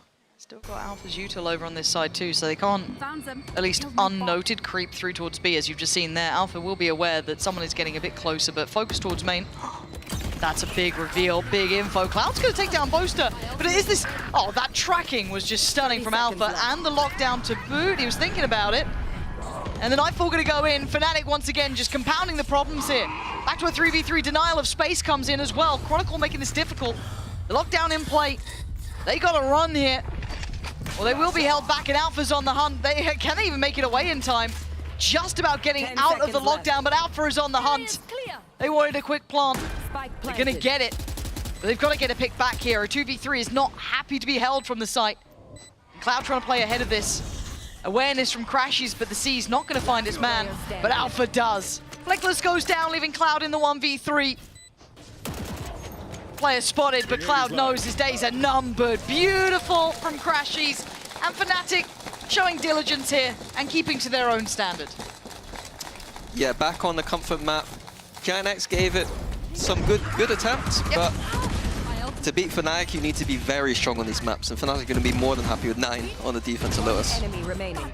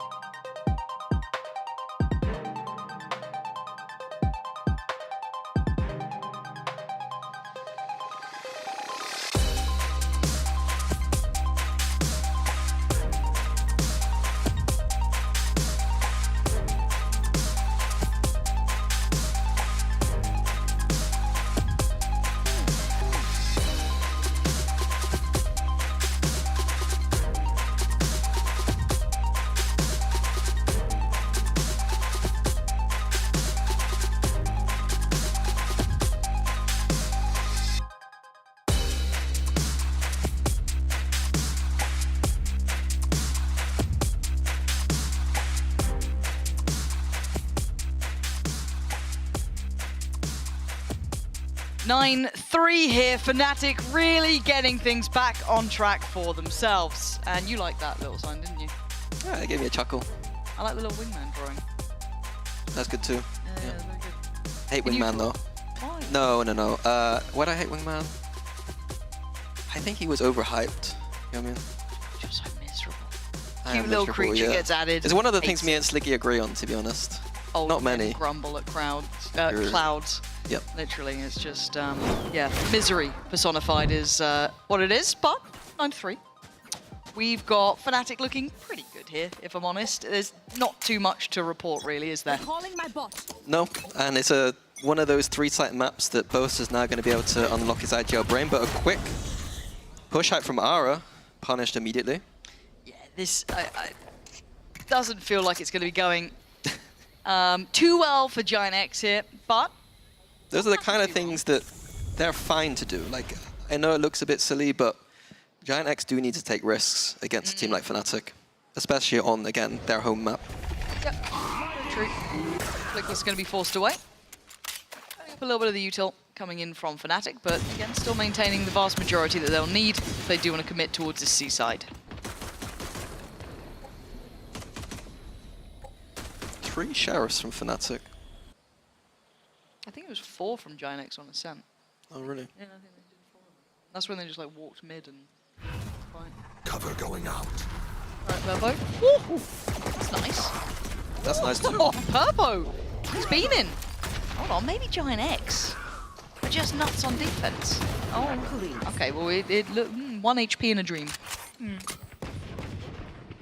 HP is low for Fnatic too, though.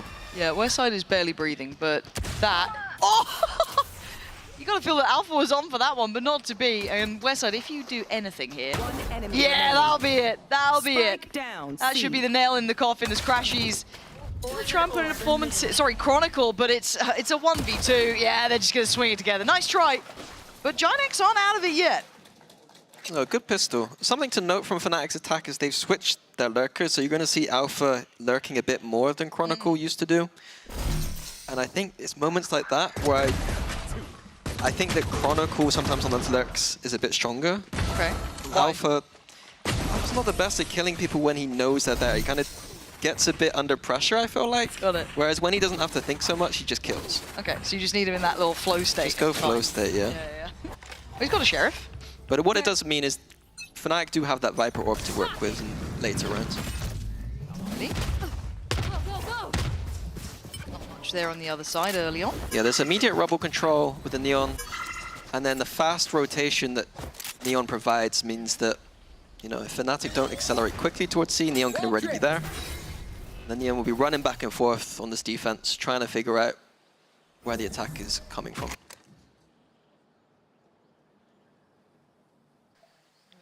I have the spike. Fnatic on Lotus.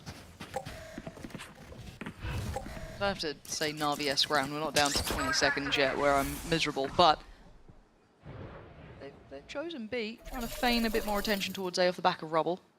See that Crashies there was the one to just invest that Prowler. Cloud, a little asleep at the wheel. Either mini-map or just swung on here, and that's lovely from Chronicle. I like the initiative, and look what it's done to Aura. 3 HP. That pain show would have been the death of him. Nicholas, how did you live? They've done enough to make this genuinely doable, and they might fancy this look towards A. They've just been outgunned in the end. Fnatic made that look really quite doable. Purpo's on red alert, though, feeling that maybe something's a bit weird here, and rightly so.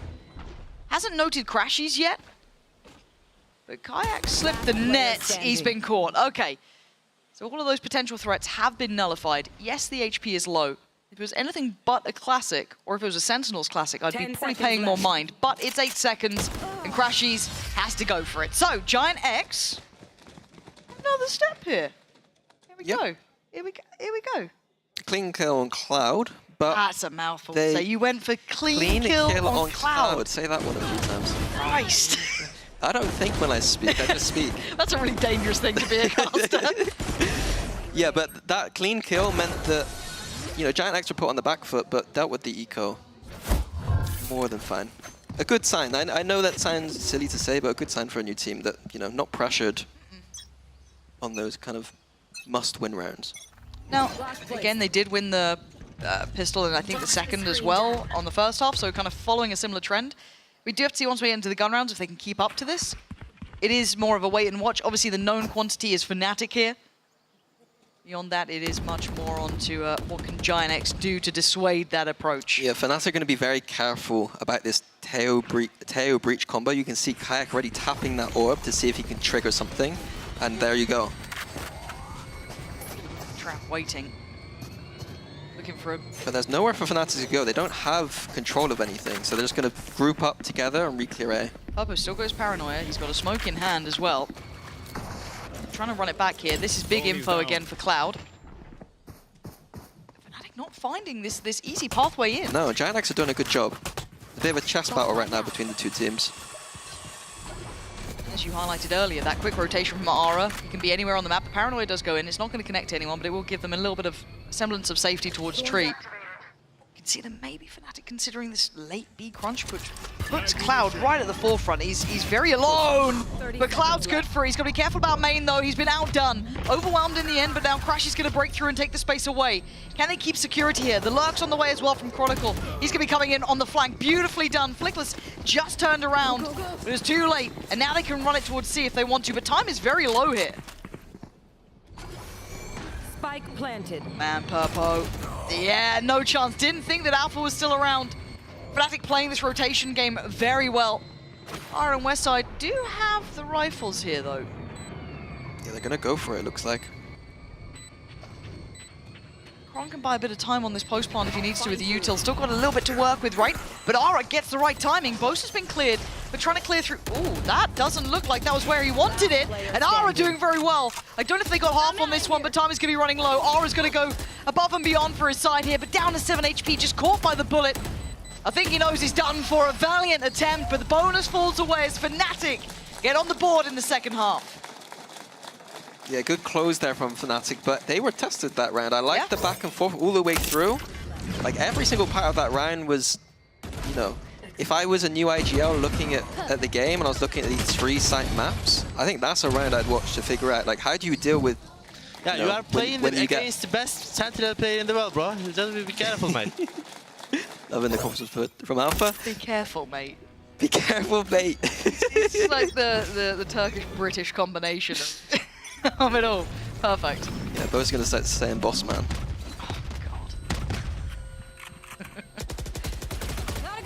Okay. I want to see more of that, though. Like, I know it went Fnatic side in the end, which is fine. You kind of expect it to, but that was really well played out. I got one away from his ult, too. Oof. Yeah, another question is how does Fnatic deal with the Vice? You know, traditionally you've seen a lot of teams use the Yoru to deal with this. I said can't die here. Yeah, gotta play his life a little bit. No easy way to get rid of this wall. Seems like Fnatic aren't going to go for it at all. They can't leave this late though. They can't just be waltzing in towards C this late in the round. Still going to confirm presence too. Paranoia, I think, primed here. They're going to try and disrespect this? Giant still have 3. Yeah, okay, that's how they get rid of the wall. You remove the player, apparently. But they got to go now here. Oh my god, Kayak! Oh, it's just unreal from Fnatic. They had no right to get in towards this site. And now Ara and Purpo are behind the curve, but it is still a 2v3. Not impossible, especially with Purpo's positioning coming in.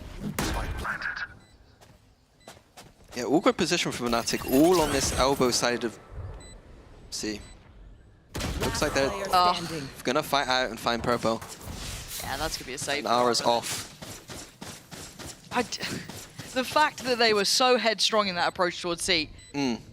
Again, the question mark of how to deal with the wall, I guess just kill Vice also works. Yeah. That's fine. Kayak then pops the ult, flies in, gets it. They had 3 players on that C site and they still win out.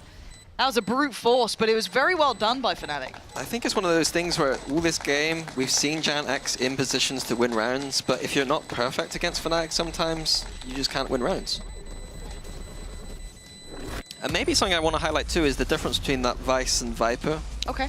I think that the Viper in those situations with that orb, I feel like the orb is the best tool to deal with those C approaches. You know, the wall is great from Vice, but that orb seems to just stall people for days and not allow them to go through that choke at all. Yeah, I don't necessarily disagree with you.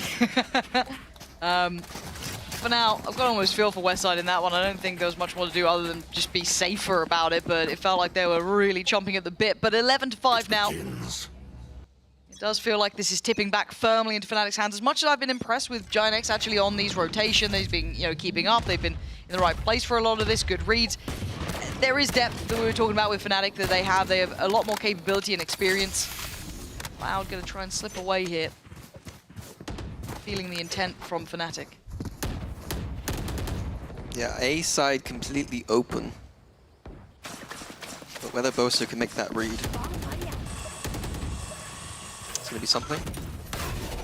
Just going through the protocols here, clearing out this blue room, the boombot. Nice paranoia. There's been so much pressure put on the players towards this side of that. It was Cloud before, now you're seeing it with Flickless there. Really good at the crunches coming in and just layering that pressure on.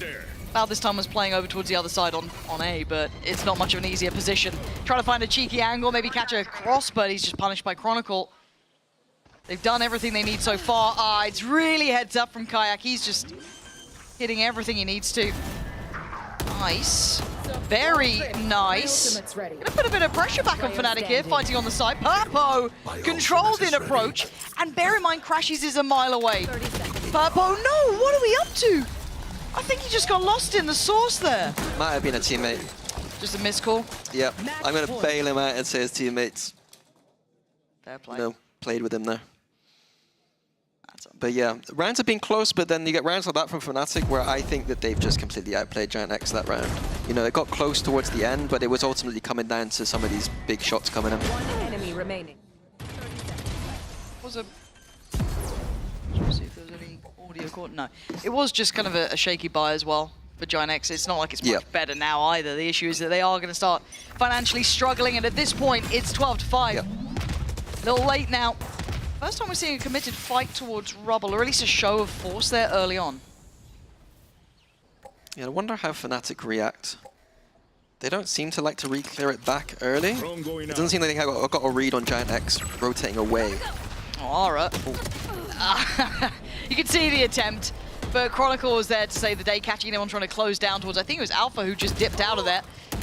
Gets a little greedy on the look back, goes for the monitor adjust, because clearly that was the issue, but Purpo position. There's someone behind him as well, yeah, Kayak was there. It's a messy round, but it's still going Fnatic's way until then. Cloud, a stark reminder of his capabilities, and the spike left loose near his side. Boaster does have TP though. That will be a quick collection. There it is, he's got it, and that will be the plant now. The problem is that Vice was still up, and so they're going to know where he repositions here. But Boaster knows. Shadows traveling. How's he going to play this? So he's put a couple of question marks, right? That deep smoke towards CT, toying with the wall. He's put a couple of, you know, worries in their minds. But this would need a 1v3. Now this would be impeccable from Boaster. He's gone for the mound position here. The plant complements it, but this is tough. There's a lot of bodies that they can put through to this, and Flickler still has utility. He needs to play this just to perfection. Lovely, controlled, beautiful. Boaster, can you do the unthinkable? Turns the flash well enough. He's got to stay on this one. He might have got the time on this. Oh my he God, actually might have got the time on this, Boaster. Absolute magic in the end. A Red Bull clutch to close, and that was genuinely beautiful. Good. Impressed. Yeah. Yeah, look, let him have his flowers here. That one was very nice from Boaster. We'll be back with the third after the break.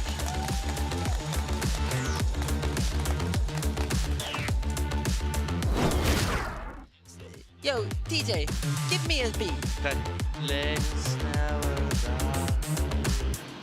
when the world is calling you, can you hear them screaming out?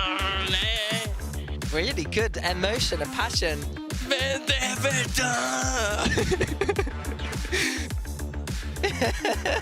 I got it.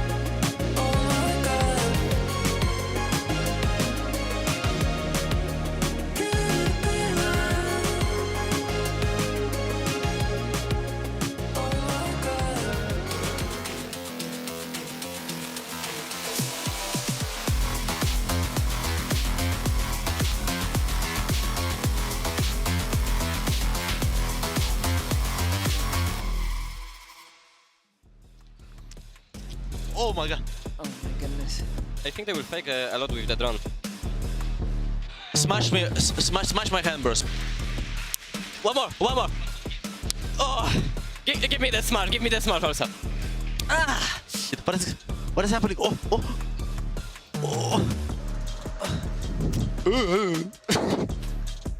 Love to see the Fnatic are having fun, and after that second map and that win, they should be definitely very, very happy. Welcome back, everybody. I'm Kakuka, joined by Ulises and Meg. Fnatic, as I'm saying, on their Lotus, they just can't stop doing it, Meg. I mean, unbelievable scenes to close that out as well from Boaster, and I think sometimes it shows that it's not about how many frags you have, but how impactful they are. And there were definitely times, not just from Boaster.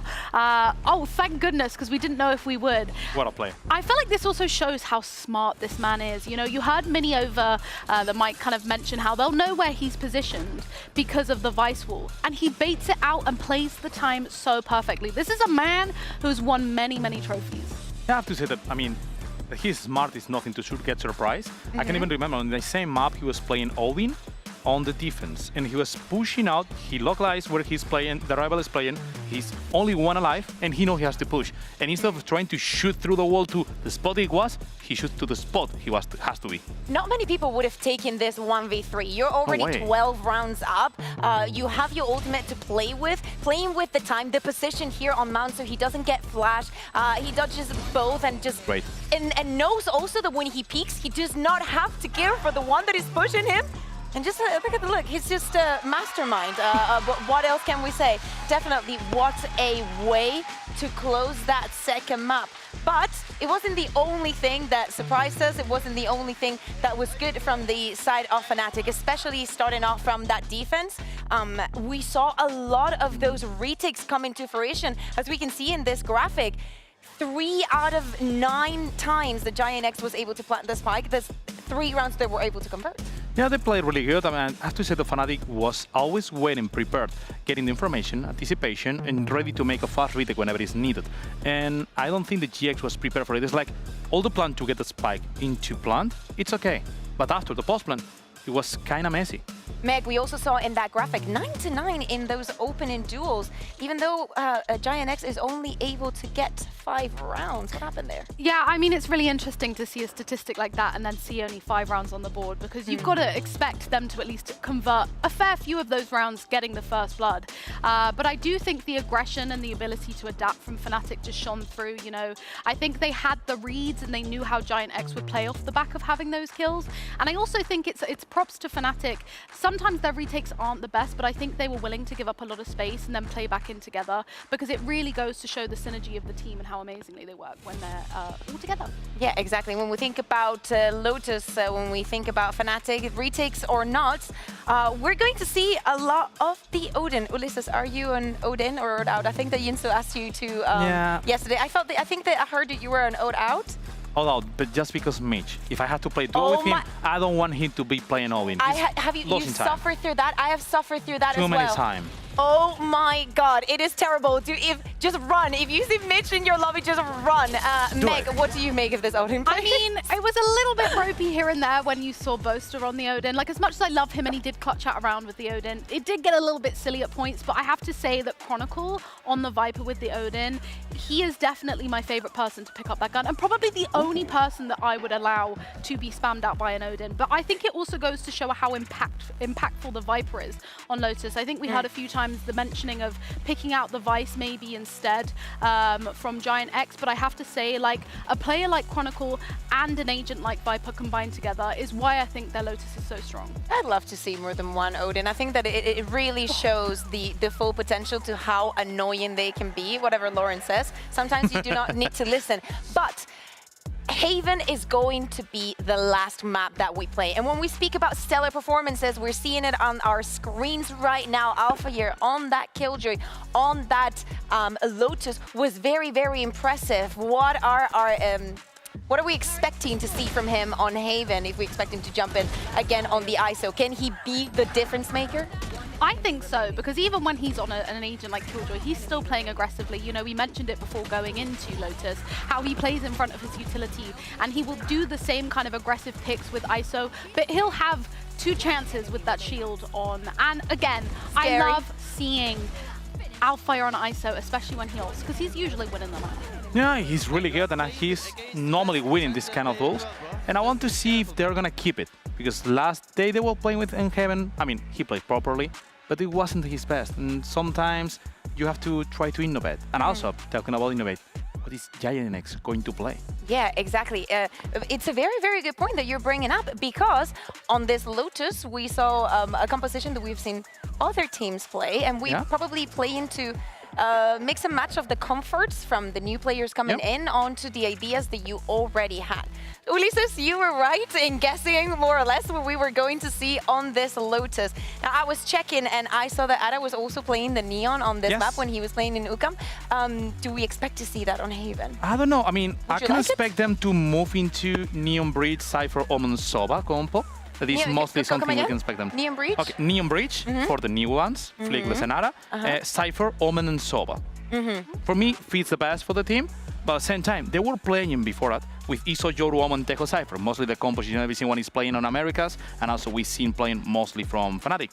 It could be working, maybe the Ara playing on Yoru. It could be. I mean, I never seen Ara playing on Yoru. He's the only agent on Duelist. I never seen him play. Uli, I want to put you on the spot here as Mystic Uli, because you got it right last time. Who was Cloud going to go on to? Because if he was Soba. previously playing the Yoru...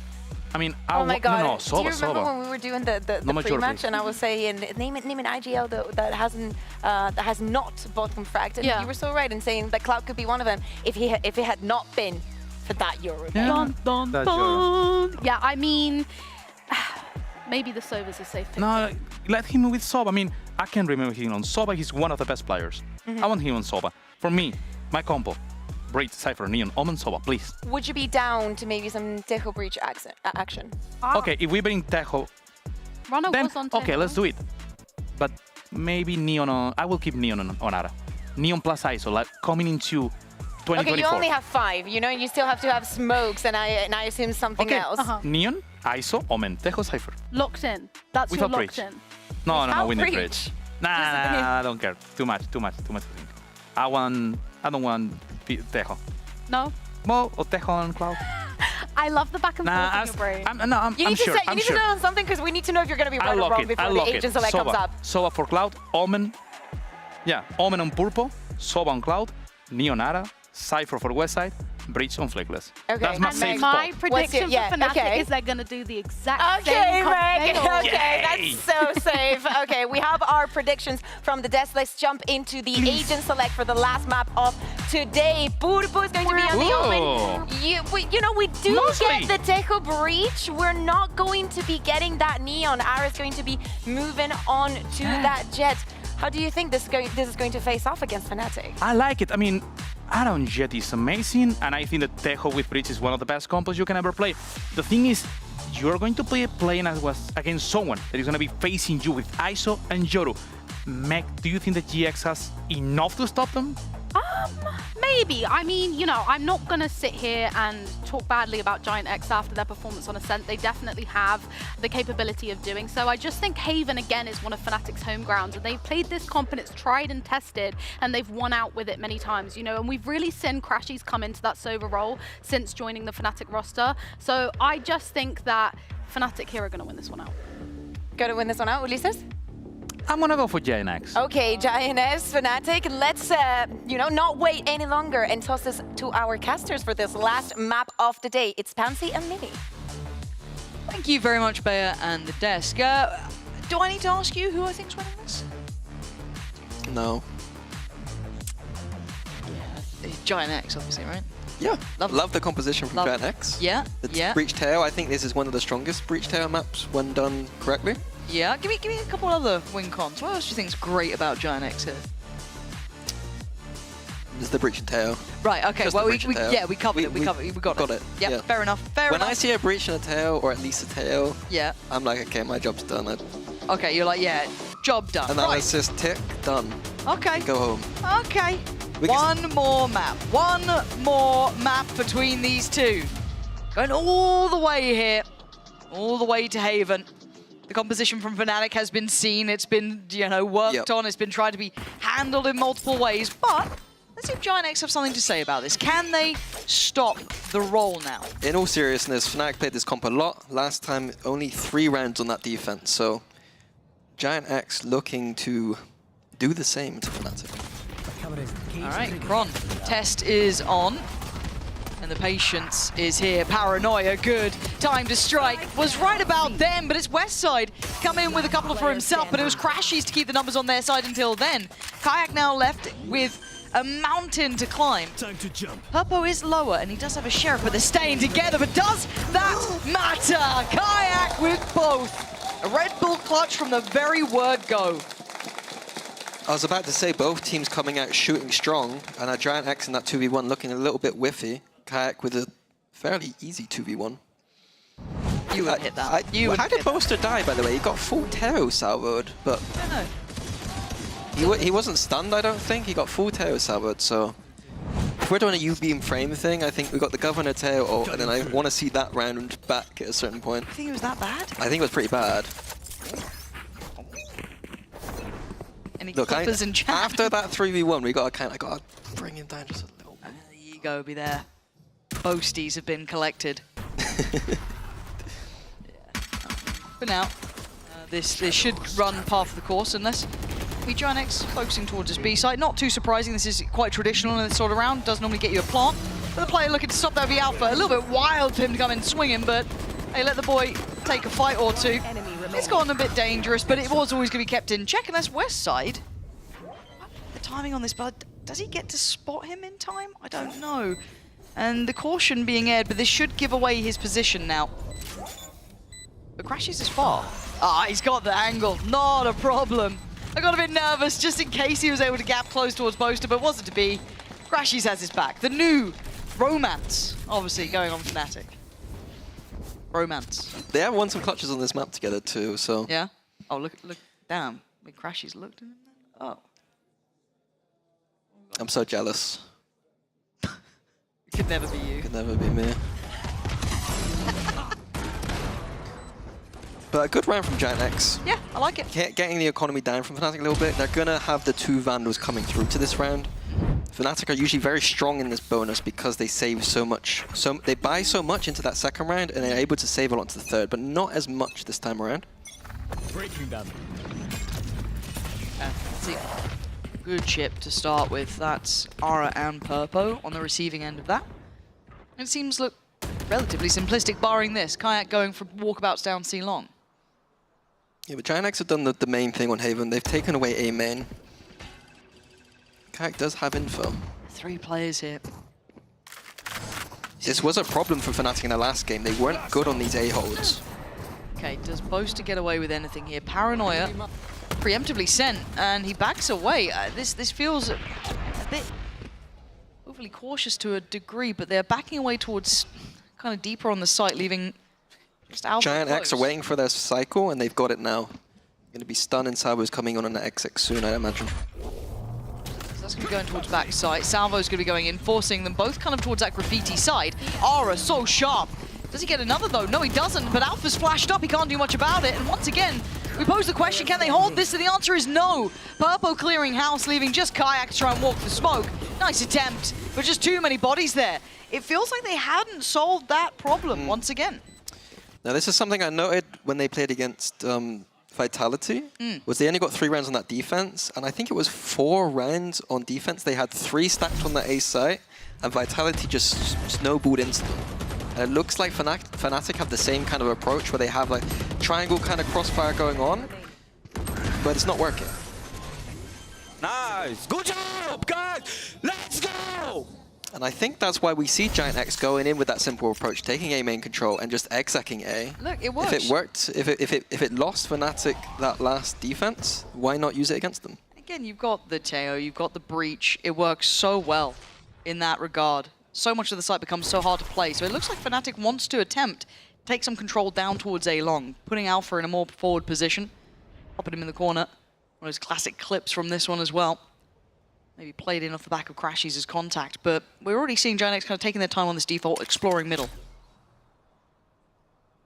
Trying to re-clear A, but only Aura behind it, so I don't think they're going to be able to do too much off of it.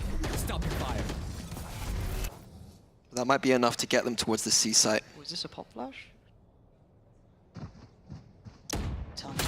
Steps. Flash, swing. They're already ahead of it though. They actually got around the corner, so it wasn't as effective as he probably would have liked, but already on towards that C side. Bosa's going to beat the timing on here. Paranoia goes in. It looks like Kai wanted to swing. Flickless though going to find both of them. Sight now under contest. Chronicle might have to back away from this a little bit. He can't be the one to engage now. Needs to wait on Crashies. Needs to wait on Alpha to get closer to try and pounce this trap.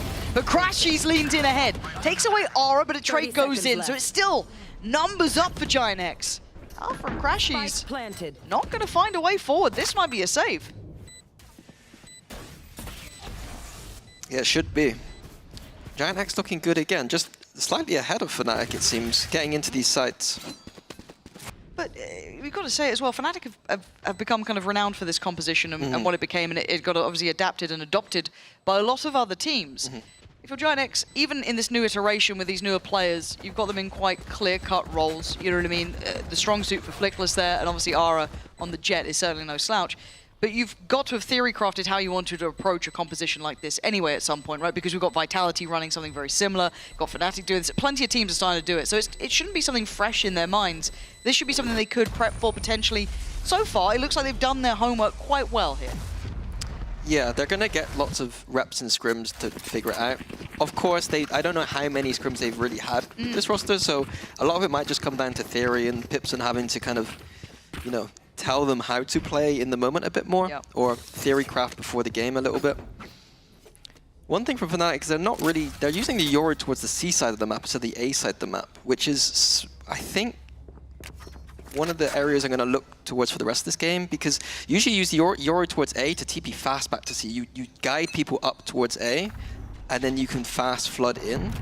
But Fnatic using it towards C, which is a new look. And walk down middle as well. Ghost in hand for Kayak. Yeah, broken by here for Fnatic. Yeah, they're going to know that Alpha and Crashies got away with weaponry. That is something that's not going to be subtle. Obviously, Bosta going to be investing up on the Bucky. But beyond that, it's that Sheriff with Chronicle and just that Ghost, so careful. That's dangerous, because every Fnatic member is one shot away from dying to that Outlaw. Yeah, going to be really hard to feel brave in any of these scenarios now to try and shoulder anything. It feels like you're going to be punished, which for Crashies could be the case. He's one of the big players here, but only a light shield still, even with that Vandal. Doesn't know what's coming his way, but they are waiting. If he dares peek that corner. Crashies, it's wait. Baited, breath, lovely. Back away now, doesn't need to outstay his welcome. They didn't speed up too fast, and they have numbers. Yeah. This is a lot more, and Alpha the other with the weapon here, but the angle not great. Playing off the corner just a little bit too close, gave the advantage to Westside, but still, Ult's gonna be coming in, and they are gonna push this one straight in. Head first, Aura clears Kayak. They still know there's threats here, they still know there's more here. Bosta being one of them, dips away towards Sewer, runs off, but he can't get away. Flickless gonna find him, and now the plant next on the horizon. The Sova ult from afar, actually catching Kron, I think they're on that one, but still they got his number. Purpo down now, Flickless in the 1v2. He wants the time, but Chronicle wants the gap close. He didn't get the kill, and now there's a chance. The shock dart connected, but not quite enough to really deny that fight going his way. But Flickless in the 1v1 up against Crashies. Crashies an experienced player, but Flickless playing this well, but you can see that little bit of paranoia building. Did he already cross to sight? Himself towards hell. Dark gonna come in. Is there hesitation for a moment? Stuns there. Cross made. Crashies comes back around, but Flickless beautifully controlled there. Handles the pressure well. Yeah, again, Fnatic have got 4 people into this A site. Giant X looking like they had no way in, and it was Flickless for me who saved that round completely. Not just at the end, but even in that mid round, he getting kills on the site. The economy wasn't great from Fnatic, so that's going to be the kind of saving grace for them. But the same pattern, stacking A and losing. Worried about this. This is a worrying trend, isn't it? It's one of those that's... It's one of Chronicle was going to do something silly there. No, it was Kayak actually to find the first. That was right down C long. Playing Purpo. No smokes, no. Makes it difficult. Usually that means that B is more open for a finish. Smoke's not as impactful there. It looks like a C split. Giant X. Yeah, so close up from Garage. Gonna have to give away the game though. Cloud couldn't really deny it, but away we go. Already quick off the starting block. Ara in, looking for a man. Found it. Kayak completely, I don't know, out of it in this one. And it feels like Ara's read it right, but it was Flickless to find Chronicle. Removed. He was left all on his own. Both to Alpha and Crashies. No flank this time, no luck this time. And still quite far away from this. That plant's going to be in. Spike planted. It's going to be a drone and Alpha's shield up to facilitate this retake. Smoke's there for Boaster now. Waiting for Alpha to set it in motion, but Boaster goes ahead of this one. Crashies, Alpha, they look lost in this, and Crashies falls. Cloud is going to be sky high after that one. Beautifully handled. Again, losing out on Purpo so early on. I thought Fnatic had the reins in that regard. They should have had that round, it felt like, but not the case at all. Lovely split. Yeah, worrying when you get a clean kill, not just on anyone, but the Smokes player, and not looking good in this round at all to finish it off. Do you think this is just, I don't want to say the composition running out of gas? Nice! Or Let's go, let's go. Let's go, are we seeing guys. Fnatic making similar mistakes again? Because we're going to have a timeout here anyway, and we do need to kind of talk bigger picture, because the first two maps kind of went the way, I don't want to say we expected. Ascent going towards Giant X was a great look for them, fantastic. Lotus, a reminder of some of Fnatic's strengths. But if they are being pressured now by Giant X, right, if this is where pressure comes in on a map like Haven that has also been quite strong for them, maybe not, you know, the epitome of strength, but very much towards the top. If now they're receiving pressure, it feels like there's been a solution made to deal with this composition. Or is it just dealing with Fnatic in this composition? I'm not sure yet if it's the composition specifically or just Fnatic's defense overall. The defense with this composition this year hasn't felt as good as it did last year. I think if you look at the numbers, I think 6 was the worst that Fnatic got last year over 15 games. Wow. And it's usually 7, 8, 9. Yeah. But yeah, it could be either or. I think that the C site was always something that was a little bit weaker in this comp, and we relied on having Alpha running in on those retakes, Durka TPing in, but with the style shift of Yoru kind of more anchoring that C side of the map is interesting to me, and could be something that needs to be kind of worked around. Yeah, but now, Giant X have the answers. They also have the operator that I think was brought into the previous. Ara going to be noted early. Another horrible buy for Fnatic as well. Yeah, it is messy. And it's confidence from Ara. Can't get away from that though. Crashies. Hey, we got some North American on the server here. That Stinger's going to do well. Kayak trying to find a bit of space for himself as well down middle. I'm bold about this. He might get the timing right. I think he beat the cam on this one. Oh, Kayak could be on for a heater here. Might get in trouble soon. Or does he get the reward? No, Westside just going in towards that sewer. And he's turned around and he's dealt with him. There was a moment in time, 10 seconds earlier, it could have been different, but for now it is what it is. Boaster tucked in the corner, gets cleared. Cloud diligent in approach, but Crash is still trying to be firing on this one. Chronicle! Oh, this could be huge. A 1v1, 2 bullets to play with, and information had. Can he land the shot though? No more to play with, and the gap gets closed slightly.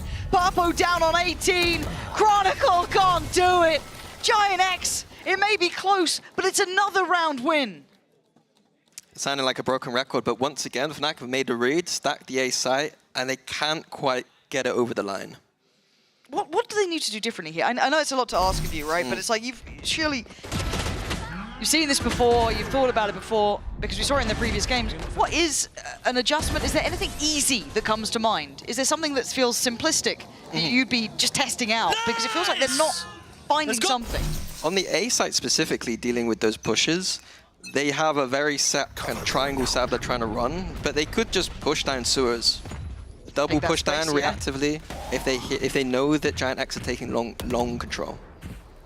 Now, Giant X feel like they've got the momentum. They've got the choices. Ooh, 1v1 time. Alpha, let's see how you do. You should be on for this, but he does have Ara, but very well handled by Alpha. Good first pick. And oh, the follow-up, gorgeous as well. Cloud gone, they're down to just 3. A 4v3 with Chronicle still at the back of the B site. They have control across the map. There's very little left unchecked here. And Kayak's got this deep line on Love that. Really nice. Purpo checks, but it doesn't matter. Kayak hits the shot, he doesn't need to outstay his welcome. He gets out of there, gets his one, and backs away. Yeah, talking about win conditions, I don't mind having Kayak on those deeper lines. I think that's what I would be doing as a general approach. Yeah. Alpha and that ult, even getting the second, just feels like was the kind of icing on the cake, wasn't it? But Giant X, it's a reality they have to face. If you do start seeing Alpha starting to warm into this game a bit more, having that sort of impact, Kayak holding those deeper lines, they're going to have to find a new adjustment. But for now, Fnatic, that's what they needed, a step back here. Yeah, it feels like any time Alpha's got that ult, it is one of those freebie rounds for them. Can they do it when he doesn't? And this is what we now look at. Kayak does have the operator back. He was posted towards that C side last time. And actually did manage to find Purpo, but that still went the other side. But I do wonder where he's going to try and bring that now. That pick. Come on.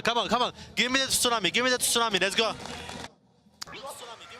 Oh, the tsunami, the wave. Did you catch? Okay, I was confused. I thought he said salami initially. Salami. But it is tsunami because of the wave thing that was happening before. But Pacey, we will come back to the in-between comms. Yeah, Giant X have breach ult here, so it might be a fast approach. And if they spot 2 players, maybe towards quad, yeah, that if anything encourages it here. Chronicle trying to stick around. You can't stick around. There's no way out of that. Had to respect it, and they can't. And now Giant X get the site for free, but we're on the retake. But again, retaking with that operator on that site doesn't feel good. Yeah, it's a hard enough retake as it is. A site's not fun. 4v5 with an op. Look at the cam. Look at the trip. Look at all of this information they have here. Purpo should be watching towards this. Kayak gonna have to come out of that ult at some point. Here it is. Purpo on the line, gonna be cleared. Fnatic looking to try and pinch from the other sides now, but time is gonna start ticking. 4v4. Flipping the roles almost. Can you hold this site when we play attack? No, you can't. Aura the only one to draw blood here, leaving Cloud in a 1v3. They've got numbers, they got positions. Gorgeous retake from Fnatic, taking the tour of the map. Lovely macro there from Fnatic. Textbook example of how you're supposed to retake that site. We see every single team trying to flood through CT, but it's those flanks that I think are the key. And Fnatic in a 4v5 with the op, we were not liking their chances, but adding that flank in was beautiful. Player again, nice from Kayak. Nice! Huge retake, bro. True. Now Giant X's money gonna be shattered here. They're gonna be down to that broken buy. We've been seeing what it felt like Fnatic had for like 3-4 rounds, but for now, it is gonna be bits and bobs. It's crazy how quickly Fnatic look like they're back in. One round with Alpha's ult, 1 flank retake, and now anti-eco. Things can change, but the solution hasn't been found the whole time. Chronicle has not been having a good time on this side of the map. Crashies gets a gift from the gods. He almost survived longer there. They've managed to once again take this site with lesser weapons, but the retake this time has not got the flank on it. It's not got the pressure on it. There's a flank on the other side. Look at West side here. His timing could be divine as well. Alpha trying to get a little bit closer, and he's found Purpo. This must instigate that flank from West side to come in now. Flickler's trying to be posturing up, buying the time with these beautiful salvos. Oh no, it's a nightmare. Cloud just got Boaster as well. That's twice now he's died to these salvos. We've got the ult coming in, and maybe unnecessarily. Cloud to catch Alpha on the drop. And the issues persist, even against those weaker weapons.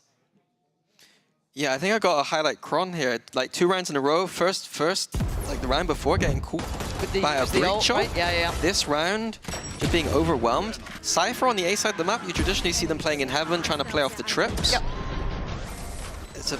I'm not too sure what he's planning, to be honest. And I feel like I've almost never said that sentence about Kron, because he always feels like, I always feel like there's such a control with him. He's such a very intelligent player. He reads how he wants to approach it incredibly well. So it does feel like a strange amount of focus, but I do want to just keep track of that, of how he's handling this being put towards him. I mean, he's forced to flex on a lot of different agents. Cypher's not one. It's the only map he really has to play it on. So it could be to do with that. Yeah. Again, not often do I really worry about Chronicle, but he's having a tough time here. Once again, Giant X are into C site with very little resistance. Yeah. It is going to be respected by Fnatic. The smoke obviously deep here. Does Alpha invest? Oh, Chronicle has got Purpo though. That is lovely. Crashies from all the way across. Oh, he's got both. Dream come true sort of thing. Cloud dreaming of an outcome that's probably not going to be happening now. He's heard him though. We're up for a biff. Oster gap closing. Doesn't expect it. Oh my, oh my god. Yeah, Kayak easy now, Tiger, because there's a real issue here. Chronicle's timing is everything. It's a nice reposition. It's very hard to consider for Cloud. But that suddenly got serious in a heartbeat. He's going to need to ace though. I mean, God.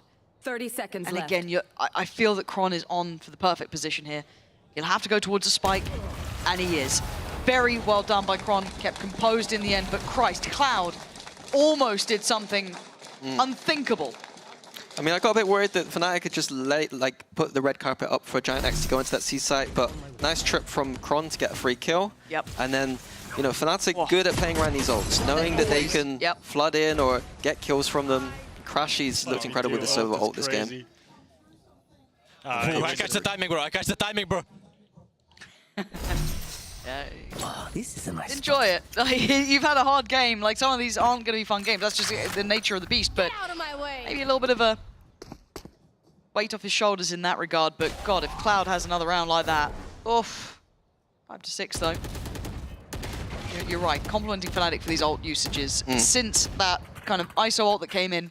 Yeah, there's been a bump in the road. You know, it's not a complete one-sided affair. But since that moment, you've got Crashy's ult coming through that's been marvelous. They're very, very good at this. Oh, the strengths. This will be alpha found. Forced to respect it. See the amount of attention put towards clearing that.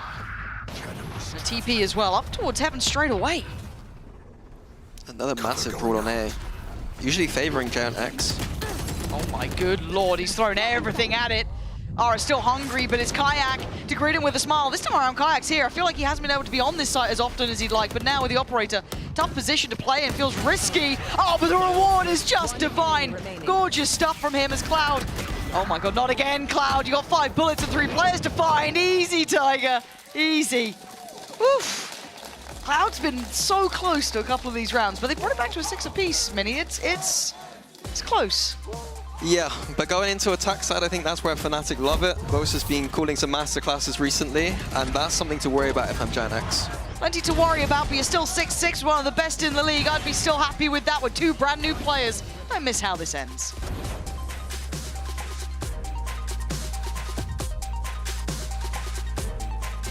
Just waiting for the defuse to come on through, the time ticking down. All you need to find is one headshot. Might just be able to clock this one out and send them to the grand final. It's all left on Vanya's shoulders. There's one way to do it. That is the way to do it.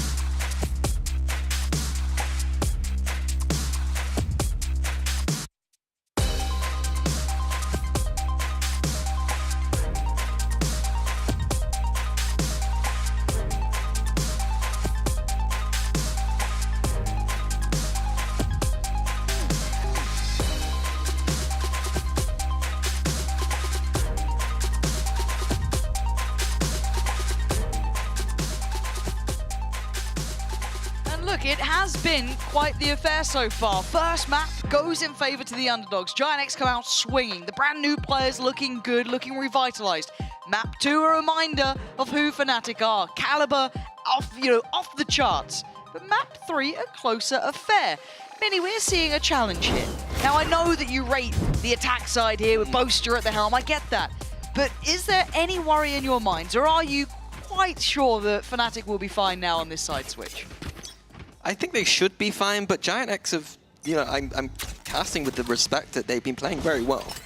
So it's not going to be a simple, it shouldn't be a simple, you know, blowout victory from here. I expect resistance. I'm with you on that, Wes. It looks like Westside actually copped a lot of damage here, but look at the stack. Look how much priority the Giant X put. This 4-play stack towards C and Garage, that's huge. Putting a lot of faith in Cloud to control over towards the A side. And bringing Fnatic just down to 3. Now, Kayak's got himself a lot of space here. Cloud gonna know the presence through sewer. Didn't see the second player. But that is Boaster gonna be seen. Exploration all across the map. Ara's got the flank. But Kayak's in a strange position too. Yeah, if Ara can keep his life, that's lovely for him. Yeah, he's gonna be happy with that. But yeah, his Kayak. Can he become instrumental to the outcome? They've kind of navigated away from each other. You've got the players backfilling towards B. And now it's kind of, I don't want to say thought through, but there's, oh my god, has Kayak been seen? He has! Oh my word, and Ara turned around for it. He was just caught by the players drifting from B towards C. The timing not there for them, leaving Crashies and Boaster to try and pick up the pieces of this round. 5 against them, and Giant X looked prepared for this. Boaster trying to find a path through Garage. It looks unavailable. Crashies with a lovely shot towards Ara. Just that shock dart to buy maybe a couple of seconds on the plant here. Boaster trying to make a play. Playing in that smoke. Does that Fnatic classic work just as well? The double swing. Oh, I just dipped into the other side of the smoke there. Crashies. Oh my god, it's 3. Are you on for the ace, Crashies? You got 1 bullet, hits a reload. Got the dart as well. He's got something to do with this one. Come on, Crashies, show me some magic. No, it is Giant X pulling off the first round here in the second half. And Mini, they looked ready. They looked like they had the read. It was a 4-man stack through Garage and C. Yeah, like that's what I wanted to highlight is maybe Giant X looked into the pistols of Fnatic. I'm gonna be honest, I can't remember what pistols Fnatic ran, but they looked like they had an anti-strat ready. Knowing that Fnatic maybe liked to go towards that Garage. Nice! And it was nice. Well executed. It's like sometimes we talk about Giant X and they have these nice ideas and they don't, the execution just isn't there. Sometimes the shots aren't hit. But today, looking very different. This is, it gives me a little hope here, because we've had like Cloud hitting, this hasn't been a big performance from Ara either. Like if we're looking at Jet pound for pound, he hasn't been popping off, doing anything crazy. If he starts heating into this one, if he gets a little bit of room to build, oof, let's get a bit scary. But can Fnatic make anything happen this round? Any small victories here? Purpo, if he's focused, should have the angle, and he's got the kill. So far, no really red flags to be worried about. Standing ahead. It should be a simple one for Giant X here. I like this, though. You can see the timing on what they were trying to do on that crunch towards West Side, but it just gets outdone. I like Kayak's attempt. It's not there, though, and this now formality. Giant X getting the second with an in-zone flawless.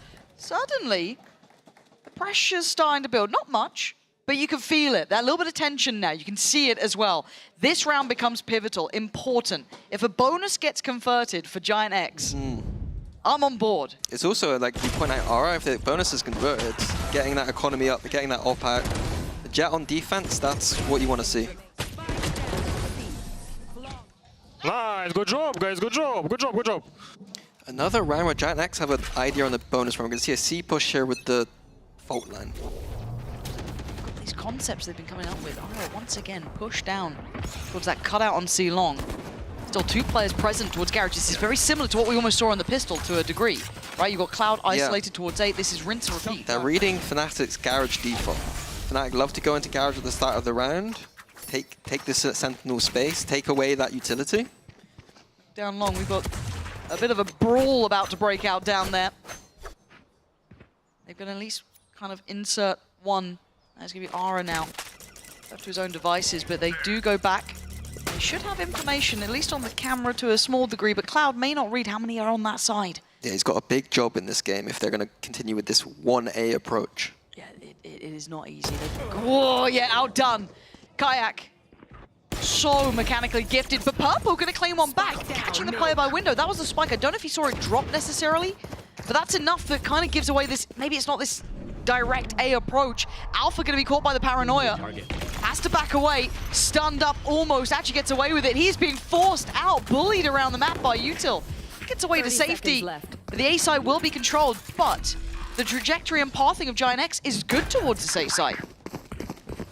All from one position though. Silence. Would have been nice to have a bit more of a crunch. Yeah, and now you look at the pressure then coming back through from sewer, but they've already gotten past that. They've skipped ahead a little bit. So Kayak maybe next. Turns the flash just, well, he turns back into it. So Crashies plays in, swings in, Crashes! He's held the line just as desired for Fnatic. Happy with that one, and the first time truly identifying that isolated Cloud on the A site. Yeah, I think that it'll be interesting to see if Fnatic make that read, that Giant X are hard anti-stratting Fnatic right now. They've got stacks towards C to deal with Fnatic's usual default, playing just one towards the A site. If someone gives Boaster that information that they're only playing one on the A site, I'm really going to say that nice this is what round, this timeout's probably about. Really nice, and Alpha really good info there.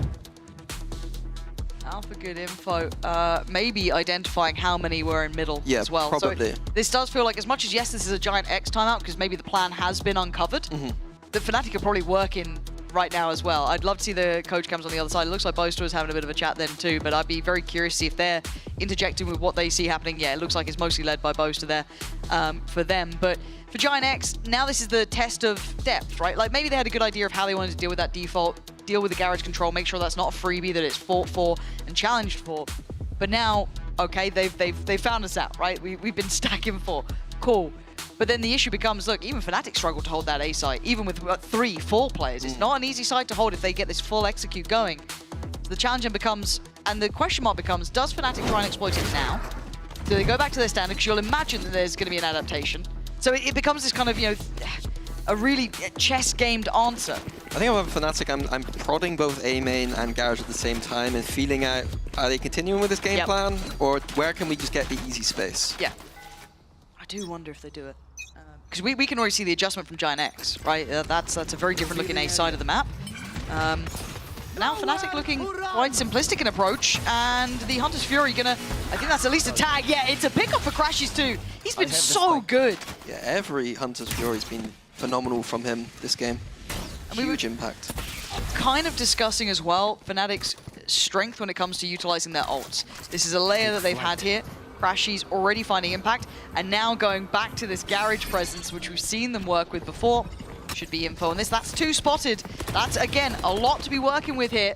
Trying to get that connection, but Alpha going to go for the kill. Yeah, really well controlled in the corner. Good trade for West Side, so not out of complete touch, but now we have to see what that retake looks like on the C site. Not too much to work with. We've got Ara pressuring the flank and some salvos, but West Side's got in already. Yeah, that's a bit worrying. And where was Boaster? I guess maybe imagining Kayak had that. I don't know. It looked a little lost in the source here. This is still getting dangerous. It's a 1v2. Ara's position does get noted. Obviously, going to be considered earlier. He's got to get moving, and he knows he has to try and gap close and get there in time. The flash going to come through. Tries to find himself a cubby to play from. Trying to identify this crossfire. Find the player. Spots one. Oh, it's lovely. 5 bullets. He can't convert on Kron. Safety found for Fnatic there. Tying the scoreline up now a little bit closer. And the battle truly of the minds begins. Yeah, timeout not working for Giant X, and now down to just the Sheriffs. Chico. Chico time. Yes. Don't ruin it, Purpo. We go by like majority rule, but... I think it's still a Chico. It's fine, it's fine. Okay, never mind.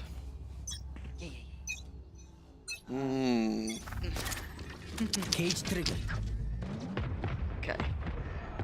What do we have? Fnatic should be just working a default, really. You know you're up against a team on Sheriffs or, you know, a broken bite.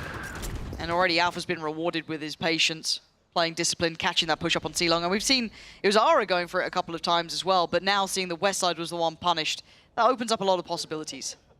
Yeah, but Fnatic will continue to play it patiently. Giant X, nice proactivity, but Fnatic should be ready. Purpo, it feels readable. Fnatic very heads up about this, re-clearing towards window. I don't know if they go too deep to clear it. Gonna look for the last player. Boaster, that was sharp. Quick towards Purpo there. And again, methodical from Fnatic. And this is kind of what you need in a round like this. You need to be very composed about it. Show me a target. Alpha hunting his ult now too. He should. Ara looking like the next potential victim too. Down only 22 HP. And Alpha, yeah, very much on the case. Spike no support going to be coming in from Cloud anytime soon, really. Quite far away here. Cloud looking to save, it looks like. Ara doesn't want to give away anything more. Alpha is only one off from the ult, but still, I mean, Crashies not too far away either. Going to be difficult to get any sort of silver lining out of this round. I feel kind of sorry for Giant X, taking that timeout, losing, and now they've got to deal with an alpha ult on the next, like the second gun round. Yeah, look, it's something that we kind of compliment with Fnatic to an extent, but a lot of the good teams will do it.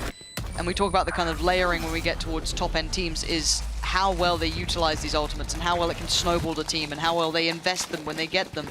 I remember Steel losing his mind the amount of times you'd see players sat on these ults, not using them, not building rounds around it, and it just becoming, you know, a real issue. But as it stands, Fnatic are showing what you can do with this. Now, whether or not that holds up, we do have 2 more to work with here. Kayak obviously has his and Alpha now. Oh, this is a nice spot. Historically, Fnatic like to use the Euro ult on A, but looks like they're going for a more fast garage approach, potentially. Potentially the combo of the Euro ult and the ISO ult could be used. But it looks like they're going back to this 4-1 for Giant X too, so... Already hearing that shield pop makes you nervous, and there's the player snatched. Alpha to be taken, I think that's Purpo here. Oh, that's not clean, but it's fine, he gets away with it, but there's a lot of bodies on this side of the map. So as much as he does go 1-for-1, we are seeing this 4v4 break out. Still have Kayaks off if they need it, but they've got time to work the map now. Alpha, yeah, really strong from him. It's a big kill, gets rid of the breach ult, which is, I think, what Giant X were looking for, because they're playing retake on A. I think that was going to be a win condition. Now they're all invested just to ensure safety and also sell a great deal of presence where we know it isn't going to be. Now, does Cloud think, yeah, that's nonsense? I don't know. He's still around by 8. It's all on Cloud. He's in the right place. And it's the right time. Spike down. Head rolls off of Boaster's shoulder, and he looks towards Sewer. Not wrong about it either, but now Alpha going to take towards the site. Imposing figure after this sort of round. Oh! Cloud surgical in precision, but Crashy's the one to bring this back into hand, and now Kayak has to hold the push up, and he does. Swiftly handling the push. Giant X once again unable to get past that final hurdle. Yeah, Cloud did its best. He's had that responsibility of being the solo player on A so much. We've seen Fnatic on their defense using 4 players sometimes to hold it, and Cloud's doing a good job just by himself, but unluckily not enough.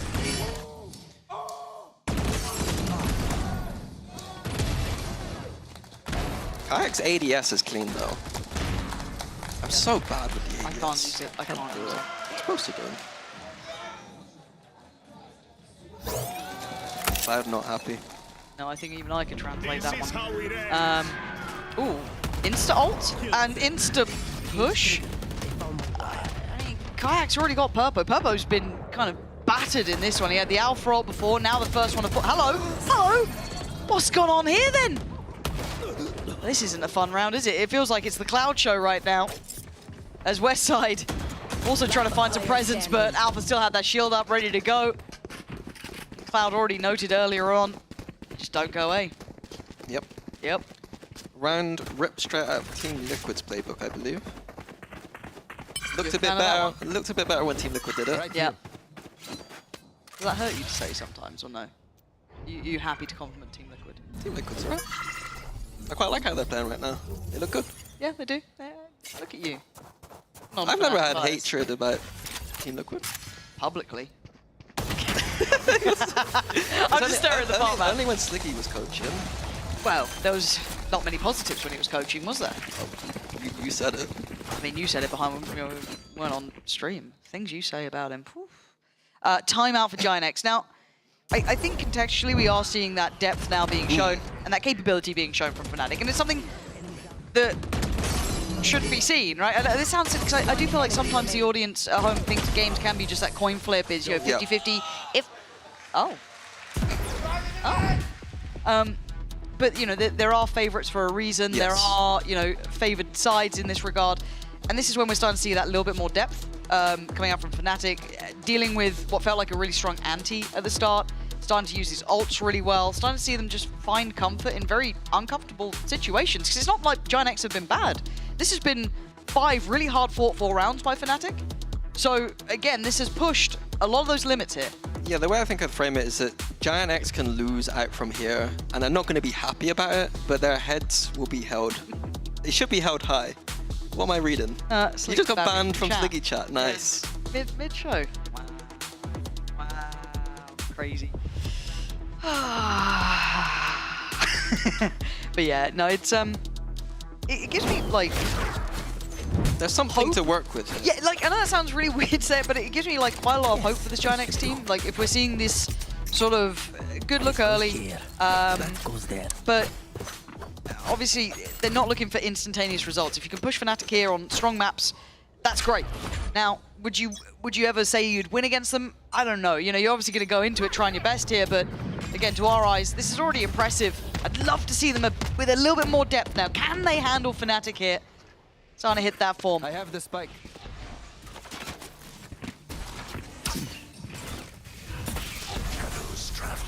Giant X getting Aura up close with those jet knives. We've seen Cloud by himself the entire game, it felt like, but now finally having someone to battle off. Ready on both sides. They got a fault line ready on Garage in case Fnatic go Garage, and they've got 2 players ready A in case Fnatic go back A. The 2 main kind of points, default points on the map. Yeah. All right, Aura. Give me something. Not been a bad game necessarily, but I want to see this. Oh my god, yeah, that's... Oh! I don't know who survived that one better off. Aura, he's a madman! I loved the attempt! I loved it! Obviously, didn't go well for him in the end, but you know, you got to try something. It was his only option. Literally. Oh. NT. My butter broke. NT's in chat. 30 seconds 4v4 though now. And it feels like Fnatic start to run the game a bit better at this point as well. Once they remove that one player, they can kind of punish these rotations. And it is all a ruse though. Look where the spike is. Oh, no. This is where Bosa's at his best. Yep. Oh, it just feels... We saw it all against Vitality, these fakes coming in. Yep. Reading them like a book. That was very well done. Ult there as well. Dodge though. Yeah, so they can still put a fight on this, but they're going to try and flood, I imagine. Yeah, they have to. They have to go for util, and Cloud outdoes Kayak. Westside clears Alpha. It ain't over yet. Boaster doesn't have the 1v2 this time. Giant X staying in the game. Yeah, as much as that round was cool beautifully by Boaster, if Giant X just run through and hit some headshots, then that's Valorant. It's you and me. Hit the headshots, that's Valorant. The new tagline. Yeah. Yeah, I'm down. I give up with analysis. I see them pumped up though, because I do feel like Giant X have, you just see the defeat on their faces half the time. You know what I mean? Like in the last game, sometimes you're like, God, it has been a rough one for them. Like we're actually seeing them look a little bit more, right there, you know, in it to win it. Yeah, it's nice to see.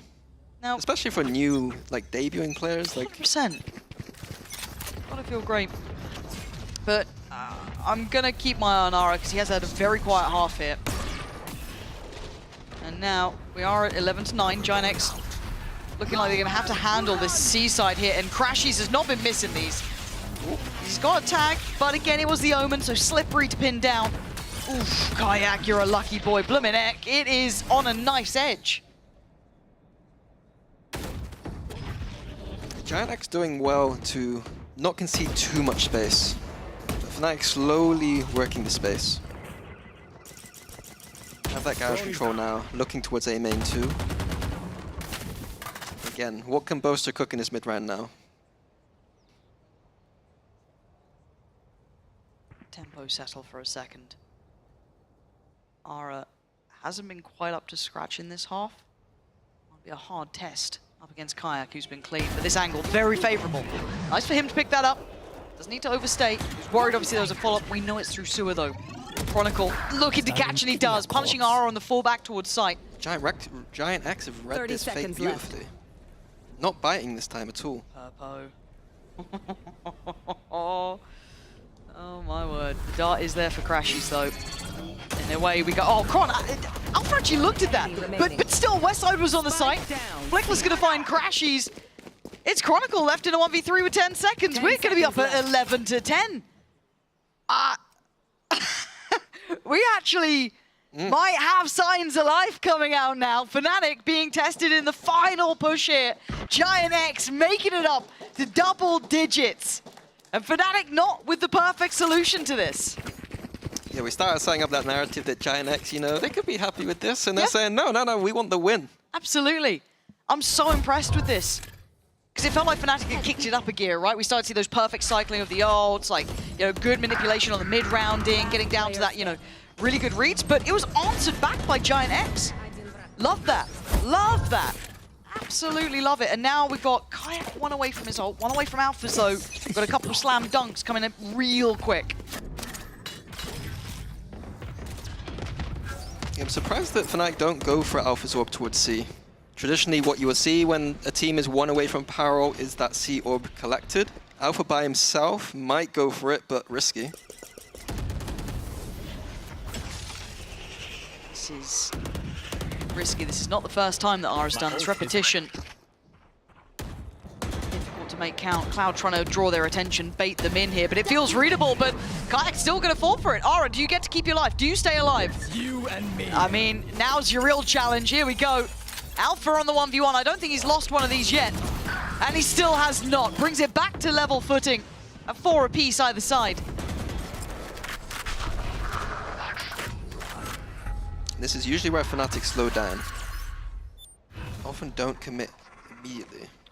If they keep going this way, Cloud's been so good at this. See Flicker's coming over. Ah, now that's nice use. The Chronicles ult. That's a big bit of info. Completely full off sight. I feel like you can't give it up completely, but Cloud's in trouble here. It needed Flickless to kind of bail him out a little bit, turn the eyes away, which I guess he did, but now the issues start to mount up. Player to the left, player to the right. The cage going to deny some access. Westside trying to isolate one. It is Boaster to the left. And it's only Boaster on the left here, but on the drop of the cage, the drop of the players, Fnatic finding what they needed there in those moments. Giant X held on 10 as Fnatic make it up to 12. Yeah, Alpha using his own wall to go grab that orb towards C, and then bails Fnatic out by getting Ara.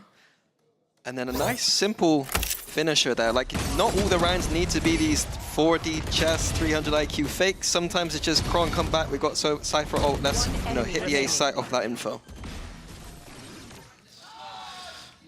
Well played. Hey, come here, Jack. Give me one more. Come on. Heavy breaths from Alpha.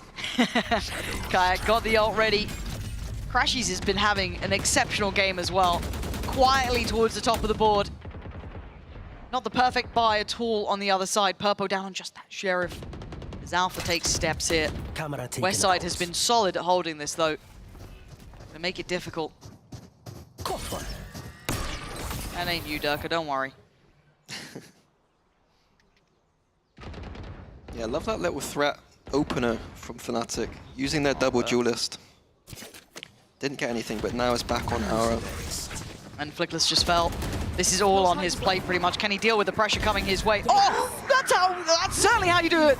Gets out of danger, at least for now, trying to dip away, trying to find some safety, but Kayak is hot on his heels. Takes the get out of jail free card, but looks to try and control Ara, who is still standing on this side. The wall going to be coming his way as Alpha removes his teammate. Ara now surrounded, he falls. Alpha coming alive.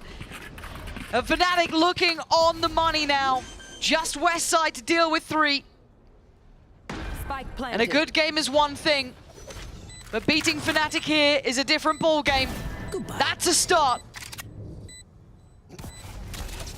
Got it in the end. Oh, hello. Finds one. He's fancying it. He's got to go for it at some point. You can see the Boaster getting closer just in case. Spots him as well. He's seen both now. I don't know if he's got it in. He's got to take the chance, but Boaster waits. And Boaster strikes. Close as you like. A 13-10 result is respectable for Giant X. They pushed Fnatic here in one of their stronger maps, Minnie.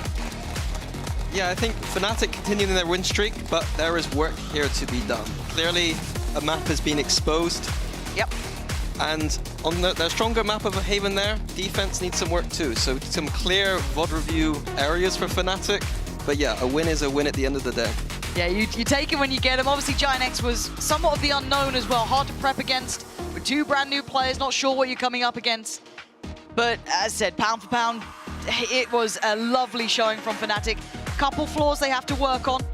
Couple things they're going to have to change up. You know, the big boys out there will be watching these games. They'll be watching the vetoes. They'll be watching how Giant X managed to navigate that kind of default that Fnatic like to run on some of their stronger maps. But Fnatic rose to the occasion. The strong point's still there. Crashies having a big map at the end there as well.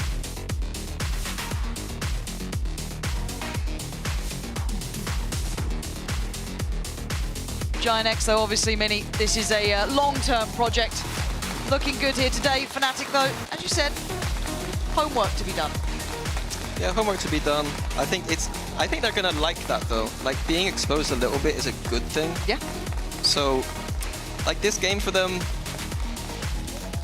you know, it's just a good thing. Like to be exposed a little bit is a good thing. A Giant X though, from my side, I think they can go away from this game looking happy, heads high. Yeah. They've got something to build off here for the split 2.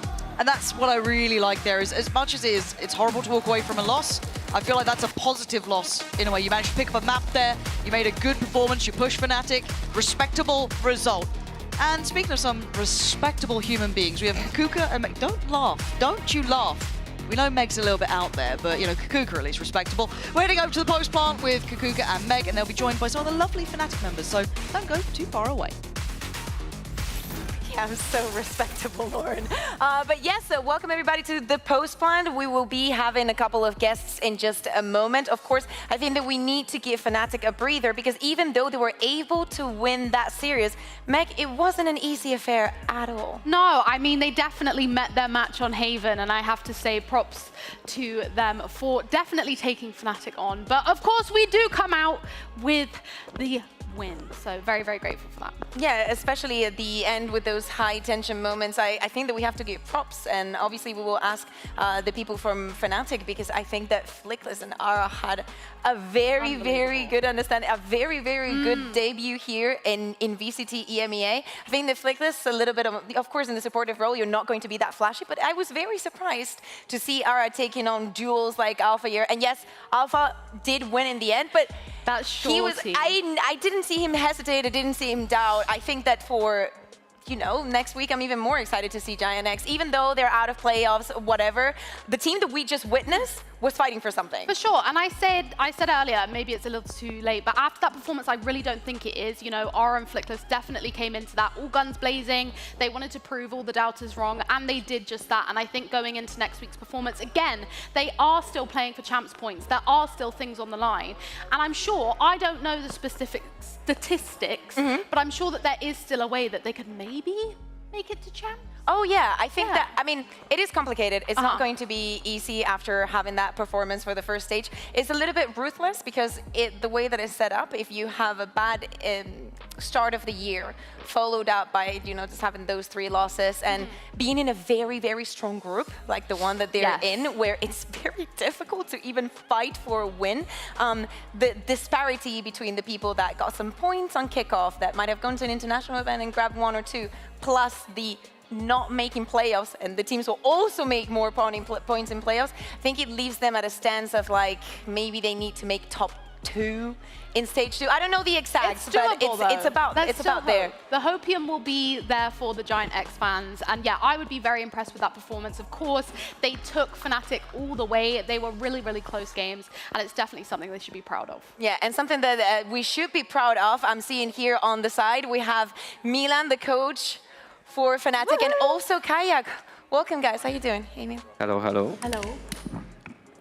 How you doing? I'm doing all right. Are you stressed? All right, all right. I have too much adrenaline right now, I think. You can, you know, you can drink a little bit of water. You want me to hold it? No, it's fine. We already had the water. It's not helping anymore. Oh, okay.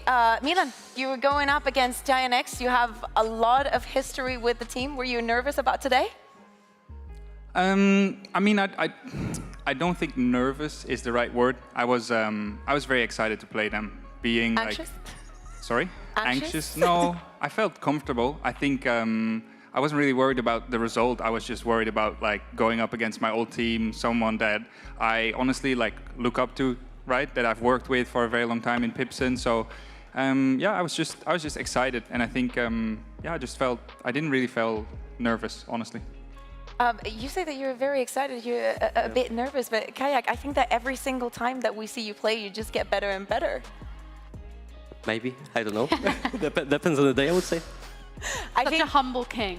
Such a humble king. I just wanted to quickly ask you, Kayak, because it feels like you're so incredibly comfortable when you pick up that op. And of course, either way, you're good with the Vandal and everything. But do you feel more comfortable when you have an op in hand? No.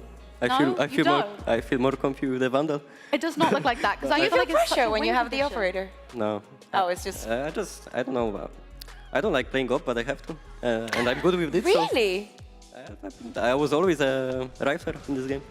Because I love playing the op. But throughout this series, let's address the elephant in the room. We saw the Ascent.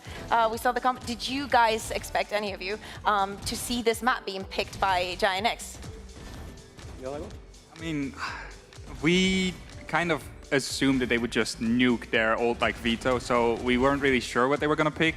I think Ascend is a map that you can pug out fairly well. They brought in 2 new guys who, obviously, you can't build a 6 map pool in a week, so we knew that they were kind of going to go for this more puggy style, and I think, I don't know, we didn't really read into it too much. We just went in this game with an open mind. We did some preparation, but we kept it fairly light, and I think it just paid off.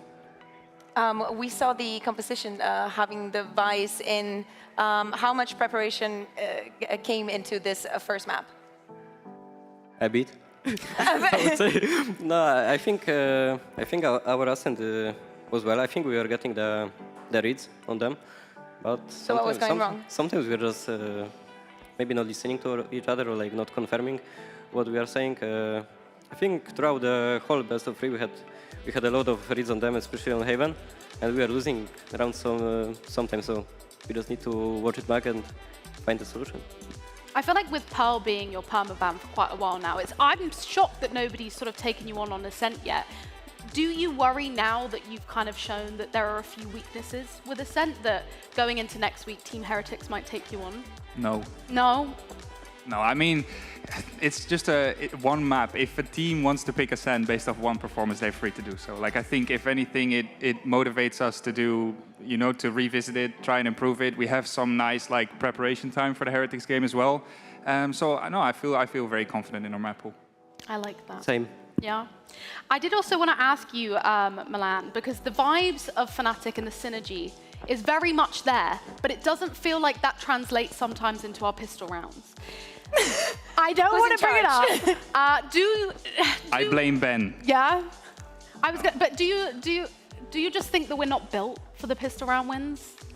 I mean, I don't know. In scrims, we're doing fine. I think we just we overcook sometimes. I feel like maybe on the day we're just I don't know. Maybe we want to give the enemy some fake confidence. I think that's it, because I feel like these comebacks have looked really good throughout the entire split. So I think that's kind of what we're trying to aim for with these pistols. And we just don't need them. We don't want to waste our time on the pistol rounds. Who cares about pistols anyway? I think we need some warm ups on pistols, maybe. Apparently he does. We need some DMs on before the game. We'll figure something out. Okay. Okay, that's lovely. So we're going to keep seeing you guys go to that third map. Were you surprised by the new 2 pickups from Giant X? Because we saw some very crazy plays. I mean, the both players are from UCAM, I think. So I think it's the affiliate team. Yeah. So I think they're decent. I think Ara played quite well for his debut. So I think they're decent. Did you expect them to be like that? Did you expect today with the 2, be honest with me, with the 2 I new players to be I think an easy day? Flickless was the best player on that team today, and I didn't expect that. So I think that's super cool. It's always nice seeing new faces pop up, and you don't really know how they perform on the day. But obviously we kind of knew that. I mean, the same thing happened last year when we picked up Famsi from UCAM, and it was just a similar situation where you just kind of run it down. And also, this Ara guy was just doing some of the most outrageous things I've ever seen, opping outside of smokes, jumping out, going for dashes aggressively on Ascent. So fair play to them. I think they really made the most of what they had, Absolutely lovely. Meg, you were mentioning next week, you're going to be playing up against Heretics. Actually today's win did not matter that much into the whole perspective of things, but if you are to win against Heretics, you will be securing that first seed. You know that it is very, very important to get that first seed if you're able to. What is going to be the #1 thing that you're going to prepare? As you can see, both of the groups are already locked in. So what is the one thing that you should be scared of from Heretics? Nothing. Nothing. You know that we had Mini Boot and Woods before they were playing against Vitality, and they were saying that they were both better than any duelist out there. They were speaking about Dirk as if he was no one. I'm better than Mini Boot for sure. Jeez, I can't wait to see it. I will show him in 1 week. Yeah, absolutely love that. Also, looking at the, well, answer the question, Milan, do you think that there's anything that you should be preparing? Is there anything scary about Team Heretics? I mean, I think they're a good team. Like, there's a reason they're 3-0 now as well, and they've had fairly similar results against other teams. So, if anything, it's going to be a very exciting and good game. I think for the both of us, I think they play tomorrow, right? Yes. So they'll also have a full week to prepare, do their thing. So it's going to be fun. I think that they have good players individually. So do we. I think they've shown some cool compositions. So have we. So I think it's just going to be a fun game. Yeah, I agree with Milan that it's gonna be a good game for sure. Of course, looking at Group Alpha, you have played against everybody, or will play against everybody once you've played Heretics. But in Group Omega, we have Team Liquid, BBL, KC, and Foot already locked in for those playoffs. Who would you like to face up against the most? Liquid, I think. Why? Too many Polish players. Okay. Even getting rid of one, Milan? I don't know, I feel like all of them would be fun. BBL have been kind of like soft roasting us in scrims a little bit, so I think it would be fun to play them on stage and see if they can, do the same in the arena. And I think the other two teams are also just fun to play. I think KC has shown some cool stuff. Food is always fun to play. Like, I always like going up against them, so don't really have a preference. I'm here for the Fnatic BBL matchup. I feel like that would be a banger. Everyone would love to see it. But I did have a quick question for you, because earlier in Throwback Thursday, Milan, Alpha mentioned that he didn't really listen to Mini's VOD reviews and would switch off. How are the boys now with their prep? Are they better? Do they listen to you? Do they lock in? I think we have it's probably better to ask Kayak this question and put him on the spot a little bit, but I feel like we have a pretty good system now in terms of not making the boys feel like they have to, pay too much attention outside of playing the game. We're doing stuff like fairly organized. We do it short stuff, So I think, I want to say 90% of the time they're listening and they're fully locked in. So I'm pretty happy with that. Do you agree, Kayak? 90% of the time? I would say so, yeah. Milan is my little daddy, I would say. Oh, same as Jake. okay. So Ben is like more of an uncle, but Milan and Jake are my daddies. Oh, okay. Love to hear that. Milan, you are also undefeated as a head coach so far. Must feel good. Today it came close. What has been your biggest learning going from more of a secondary role into now being in charge of a team that is looking this good?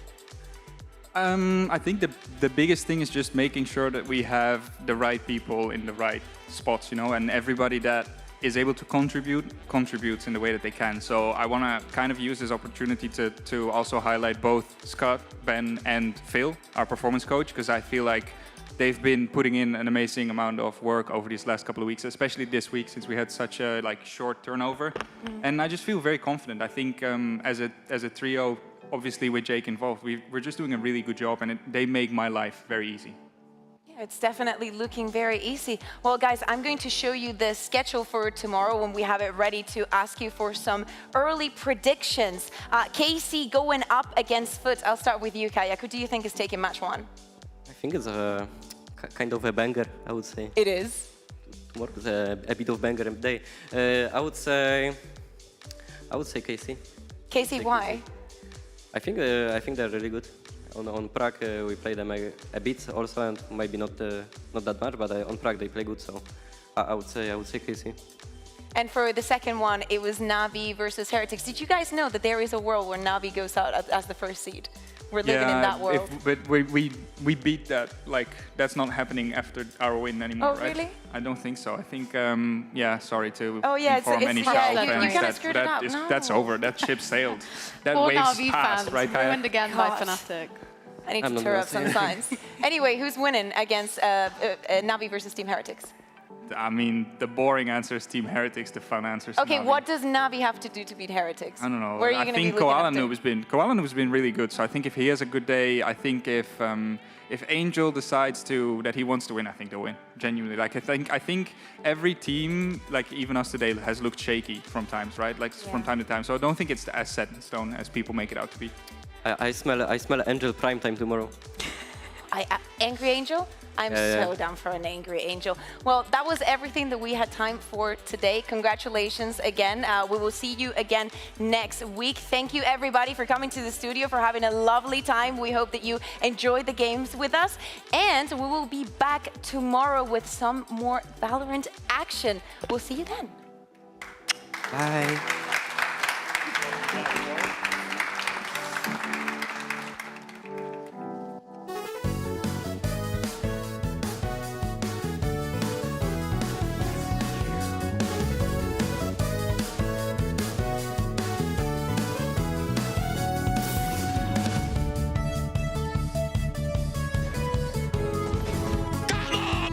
Let's go!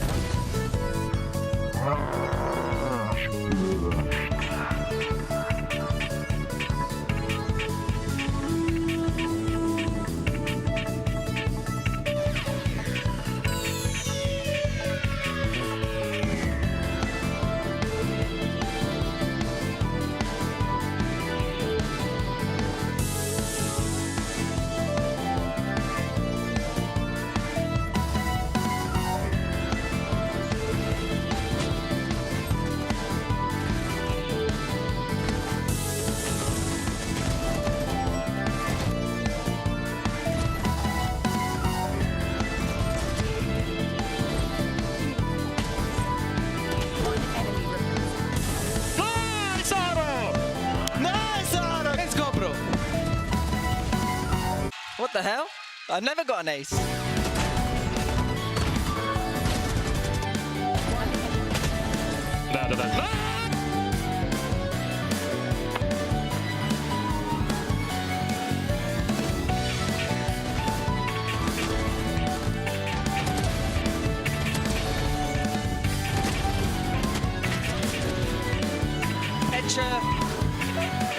Petra.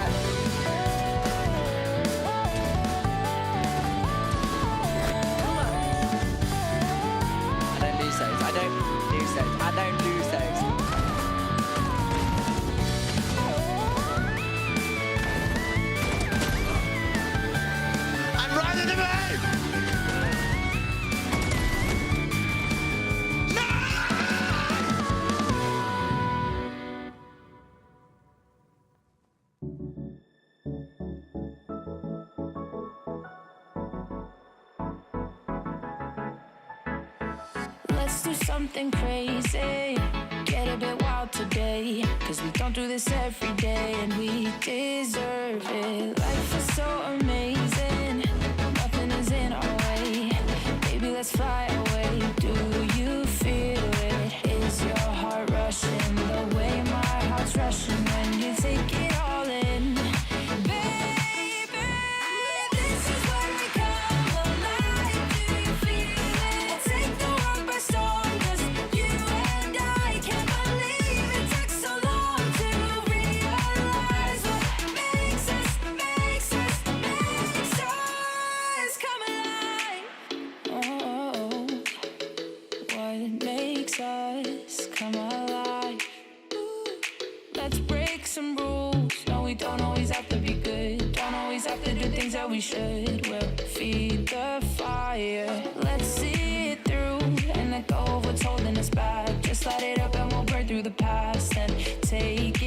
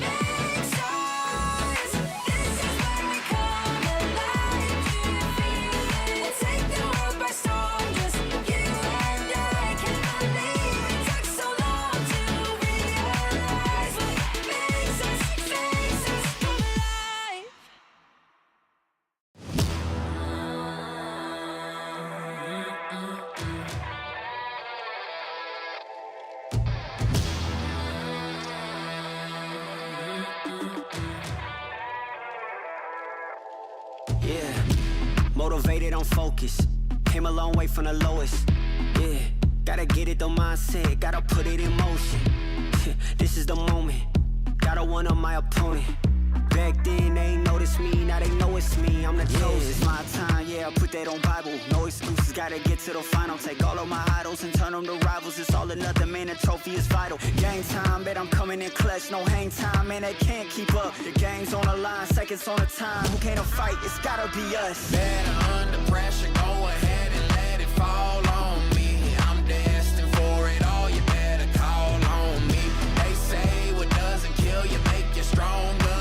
All that pain, it done made me to a monster. They say what doesn't kill you make you stronger. All that pain, it done made me to a monster. Yeah, whole lot of times they doubted I wouldn't be who I am without it. Sleepless nights, I counted. It all paid off, it's really astounding. I had to keep the faith to elevate. Hope for better days, they were coming. Now we can celebrate, knowing every day is abundant. Yeah, it's my time, yeah, I put that on Bible. No excuses, gotta get to the final. Take all of my idols and turn them to